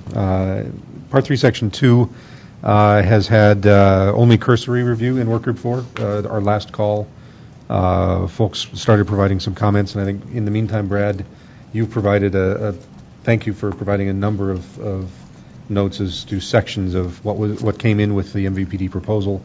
That should go elsewhere in our document. In proposing this, we tried to be as inclusive and complete a proposal as possible. It was actually sent in as a separate document, and now the work of allocating the parts that don't belong in the proposal but maybe either common with the two proposals or maybe background information needs to begin. My page 106, so maybe page 101 is where the proposal starts? 99. 99, okay, so we've lost 2 more pages along the way. That's fine. They'll come back, or they'll disappear, or they'll come and go. So what this system proposal actually documents is to a large extent what's already being served today to the millions of retail devices that are out there. MVPDs, since Cable Card was written for the cable guys, and Verizon was pulled into it, we've been paying attention to what our customers actually buy, what they have installed in their homes, and done a fair amount of work to meet customers' needs on their retail devices. so that it's pretty much a bring your device and we've got the service for it. If you don't have an answer to the customer when they call or when they say, what do I do with this, and another service provider does, then you've lost a customer and someone else has gained one. The proposal or the proposal talks about device and platform specific apps, although those may have a less of a presence outside of the HDTVs, where we see the kinds of client development, say on an LG or in the Samsung ecosystem today.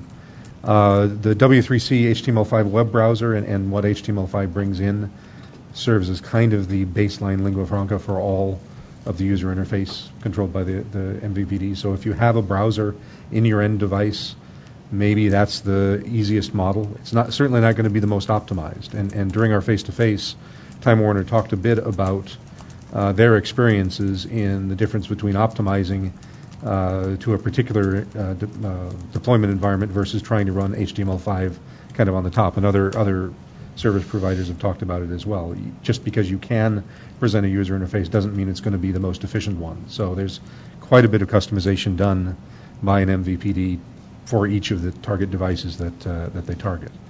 DLNA VideoPath, of course, has come up many times and is used by many of the MVPDs, not all.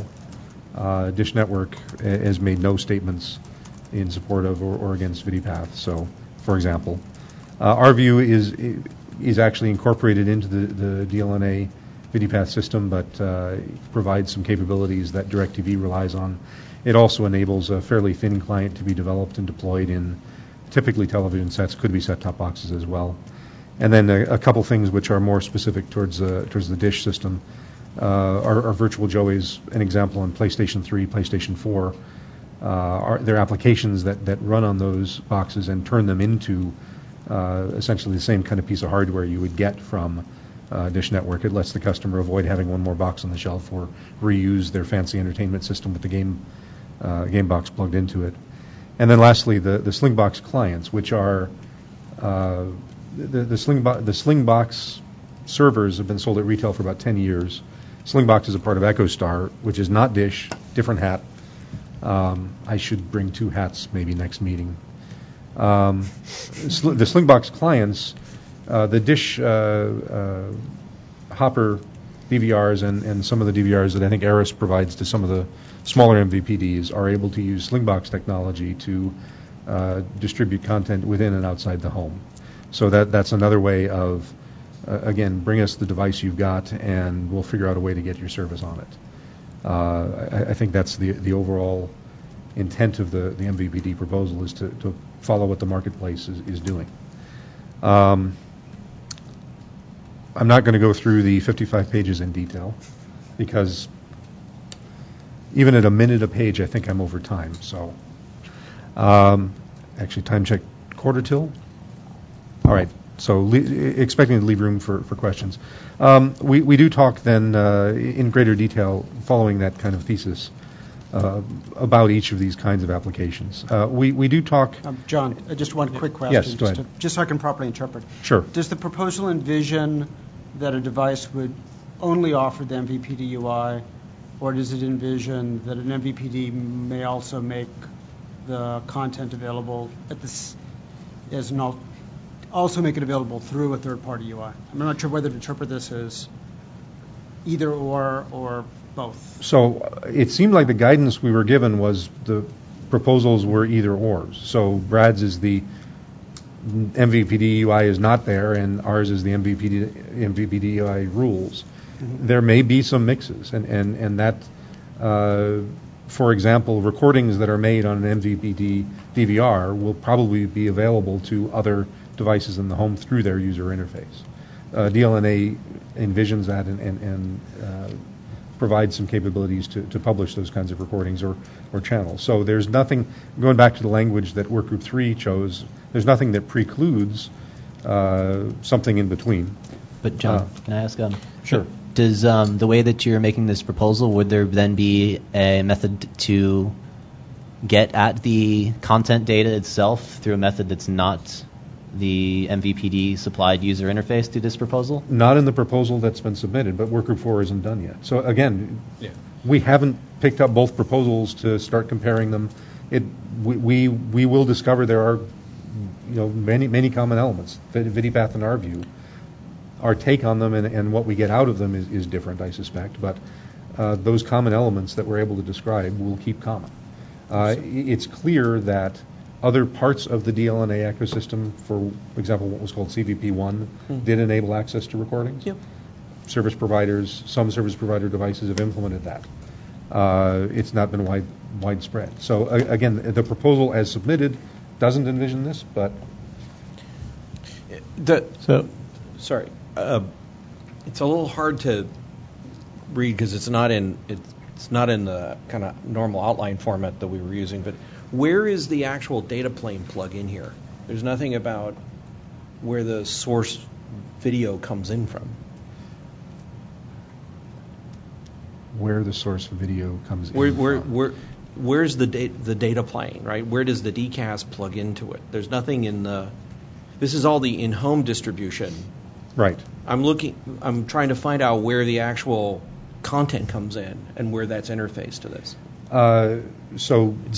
Given the devices that we are serving and the kinds of devices we're looking at, if one believes that MVPD devices running their own internal apps are a part of this proposal, then in the case of cable box, there's a QAM or an IP delivery to those, and DBS, it's DBS. When you start then looking at, say, a PlayStation, that's an internet connection plugged into a hopper. Right. An IP connection to a hopper. I just don't see a diagram of where the actual data plane goes and how content security is maintained through the system. Where's the DCAS?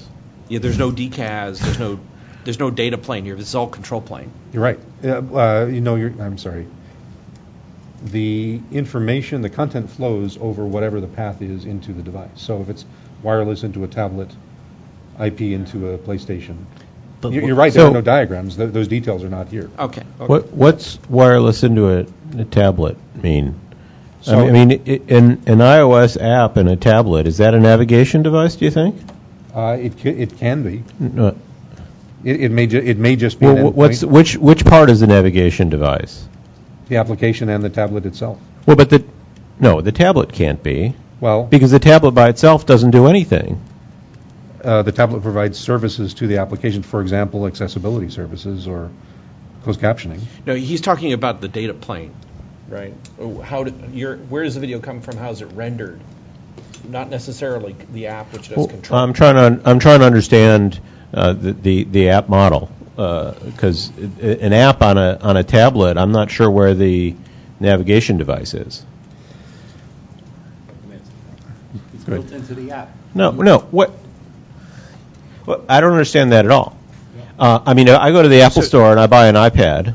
What have I bought? I haven't bought a navigation device, right? I click on the App Store and I download the Cablevision app. At what point do I have a navigation device? Do I have one at all? When that app shows on your tablet, you have a navigation device. You change the channels. You can go to your guide. You can pre-order recordings on network DVR in our case. The tablet becomes almost like a remote control. It becomes your screen. That is the actual device. That's a navigation device, but what about a competitive? The app is the navigation device. Yeah, then it seems like it's not competitive, right? Yeah, if it takes downloading the app, if the app is the navigation device and it runs on the hardware that I've bought, there's no competition for the navigation device because I can't build one. Only Cablevision can build a Cablevision app, right?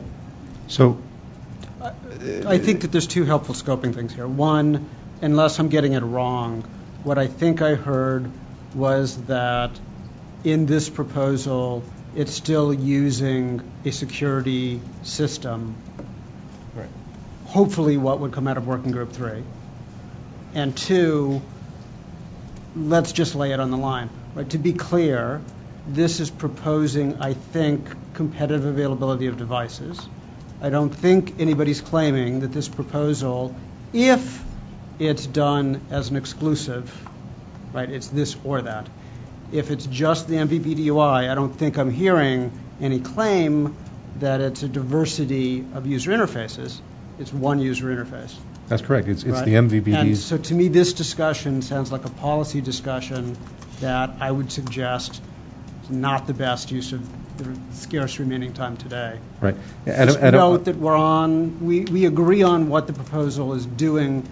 Clearly, people disagree over whether they like what it's doing. Right. Adam, the reason why I'm hesitant to answer your question is because I'm aware of, and not sadly intimately aware of, some of the other FCC rules that talk about navigation devices and accessibility or emergency alerts. So I don't know what the right words are to use to say the app plus the retail device is the navigation device without running afoul of, good God, I just now guarantee that I'm going to do something. My point is just that if some combination of Bob's app and hardware I purchased somewhere yields a navigation device, Yes. it doesn't yield a competitive navigation device. Well, if you could have purchased an Android tablet or an Apple iOS tablet, if that choice was yours and the competition... Fine, but if I want to build a tablet in my garage, I can't make it work on Bob's system. Why There's not? nothing I can do to make it work on Bob's system. If you can build an Android... No, I don't want to build an Android system. I want to build Adam's system. Okay. There's no way I can make no way I can make that device work on Bob's system. Nothing I can do. If you're not going to support the development environments that Bob's developers use, and you're not going to sign a license with somebody else's technology that's out there, and I don't know, you're going to have a DTCP link or not? Are you going to be a VidiPath client? Are you going to implement a W3C browser or not? No, but look. No, seriously, Adam. But that's not. No, look. All of those things I'm trying to answer are your different direct question. questions. If you're going to build a W3C compliant HTML5 browser that supports EME, actually you can build a device that will run Bob's HTML5 app. So if you're willing to do that, great. If you're not even willing to build a browser, but you just want to build a tablet with Adam's features in it, I don't know what to tell you. Yeah, you probably are not going to be able to run Bob's app if you can't do HTML5 browser. Sorry.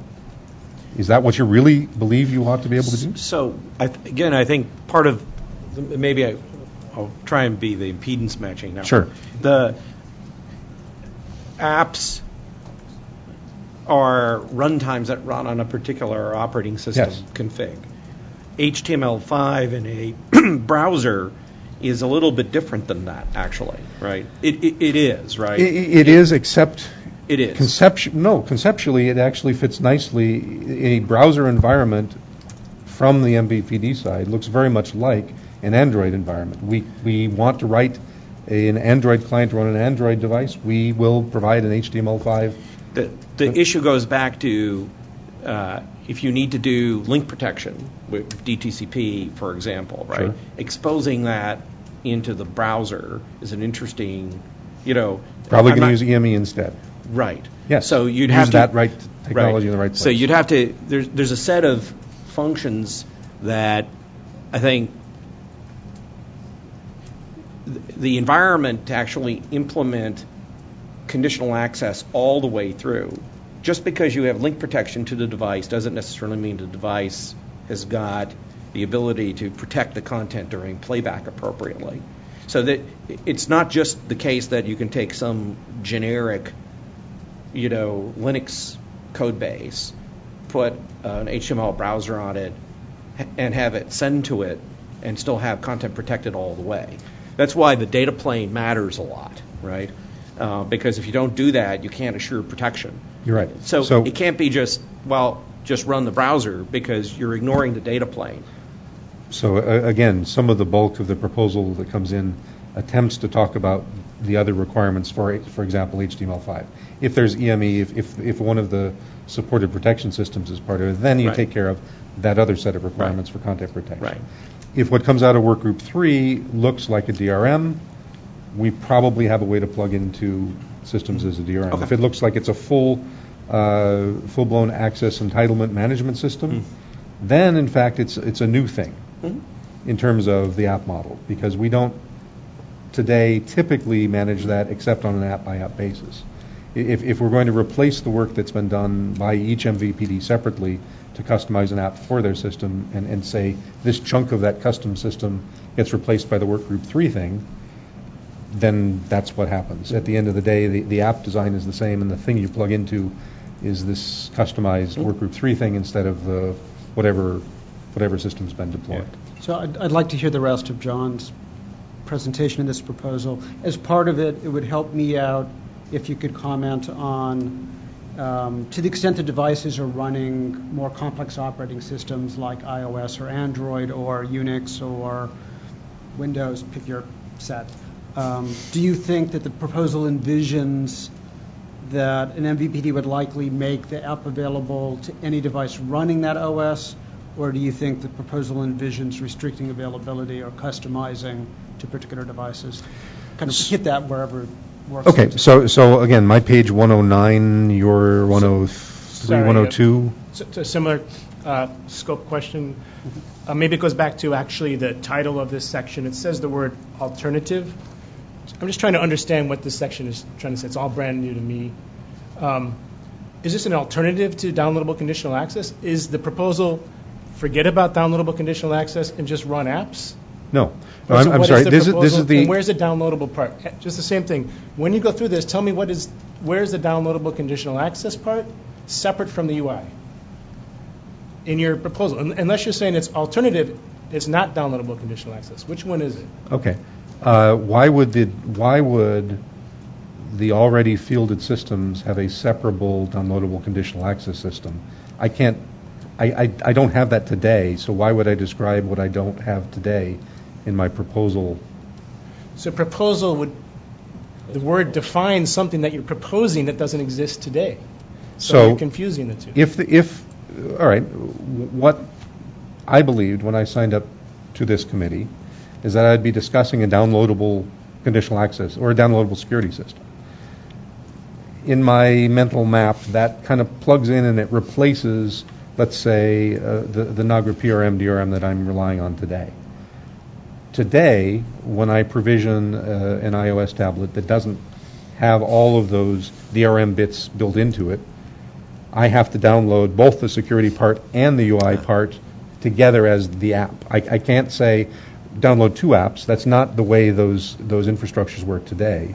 I don't say get your DRM from Nagra's website, get your app from Dish's website. I say here through the Apple Store if it's an iOS device, and that's why we talk about the Apple Store later on, because that's a necessary part of the ecosystem today, or the Google Store, or however other apps are deployed for PlayStation, etc. Those aren't separable today. We're not proposing that when the Workgroup 3 work is done, there is a separate downloadable thing that comes separable from an application. The applications, then, if they're going to use Workgroup 3's part, will be written to that instead of a DRM we would negotiate, say, from Widevine or from Nagra or from all the other DRM vendors on Verimatrix. Jim's in the room. So those presumably would be substituted in place for the apps as they would be deployed today. So we didn't propose a system that has a separable downloadable part separable from the app. So when the word alternative then is System 1 is an alternative from Brad, System 2 is the alternative. That's the simple alternative. It's System 1 and System 2 are the alternatives. There might be a System 3, except the deadline has gone by, so hopefully somebody hasn't been sitting on a System 3 waiting to send it in to us. Yeah, this is Brant. Yeah, there's even another aspect to this. Not only is it not separable with the UI, but in many cases it's not separable with the media player. Right. And actually, what I learned from our face-to-face meetings was that because since the security is done in software, that it actually it's kind of beneficial that it actually resides with the the player. In other words, it's kind of like a software obfuscation method, and the fact that you can download an application without any hardware security expected. Actually, it comes with the application. Is pretty amazing, and it runs on many devices. But it's not only the UI, but even the player, and it's kind of it's where the application decrypts the content and then actually kind of renders it, and it's in the player that does that, and it's actually kind of it's used for software obfuscation, and it makes it hard for somebody to reverse engineer. So, but I think that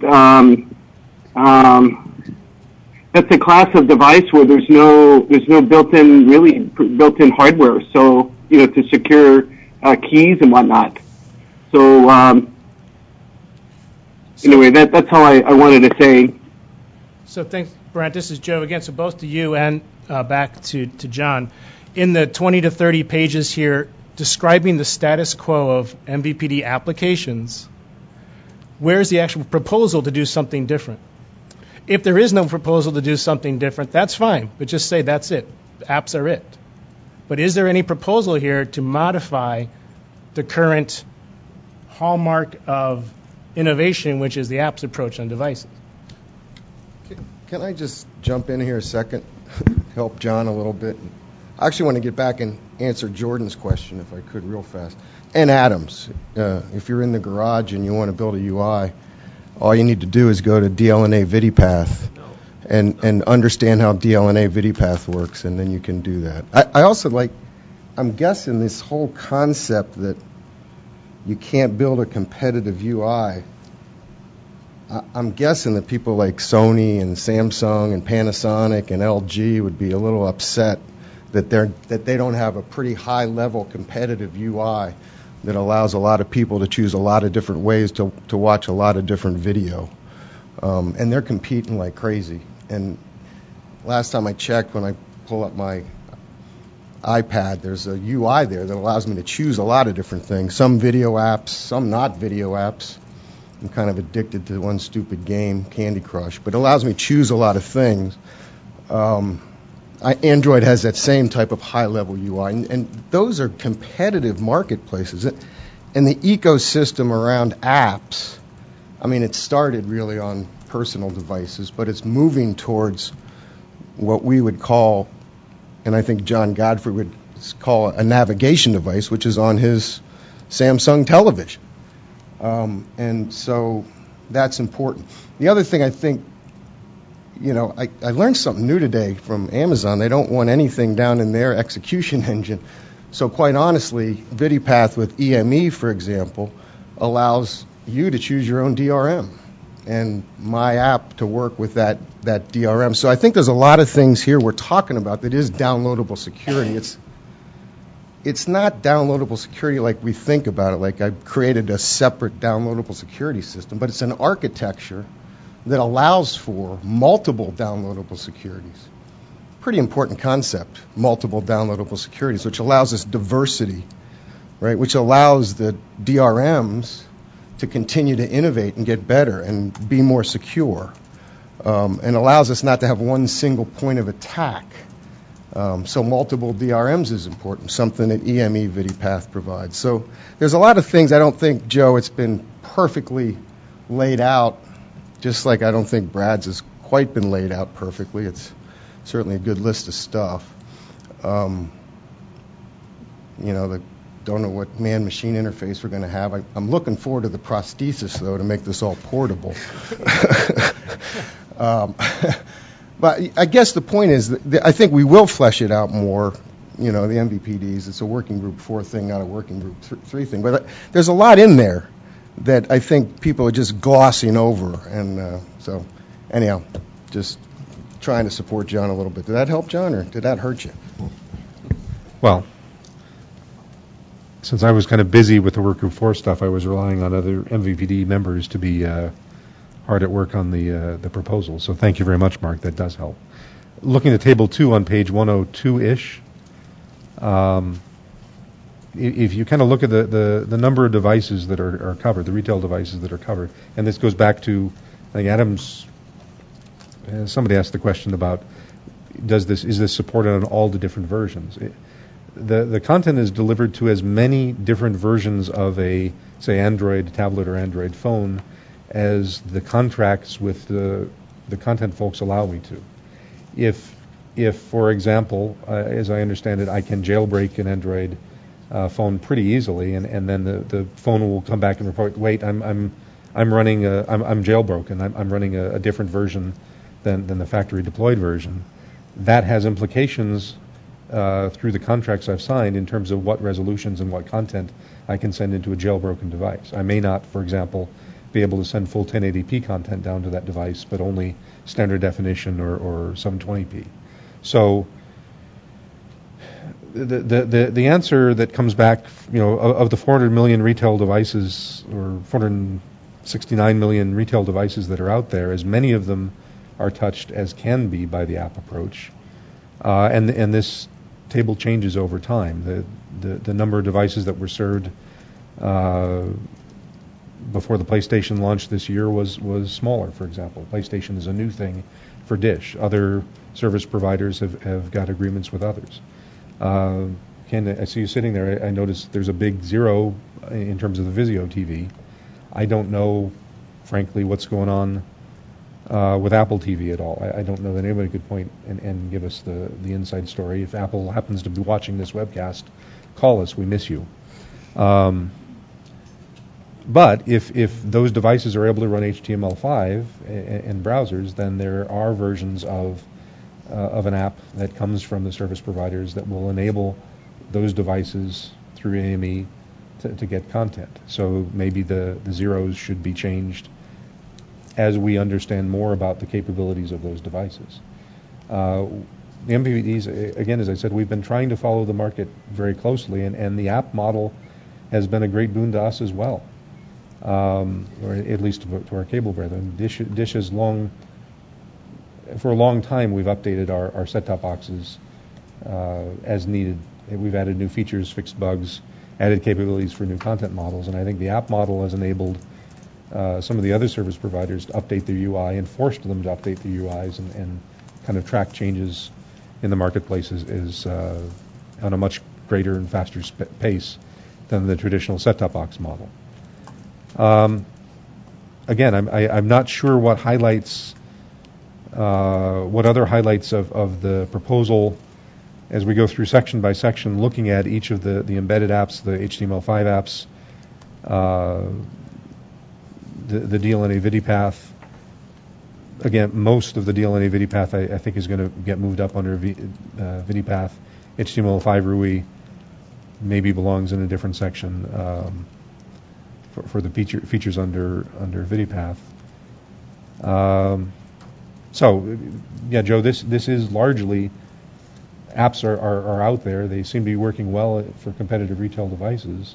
Adam, I'm sorry, I don't know how to give you an app that runs on Adam's device if you're not going to even put a browser in it. But well, I mean, to be perfectly clear, John, I think that if I can't build a device with my own UI on it, it's not competitive. All right, that's not what we thought we were submitting. Okay, I understand that there's differing positions.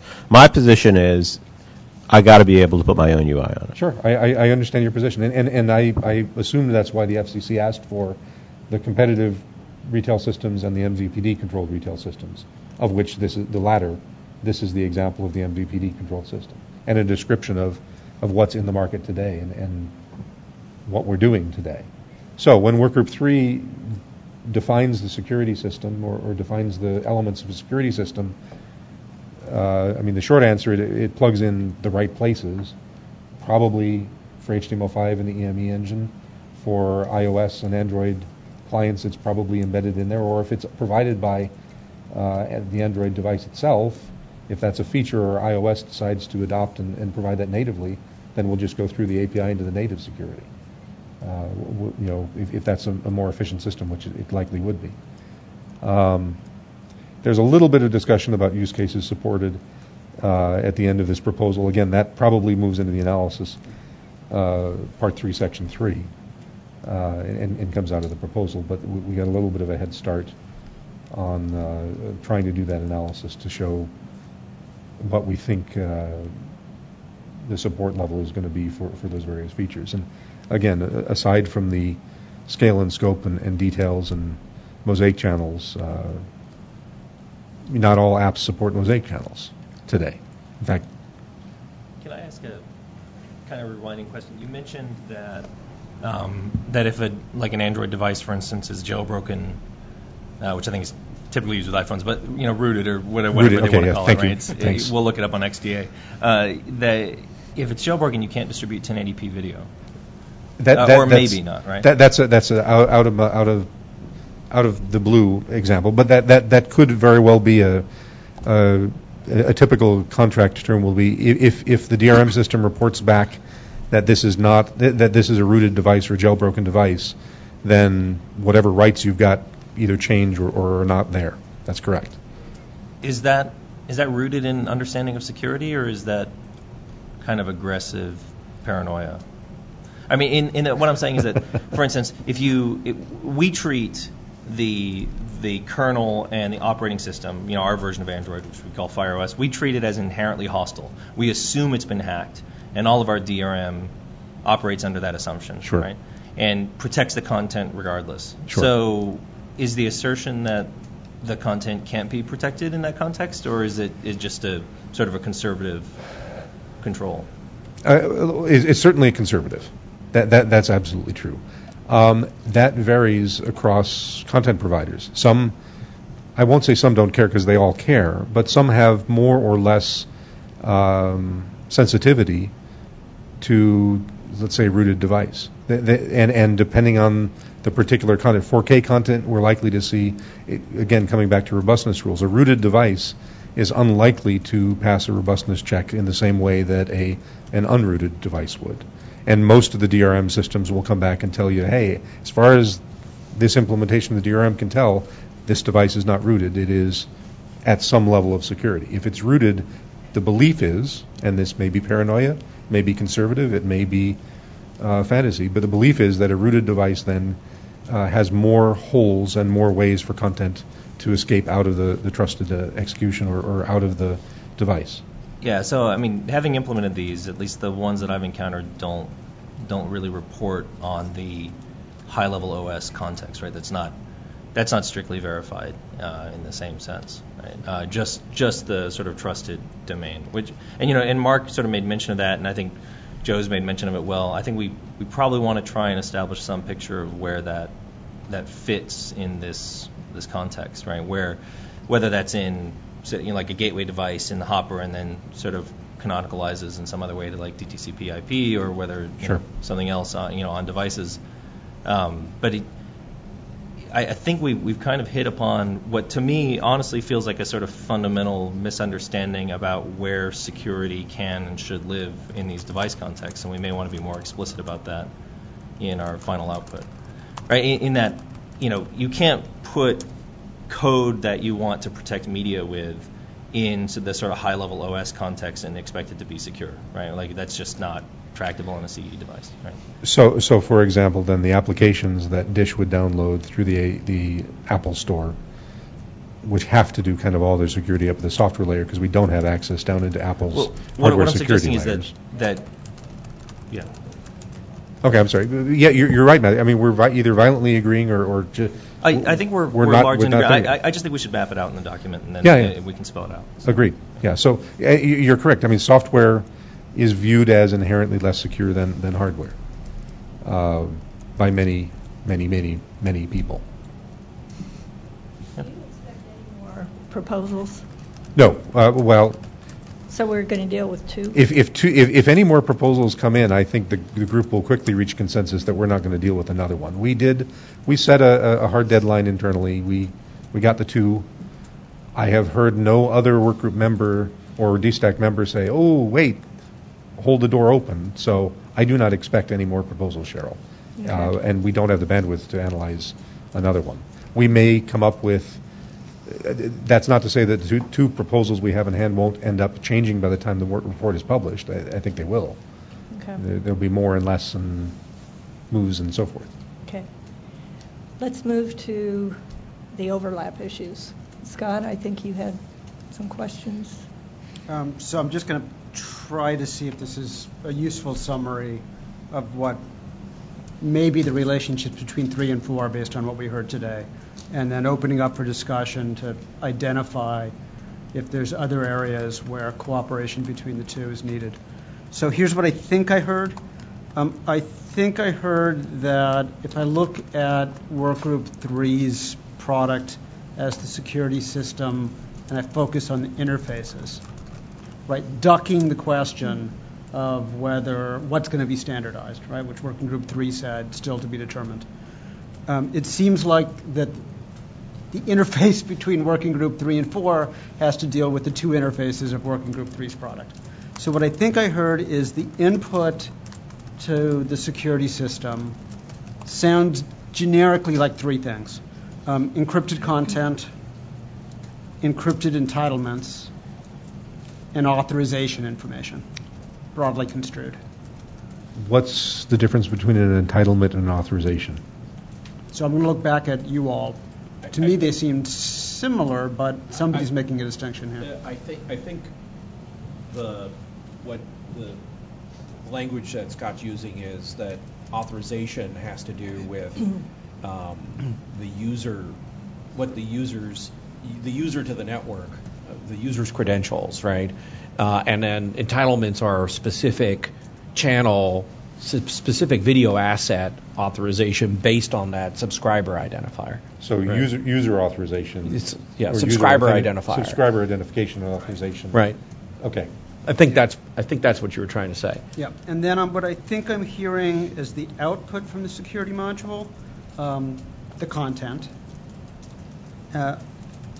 any rights that need to be communicated to the non-security system within the navigation device.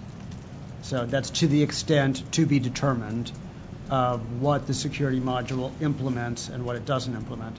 But at least there is a suggestion that there may be a limited set of things that it doesn't implement that need to be communicated to the rest of the device.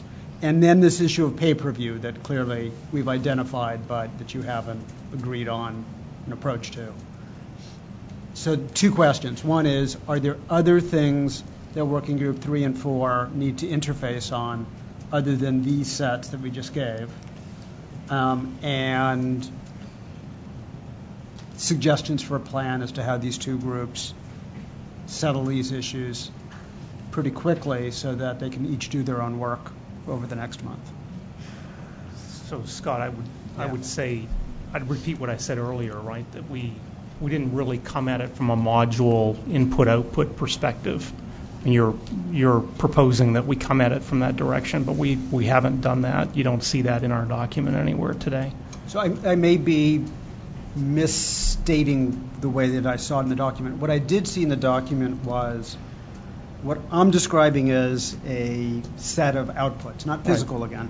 You called, if I can get the wording right, services that the security system... Functions, components, requirements, and services is how we describe it. Yeah, that it makes available to the rest of the navigation device. So that's what I'm calling outputs. Okay. And then the input, asked several times in the discussion or mentioned several times, is as information flows, as the signal flows into the navigation device, some of that information makes it into the security system. That's what I'm calling an input. Yeah. Choose your own words. I could understand Don't use how mine. we didn't describe it that way, that's all. So when you talk about encrypted entitlements flowing in as an input to the system, I guess in my mental map, the entitlements are internal states of the security. Again, this is coming back to DBS, smart cards, etc. Entitlements are internal states, and what flows in are the state changes, the management messages, the add this entitlement expires June 1st, that entitlement, remove it, and that pay-per-view purchase has gone through, so remove the record of that. That's different than sending in the actual entitlements themselves. Right. So begging the question of the implementation, is it that one item that needs to be resolved between the 2 work groups is that place where the 2 meet up? I think so. Okay, I just want to try to build a list so that we can hit that list soon. What else? What else? All right. I don't follow. Sorry, Scott. I don't. Can you go back through that again? Yeah. And are you talking about the outputs of the document? No. He's talking about the system architecture. So I'm just looking at this organizationally, that both work groups have a lot of work to do over the next month. They've been working mostly independently, with folks from one working group listening in on the other. The folks over on this side of the table are going to have to figure out how to organize DStack going forward to get to the final report, and it's not for me to say, right? But what I'm identifying is that you've all said that there's a number of ways that Working Group 3's recommendations affect Working Group 4 and vice versa. I would like those to be flushed out earlier rather than waiting until the August meeting. So if Working Group 3 needs to know something about Working Group 4's recommendations or vice versa, I'd like to get a list of those now and get those resolved soon. I think this is what John Card's original statement coming in was, is you wanted during this remaining time in the meeting to identify dependencies between the two working groups. And I think we did that in part in looking at what I believe I'm hearing from Workgroup 3 is that there isn't a user interface component that Workgroup 4 needs to worry about, for example, for a renewability event in the DStack case, whether or not that exists for other systems that may supplement or be upstream of the DStack system, that there's a belief that our use case 12 is kind of a non-use case, which is great. Again, less work for us to do. Given that Workgroup 3 has talked with existing DRM vendors whom are plugging into, for example, applications that are already deployed, I think it's likely that the kinds of systems that Workgroup 3 will be developing will have the same kinds of interfaces that we're used to. I didn't see anything that leads me to believe there's going to be Quasimodo Mark IV brand new interfaces coming out of Workgroup 3. It seems like very much the industry's tried these things, we know they'll work, let's do these. And further, there are some MVPD members in Workgroup 3 who understand apps well enough to say, oh, wait a minute, if you do that, it doesn't work in an app environment, it doesn't work in a cable card environment, you've now got a huge legacy problem, or we've got to start anew. So I'm not too worried about the concept of the interfaces going back and forth. I think that your description of inputs and outputs, I need to sleep on those, frankly, because they don't match the security inputs and outputs that I'm familiar with today. Doesn't mean they aren't going to fit and be able to solve and resolve the usages we've come up with. But for me, it's a little bit different way of looking at this. So, back to kind of when we wrapped up the Working Group 3 session, we talked about what the next steps were, right, to come back with a set of proposals that address the requirements, the components, the services, et cetera, that we addressed in the earlier part of the document. Having now seen the Working Group 4 report, as we put that together, we can clearly keep that in mind as those proposals come together. And hopefully they're not completely opposed with what we saw for the two options from Working Group 4. Yeah, I was just going to say, I think the issue about, the MVPD has to control the entitlements for a given user. That's set in the MVPD's back-end logic that sets the keys that are distributed. I think there is how that relates to metadata that's exposed to a third-party device that tells the user what the MVPD has actually authorized them for is an input to our guide metadata, whatever the MVPD communications mechanism is to the device, right? So that at least the user knows why he gets a black screen if he tries to tune it, or it won't show up in the guide, et cetera. So there is a touch point there that is in the control plane, not just the data plane, right? And I think the question is, when you look, what we need to do in Working Group 4, is to the extent that we're handling distribution in the home or doing managed playback in a device, we have to make sure that the crypto integrity is carried all the way through and is adequate. And right into the media rendering engine, right? Whether it's in an app or on a dedicated platform. Because I think and then there is an issue about potentially either transencryption or transcoding even to the case of some devices, right, which you guys do already. That's the virtual head-end in this context, but how that maps in the other proposal from a transport data plane perspective, I think is important, because you and cable may do different things in that space. Yeah. You also had asked an earlier question about when do we invoke DStack for a recorded event, or maybe it wasn't you, Scott. But that question I remember was asked, if an event's been recorded, is that still under the umbrella of DStack, or has it been released from DStack at the time of let's say, transmission? I think that's maybe a question we can look at in Workgroup 4 when we look at the DVR use case and the related use cases. They're the VOD use cases, because that's going to influence, in part, the kinds of rights that are going to be able to be expressed. If the DStack system releases it into, let's say, some Samsung's recording technology, and if Samsung can't express that this is only available on alternate Tuesdays, gosh, I hope there's not much content only available on alternate Tuesdays. If DStack can manage that. That's a silly example, but actually expiration dates is maybe a more reasonable one, or windows of time. Yeah, this is Brant. I'm really surprised that the Working Group 3 thinks that there's no user interface required for it. Or at least a man-machine interface. Like Milo was saying, your subscription expired. How do you convey that to the customer? You're blacked out. Your content, as John was saying, you could use it for a day, or you could use it for 30 days, but now you can't access it. How do you communicate that? I think there's so many problems, just in just tuning the content, and then the customer trying to figure out what to do. What's wrong? Anyway, do I need to call anybody, or is my network down? Is the connector screwed in correctly? Do you have to tighten the connector? And I wonder what the assumption was where there wasn't a tech with the user interface. Brent, let me try and field that. I don't think there is an assumption that there is no interface to the user. The question is, how is that signaled to the network?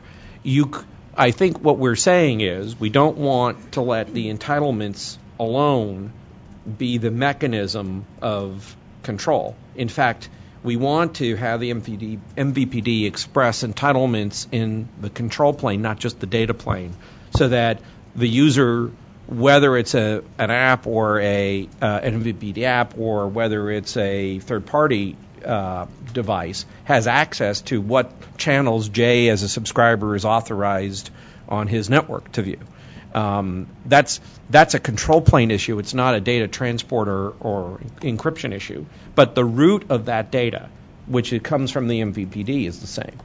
So I think it's just the issue is let's not convolve the two in how the transport of the video and encryption management is handled from metadata that can be used to present the user whether or not he's actually authorized to tune that channel or not. Does that help? That's not so to be honest, you're saying so there would be some communication back to the service operator, and he would communicate it through different means, possibly not. There would be some sort of maybe a back channel where the local security system would communicate back, maybe out of band. Is that it? And then you would communicate it differently through the. So I don't think you'll find anywhere in the document that I can think of, Adam, where we said there's no UI component. In fact, that wasn't how we came at it. We came at it with a set of requirements and functions, and there's a section in there that talks about entitlements. So if you think we're missing a requirement of some sort that you need, to have out of the security subsystem, we just need to add that in. Yeah, but Bruce, I think that if there is a need for direct communication from the security system, it's not a UI. It's a signaling to whatever the UI is. Yeah. We were silent on whether it's a UI or not a UI. We just said, here, what's the requirement? Yeah. No, but what I'm saying is if there is a need for something like what Brent was just saying, your subscription's expired or who knows what it was, then that amounts to the security system telling the UI you no longer have access to this content, which we have discussed, I think. And it's up to the UI to figure out how to present that to the user. It's not a security function.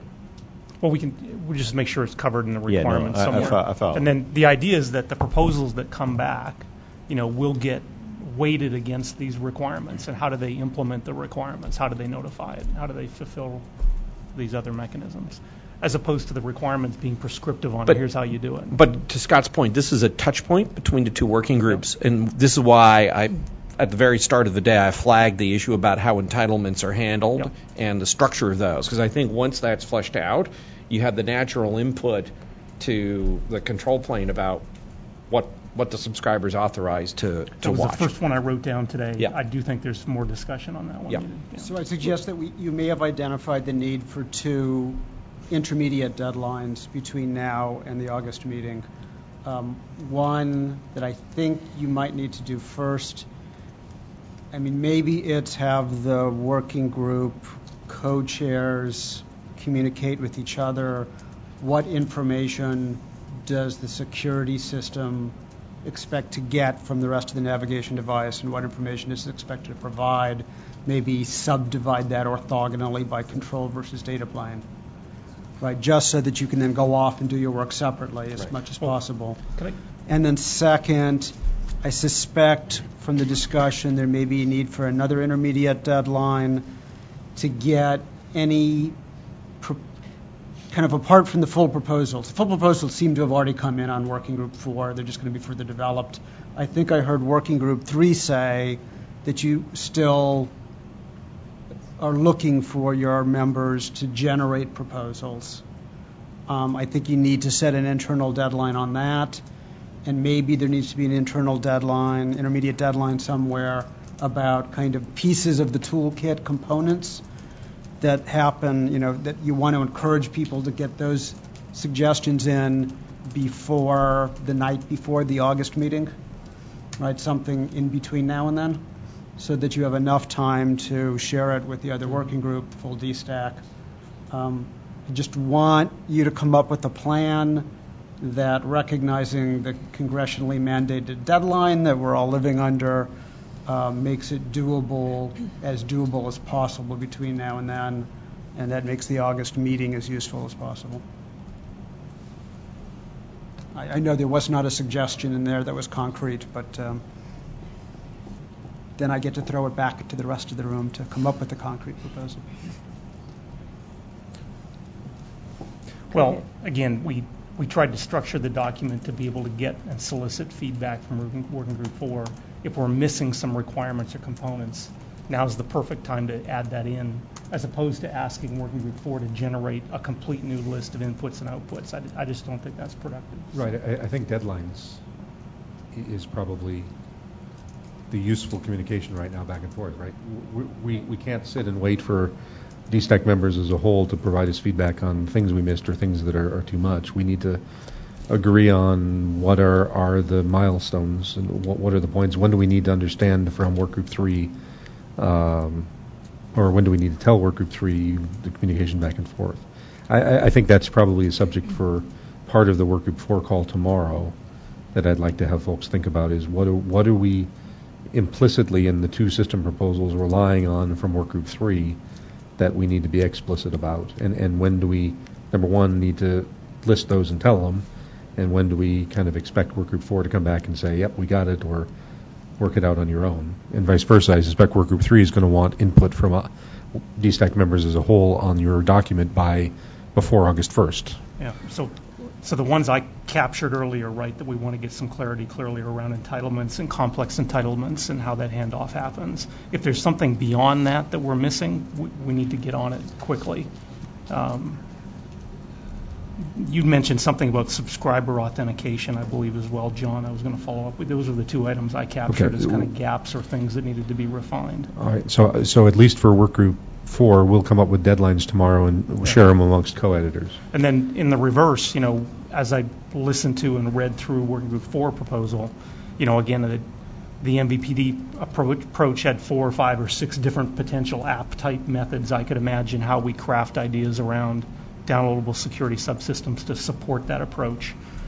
I think we need some more work, Brad, on yours to understand how we might craft a proposal around that. I think there's more information we would need in Working Group 3 to do that. I do think one of the central questions, because this is another touch point, is are we expecting the MVPDs to have a common DCAS so that the third-party device can just count on having a one CA mechanism that will always be present? Are we expecting a small number of devices of CAs, the way the kind of internet world works, or do we expect the CE device to have to support every single CA out there that every operator exists? There's got to be some definition about that, because otherwise the implications on the control plane become they're very different depending on those mechanisms. Yeah. Would it be helpful to set up a separate group, a couple of people from each working group to talk about, to use your word, touch points, overlap?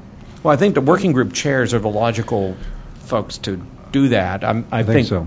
I think we could provide input as required, but there are certain key architectural design choices in the DCAS that have implications on what Working Group 4 has to deal with in terms of control and management.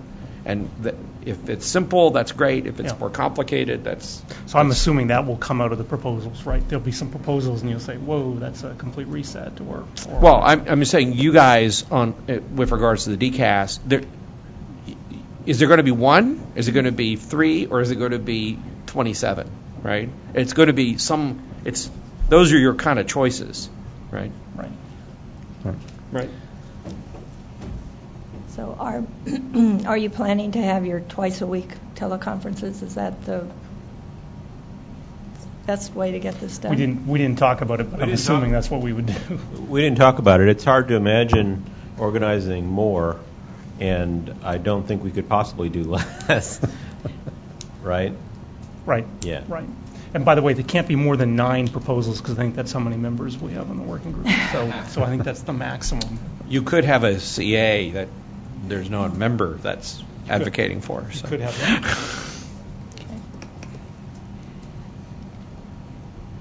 Okay. Should we move on to the public comments? We're right on time. How do we do that? It's a miracle.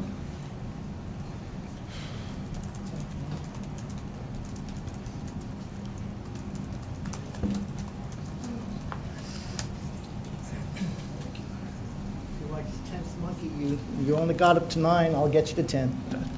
I said that just for you. I know you did. This has been a fascinating meeting. It's remarkable whether we have. I'm sorry. I'm Steve Efros with BBT. How far we've moved. I mean, we're now talking about not getting a retail box. We're talking about a second box. We're talking about the public interest representatives saying the right answer for customer service representatives from cable systems is to say, I'm sorry, that's not our problem. I mean, we've turned everything on its head, but the most important thing is that a lot of what you've been talking about is really taking entire ecosystems and changing their business plans or changing their entire technology, and I'm not sure that any of that is needed. I know that one of the groups in this room would like to see us just talk about apps and IP, and another group in the room would like to talk mainly about entitlements and how they get to third boxes and how we change UIs. But none of that necessarily has to apply to downloadable security. And if you just focus on downloadable security, I sort of feel like, I could break out in song like the president, except I'd look at Dreamgirls and say, what about me? There's another way to look at the challenge that DISTAC is facing, and it's a technology that avoids a great many of the contentions and the contentious issues that we've been hearing about today. And why not focus on how it used to be and think outside the box? Downloadable security, which is the issue before the committee, can be accomplished by securing the communications path and then allowing the two endpoints to do what they do, protect the intellectual property however they define it.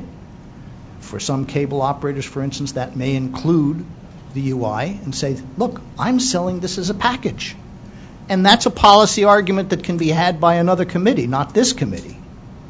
And on the other side, the receiving side, you have secure communication with authorization, and then once it's in the home, it can be done with any way you want to do it. Both of those can be accomplished if you secure the communications path, and that's what BBT did. We have created a system that secures the communication path and lets the IP, that's intellectual property, not Internet Protocol, the intellectual property owner control their own. And at the user end, they can have any box they want that deals with that secure communications path. There is no trusted authority. It solves the indemnity issues because the indemnity issues fall directly to the IP owner. They take care of their own encryption. They take care of their own DRM. They can do whatever they want. Because it is downloadable, it changes. It gives total control to the IP owner. It's fully platform agnostic, including, by the way, one-way. One-way systems do work in this context. And I would just say, in this context, the question that Adam raised before about the UI, or however we want to call it, John was mentioning how the satellite folks dealt with the changing of a card, and that's exactly how this system would work with one-way systems, so that the consumer is involved in the process of securing the system, not dealing with anything else, just security. It reduces to a minimum the threat target because each of the encrypted products is encrypted differently. Each one of them uses different keys. So even if something is broken, it's only broken with regard to that one communication on that one box at that one time. So we're talking about reducing the threat target tremendously. It's already tested. It's already operational. And I've said this every time we've had this meeting. It's time you took a serious look at it. That's it. Thank you.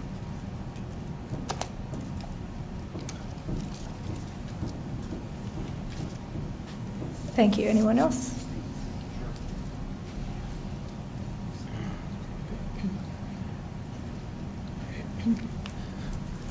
Okay, Jim Williams of Media Strategies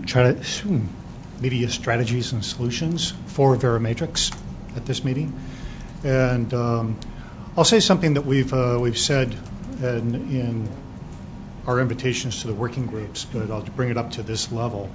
And I think it sort of goes to the points you were making, Scott, when you were coming up with the black box or the gray box and talking about what are the inputs to it and what are the outputs from it. And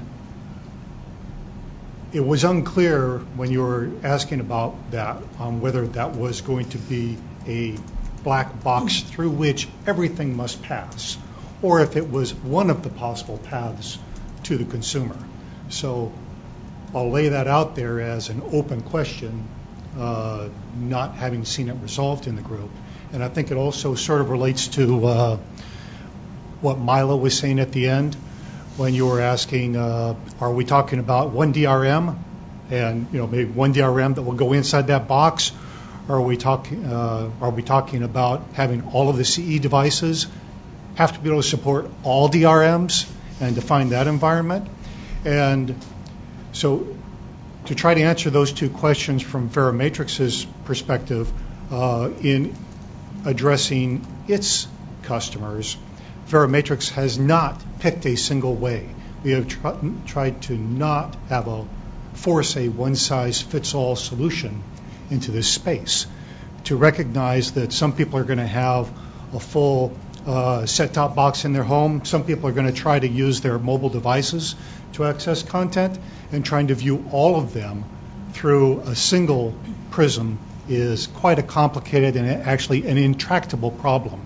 I've heard the word intractable used by many different people in this group in many different contexts, but most of the times that they've used that, it's been an accurate depiction. So our proposal has been to do what we call a multi-rights plus downloadable security, and to translate that, what it means is that head-ends might support multiple DRMs, and clients might support multiple downloadable security solutions, but you'll rely on the combination of those to get total coverage. You don't try to force a single client to do every possible thing, and you don't try to force everyone through a single pipe. You don't try to define a single intermediate interface that everything's going to be transcripted into, and then have to say, okay, now we're all relying on the security of that transcripted interface, and we're all relying on a common set of usage rules that we're going to define that are going to be conveyed along with that content, that then restrict what can be done in the future, and they restrict innovation. So the very thing that we're trying to do to facilitate innovation, it might restrict innovation unless we do it very carefully. So our proposal is to not try to force a one-size-fits-all on this, take advantage of the multiple paths to reach the consumer. Thank you. Anyone else? Okay. Anything else for the good of the order? We'll see you in a month. Good luck. I did have one. Oh, we sorry. We spoke about having 1 or 2 day session the next time. Right. I don't think that went over very well. Yeah, I didn't get a lot of favorable responses to making this a 2-day meeting, so I think we'll just do August 4th. It's also kind of difficult to get this room on August 5th, so it'll just be a 1-day meeting. Just wanted to know. So prepare yourself for a very long meeting. Answer's no.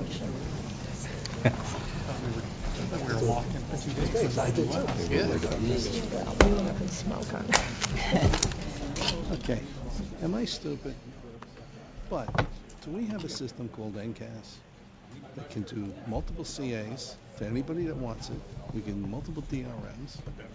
You and I are real happy with it.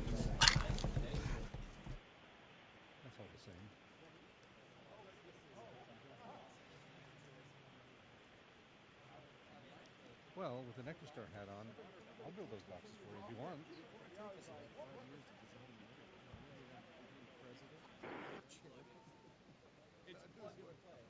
I'll be happy to build as many boxes as you need, Mark.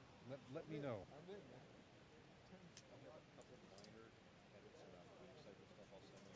Okay, that's fine. I have a version of the document that we're working off of. I'm sure we're getting multiple. Well, yeah, I didn't understand. Simultaneous inputs. I don't know how you do it in the configuration. Yeah. So I'll just try to point out where make it very obvious where we made changes. I've been able to find the right place for most. I understand. We'll get another version. I understand the logic.